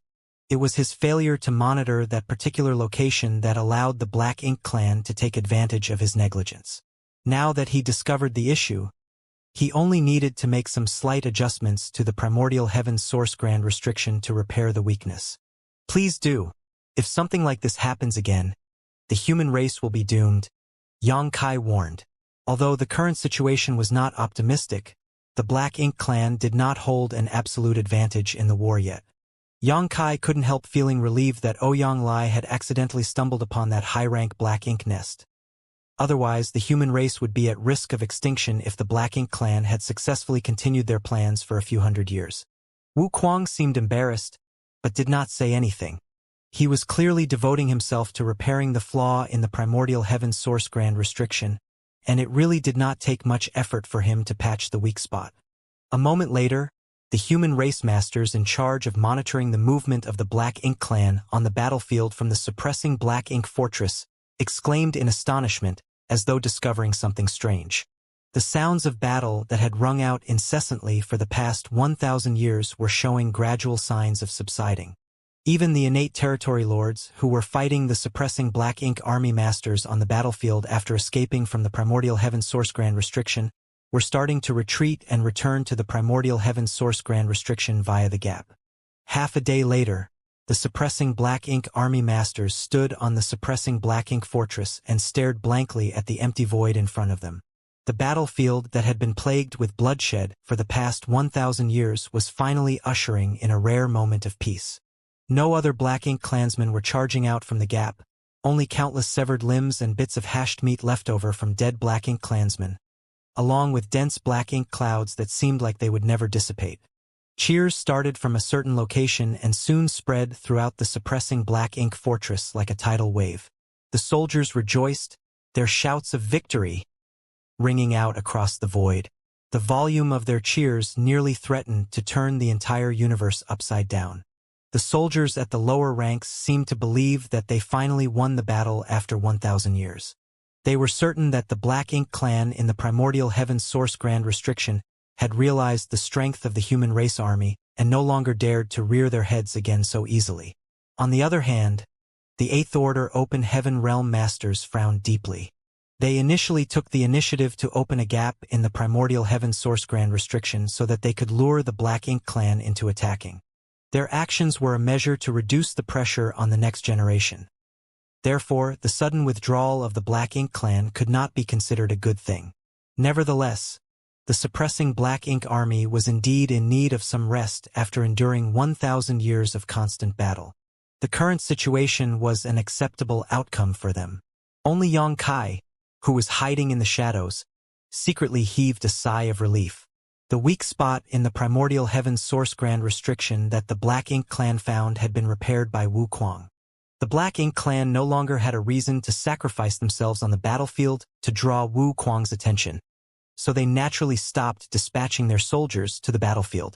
Taking into consideration that Wu Kuang had repaired the weak spot in the primordial heaven source grand restriction and Xianxia had slaughtered so many innate territory lords recently, there was a high possibility that their actions had already alerted the enemy. Mo Na Yi was not such an easy opponent after all. I have to move faster. After communicating with Fu Guang and Wu Kuang via divine sense transmission, Xianxia connected his mind to the world tree once more and returned to the star boundary via the grand ancient ruins boundary. From there, Xianxia did not pause for a single moment. Exiting high heaven territory, he detoured through the great territory where the supreme headquarters was located and snuck past a battlefield in a certain great territory. Then, he traveled directly in the direction of Black Territory.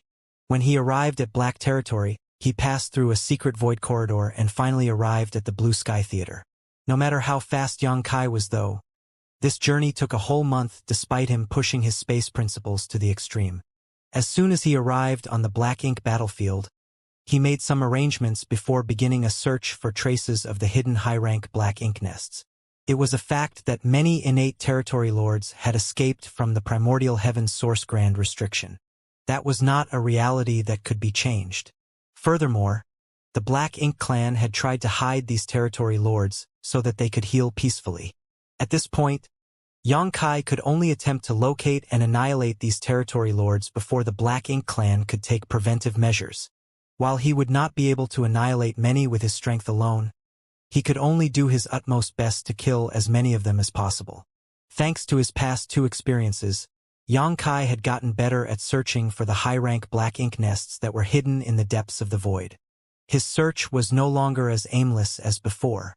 Another month later, Immortality stood inside the main hall at the no-return pass and studied the miniature Black Ink nest in front of him with a deep scowl. The Black Ink nest came from MOU and was something the Royal Lord had personally given to him so that he could communicate with the clansmen in the Primordial Heaven Source Grand Restriction.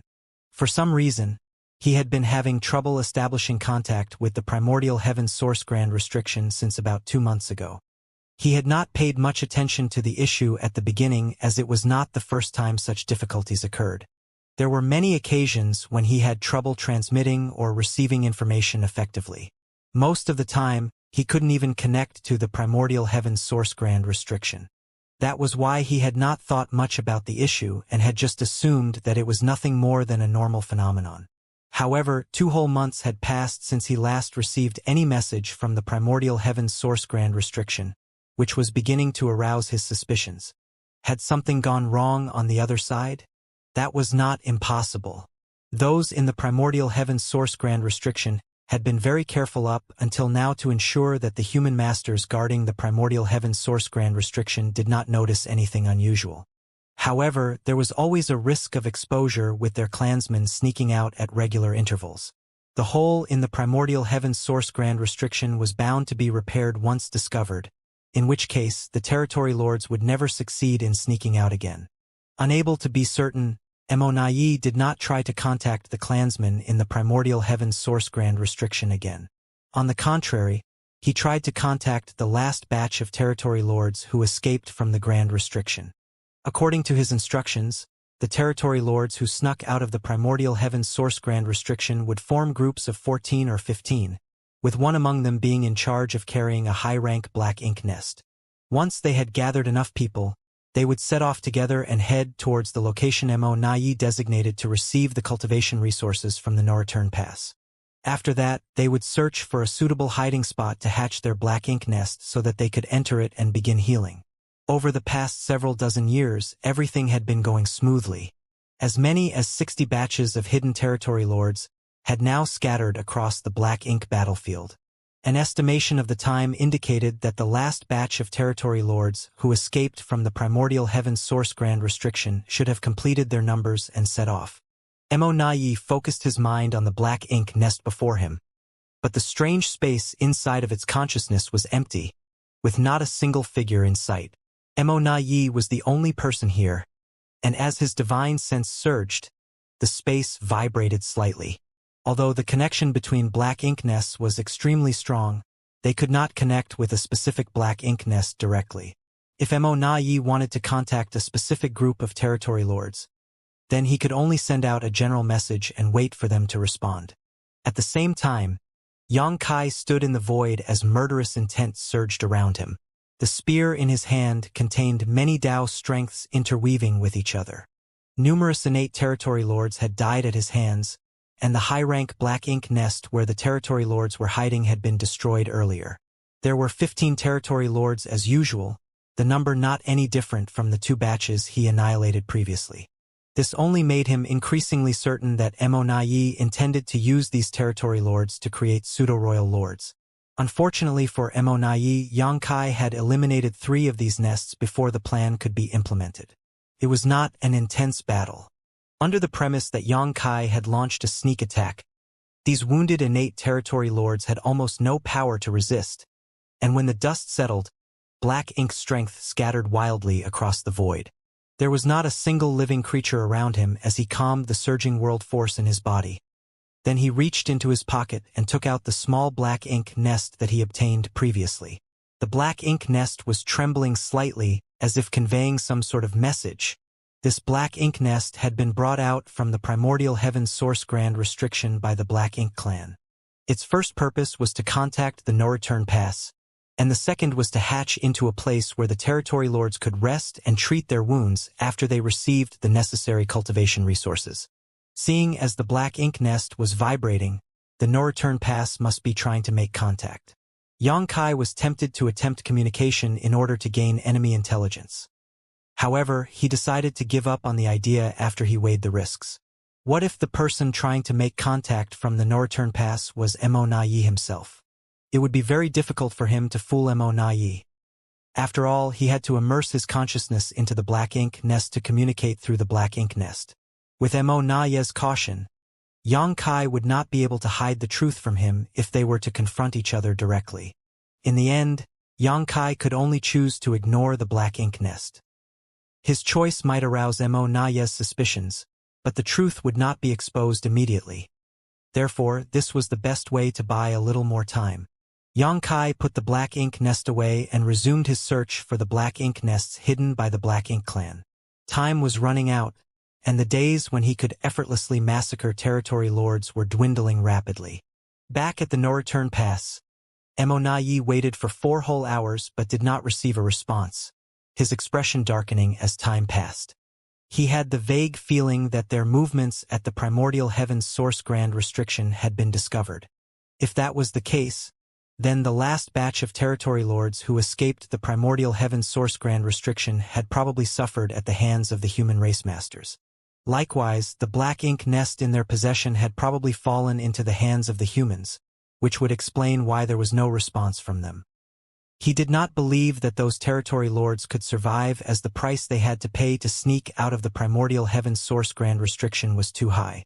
If the humans prepared themselves in advance, then killing heavily wounded territory lords would not take much effort. Although Immortality had anticipated the current situation, he couldn't help feeling disappointed that the day had arrived so quickly.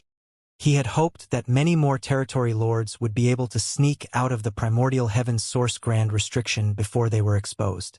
At that moment, Xianxia abruptly came to mind.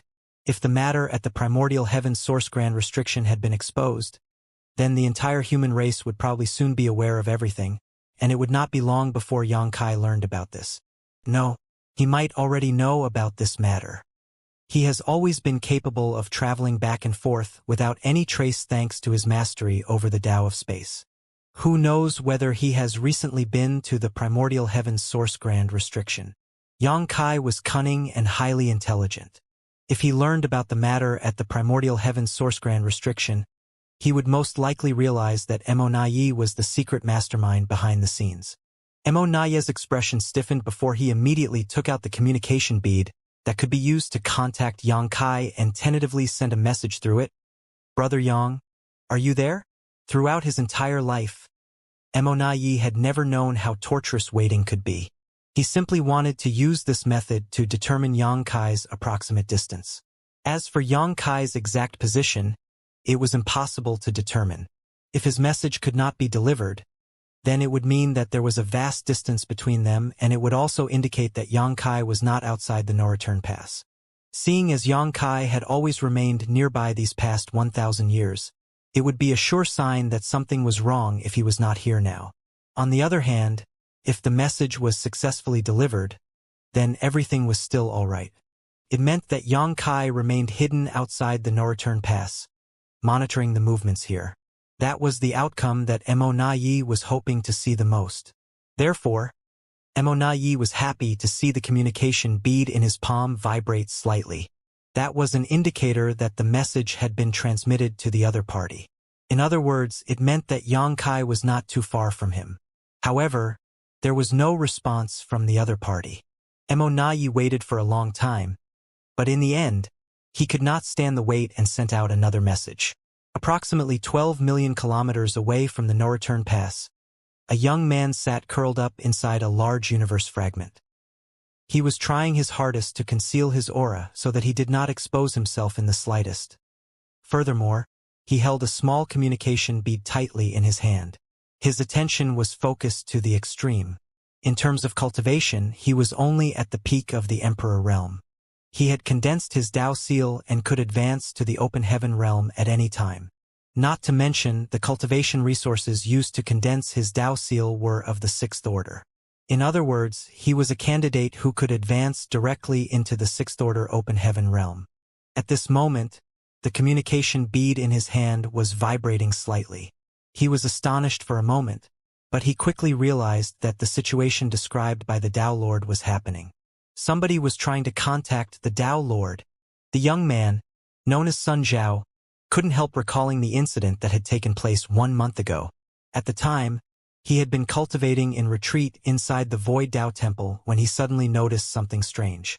By the time he opened his eyes, he found himself standing in this spot. More importantly, the appearance of the person standing before him made a wave of excitement flood his entire being. It was none other than the Tao Lord himself. He only had time to express his admiration and respect for the Tao Lord before he received an important task. He was to conceal his aura, remain hidden at this spot, and watch over the communication bead. The Tao Lord's instructions were given in an incredibly grave manner.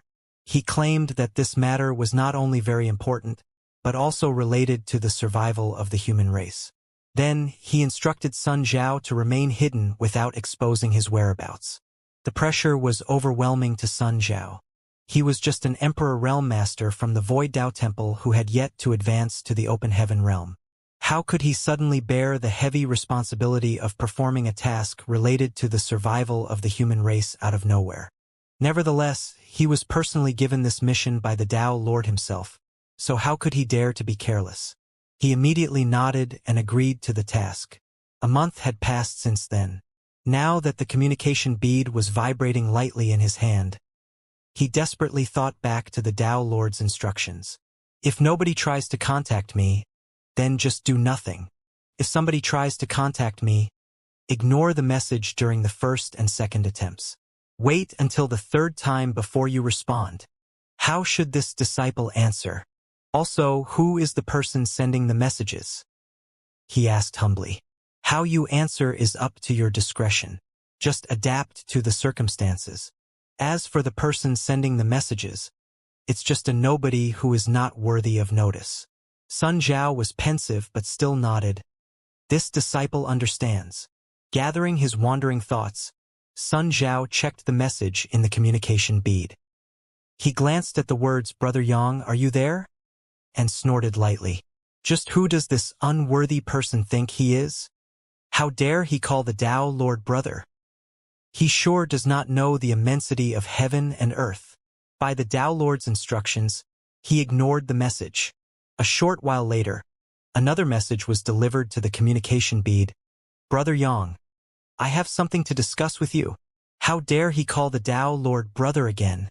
What a shameless person. Despite insulting the other party in his heart, Sun Zhao strictly followed Yang Kai's instructions and ignored the message.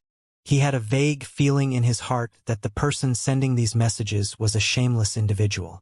No wonder the Tao Lord is unwilling to speak to him. Soon, the third message came. Brother Yang, it's urgent. Please respond. Once was fine, twice was acceptable, but thrice was the limit. This person had been harassing the Tao Lord over and over again. It was simply unbearable. Sun Zhao was tempted to scold and reprimand the other party, and the urge nearly overwhelmed him, but he hesitated to act. Although the Tao Lord had asked him to respond accordingly, he was worried that responding rashly would discredit the Tao Lord's reputation instead. That was not what a disciple should do. I must put myself in the Tao Lord's shoes. If an unworthy person that I don't like keeps harassing me, how would I reply? The perfect idea soon came to him. Inside the no-return pass, Mo had no idea why Yang Kai was ignoring him.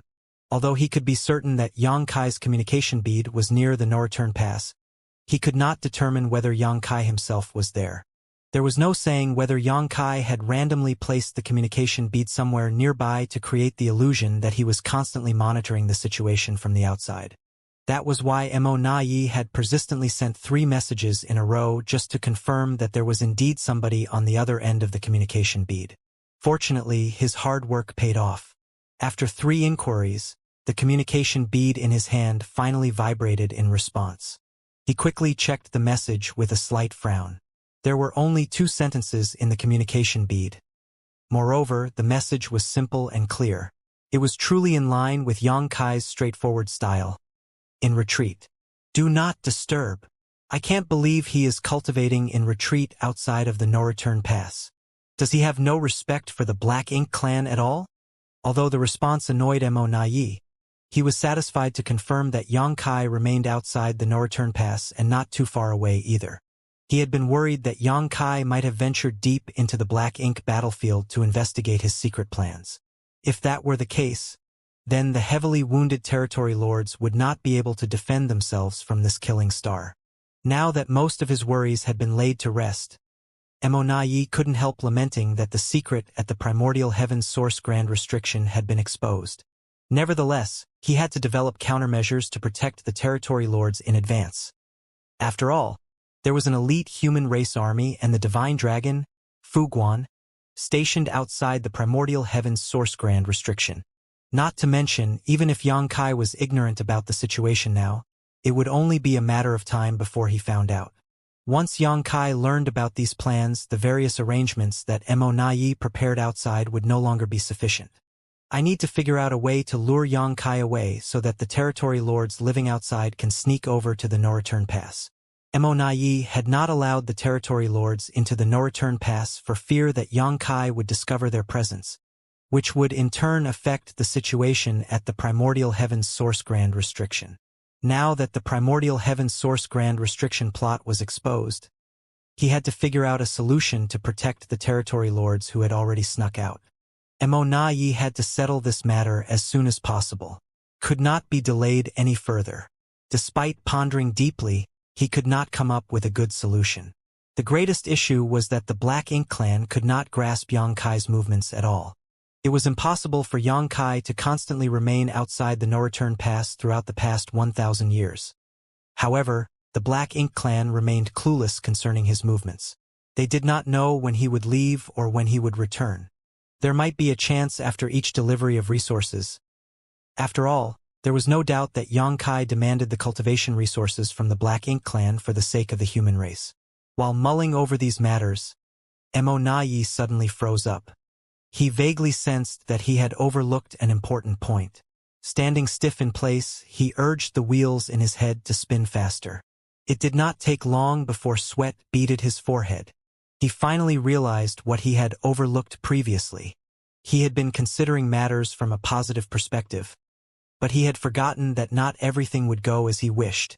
It was highly likely that what happened at the primordial heaven's source grand restriction had been exposed and the last batch of territory lords to escape were dead. That was why he lost communication with the clansmen inside the primordial heaven's source grand restriction and why he could not contact the last batch of territory lords either. All his considerations earlier had been based on the assumption that Xianxia remained ignorant about the matters at the primordial heaven's source grand restriction. But what if Xianxia knew all along? It was impossible to confirm that Xianxia was in the vicinity with just the communication bead and the simple message. Xianxia could have asked somebody else to disguise themselves as him and respond to the messages on his behalf. After all, the messages in the communication bead did not contain any trace of his aura. There were no means to prove a person's identity through these messages. The sweat beading on Mo Nai's forehead increased significantly. At this rate, things could be heading in the worst possible direction. Therefore, he did not dare to hesitate. Taking out the small black ink nest again, he immersed his consciousness into the black ink nest space and shook it far more violently than before. He had to contact the sleeping territory lords and confirm their safety. The main reason Mo Nai had not taken action previously was so that he did not interfere with the healing process of the territory lords. However, interrupting their healing was nothing compared to the dangers of the current situation. The black ink nest space continued to vibrate, sending urgent signals to the outside world. Consequently, the territory lords who were sleeping and healing inside the incompletely hatched high-rank black ink nests across the depths of the black ink battlefield were startled awake. It did not take long before figures began to appear in the black ink nest space, each one representing one of the high-rank black ink nests. Although these territory lords who had been disturbed from their healing process were not in a good mood, they did not dare to express their dissatisfaction in front of a pseudo-royal lord like Mo Nai. Hence, they simply stood there respectfully and waited quietly. Mo kept counting the number of consciousnesses who arrived until no other figures appeared. In the end, though, there were 4 fewer presences than there should have been. Mo's complexion went pale as he realized that no matter how cautious he had been, he was still 1 step behind the enemy. The 4 missing figures in the black ink nest space meant that 4 high-rank black ink nests had been destroyed. Needless to say, the territory lords treating their wounds inside those high-rank black ink nests were bound to have suffered tragic fates. That was nearly 60 innate territory lords. A massive loss. Calculating the position and distance between the 4 high-rank black ink nests, Mo immediately concluded that Xianxia was the assailant, as only he could cross the space between those 4 high-rank black ink nests in such a short time, or destroy the black ink nests and slaughter those territory lords with such efficiency. The message transmitted to the communication bead earlier was definitely not sent by Xianxia himself. That bastard tricked me. He considered everything and even took countermeasures based on how I would react. Hateful. Sir, did something happen? One of the innate territory lords raised the question after noticing the strange expression on Mo's face. Mo quickly composed himself and replied, "You don't need to hide anymore. Head to the no-return pass as quickly as possible. We will make arrangements to receive you. If you meet a human master along the way, do not fight him. He is very strong and possesses numerous dangerous methods. He is not somebody you can defeat." The expressions of the territory lords stiffened in shock at those words. Just what kind of human race master could frighten a pseudo-royal lord so badly? Another innate territory lord thus asked, "Sir, what should we do if we encounter this person?" Mo answered decisively, "Scatter and flee so that as many of you can escape as possible." "What about the black ink nests?" Yet another territory lord inquired. If they were going to escape, then it was only natural for them to abandon the black ink nests. Unfortunately, high-rank black ink nests were extremely important and valuable to the Black Ink clan. They were also the highest quality black ink nests produced directly in the primordial heaven source grand restriction. Every high-rank black ink nest contained a trace of the Supreme One's source strength. Even Mo could not bring himself to abandon them so easily. After a moment of deep contemplation, Mo made his decision. Bring the black ink nests with you, but if the situation turns disadvantageous, abandon them immediately. Now go. Mo gave a wave of his hand, and the territory lords departed. It did not take long before numerous territory lords flew out from the high-rank black ink nests scattered across the depths of the black ink battlefield.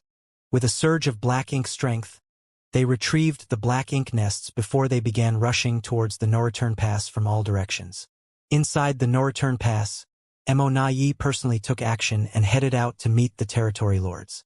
Many powerful innate territory lords also formed 4 symbols and 5 elements formations as they began spreading out. Almost all of the territory lords in the no-return pass were dispatched, leaving only Royal Lord Mou and Pseudo-Royal Lord Meng Ke, with a dozen or so territory lords in charge of arranging and activating the 4 Gates 8 Palaces Great Pagoda Array at any moment just in case Xianxia decided to attack. Inside a certain universe fragment, the hidden Sun Zhao could not help trembling in fear as he detected many overwhelming auras approaching from afar and then speeding into the distance quickly. Instinctively, he knew that the movements of these masters were related to the Tao Lord. Although he wanted to send a message to warn the Tao Lord, he had neither the power nor the means to take such action. The only thing he could do was pray for the Tao Lord's safety in secret. Deep in the black ink battlefield, Xianxia stood in the middle of some ruins. He had just discovered yet another high-rank black ink nest and annihilated all the territory lords hidden within. This was the second high-rank black ink nest that he destroyed since he returned from the primordial heaven source grand restriction. Combined with the previous 2 black ink nests, a total of 4 had been destroyed by him. He had slaughtered nearly 60 innate territory lords by this point. Be that as it may, Xianxia did not show the slightest hint of joy. His achievements only revealed just how many of the Black Ink clan's hidden forces were scattered around the Black Ink battlefield. He had to find as many hidden territory lords and Black Ink nests as he could before the no-return pass realized what was happening and took countermeasures. taking out the small black ink nest that he obtained outside the primordial heaven's source grand restriction. Xianxia frowned slightly. The small black ink nest had started to vibrate once more when he was killing the territory lords earlier. Furthermore, the vibrations were much stronger than previously. Xianxia couldn't help wondering what the Black Ink clan was trying to accomplish. The black ink nest had fallen silent by now, but he did not dare to pour his divine sense into it to investigate, lest he expose himself. Turning to look in the direction of the no-return pass, Xianxia wondered whether that brat called Sun Zhao was safe. The urgency of the situation and the lack of suitable helpers left Xianxia with no other options at the time. He was forced to randomly choose a disciple from the Void Dao Temple to hide outside the no-return pass and hold the communication bead on his behalf. In this way, he could create the illusion that he was still there to confuse Mo Nai and buy himself some more time. Putting the miniature black ink nest away, Xianxia embarked on his bloody journey to search for black ink nests once more. Time was running out, so he continuously activated space principles, causing his figure to flicker across the void erratically. Thanks to his previous experiences, Xianxia had gained some understanding regarding where Mo Nai had positioned these high-rank black ink nests. Several days later, Xianxia was passing by a dead universe world when he suddenly turned around and landed at a certain spot, looking around with a slight frown as soon as he touched the ground. There were strong traces of the black ink strength remaining in this area, which was rather abnormal. Moreover, traces were indicating that something had once been attached to the ground. Judging by the size, the object was not small. A black ink nest. It would seem that there used to be a high-rank black ink nest here. However, the Black Ink clan had used various means to remove it. That was why there were hints of the black ink strength lingering in the area and traces of something being attached here. Recalling how the small black ink nest he obtained previously had vibrated strongly, Xianxia couldn't help cursing. Mo Nai, that bastard. Does he have a dog's nose? How does he have such a keen sense of smell? I've only destroyed 4 black ink nests so far. How did he notice so quickly? There was no way the black ink nest positioned here would be removed for no reason, not unless there was an order from the higher-ups of the Black Ink clan. Seeing as Mo Nai was currently in charge of all the Black Ink clan's affairs, the order could only have come from him.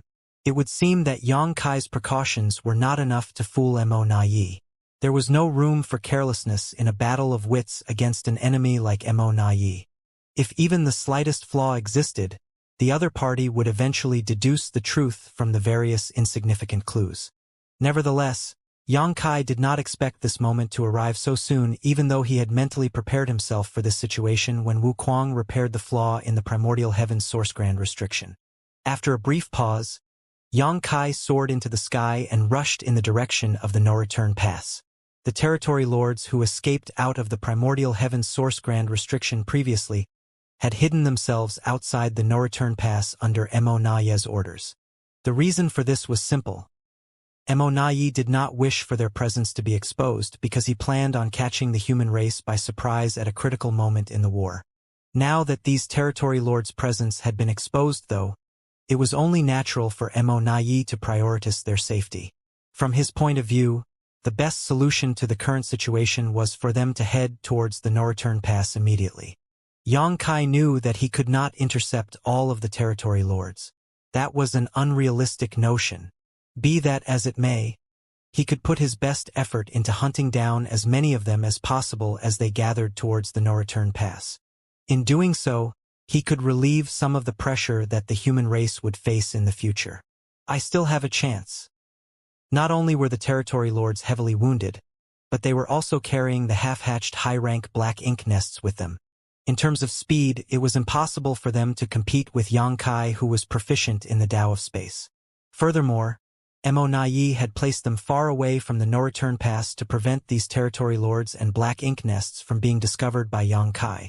These positions were generally located beyond the ruins of previous royal cities scattered throughout various theaters.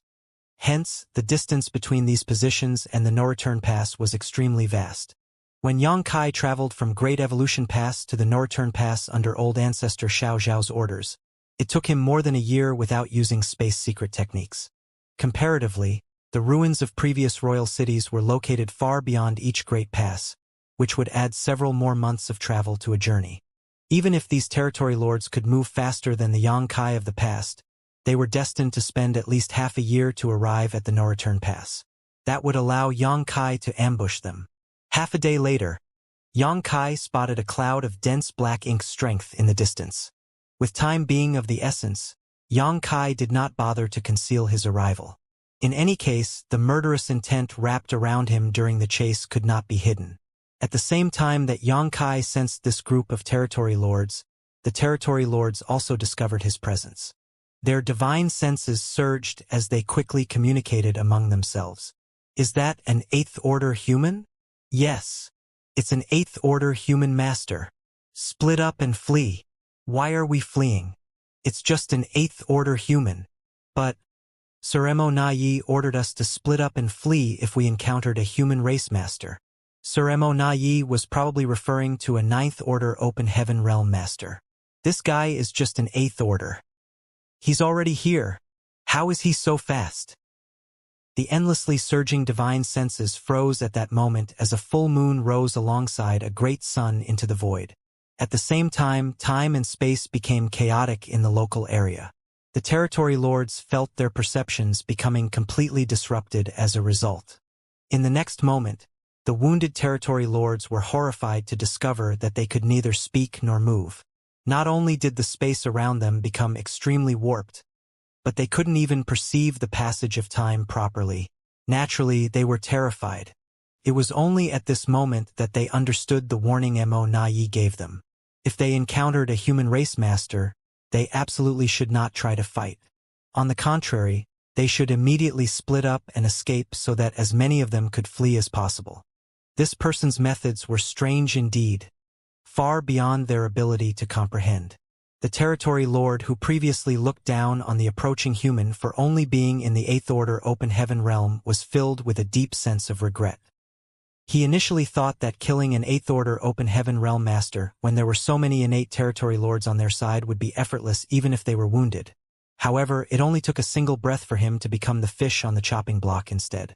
He was secretly resentful that Mo Nayi had not given them a more detailed explanation. As a result, he had mistakenly assumed that Mo Nayi was warning them that a 9th order master was prowling around and thus stupidly underestimated the 8th order human before him. The power of the sun and moon divine seal exploded as both time and space in the vast void were stretched and distorted wildly. It felt like there was an invisible millstone of space-time strength grinding everything to dust.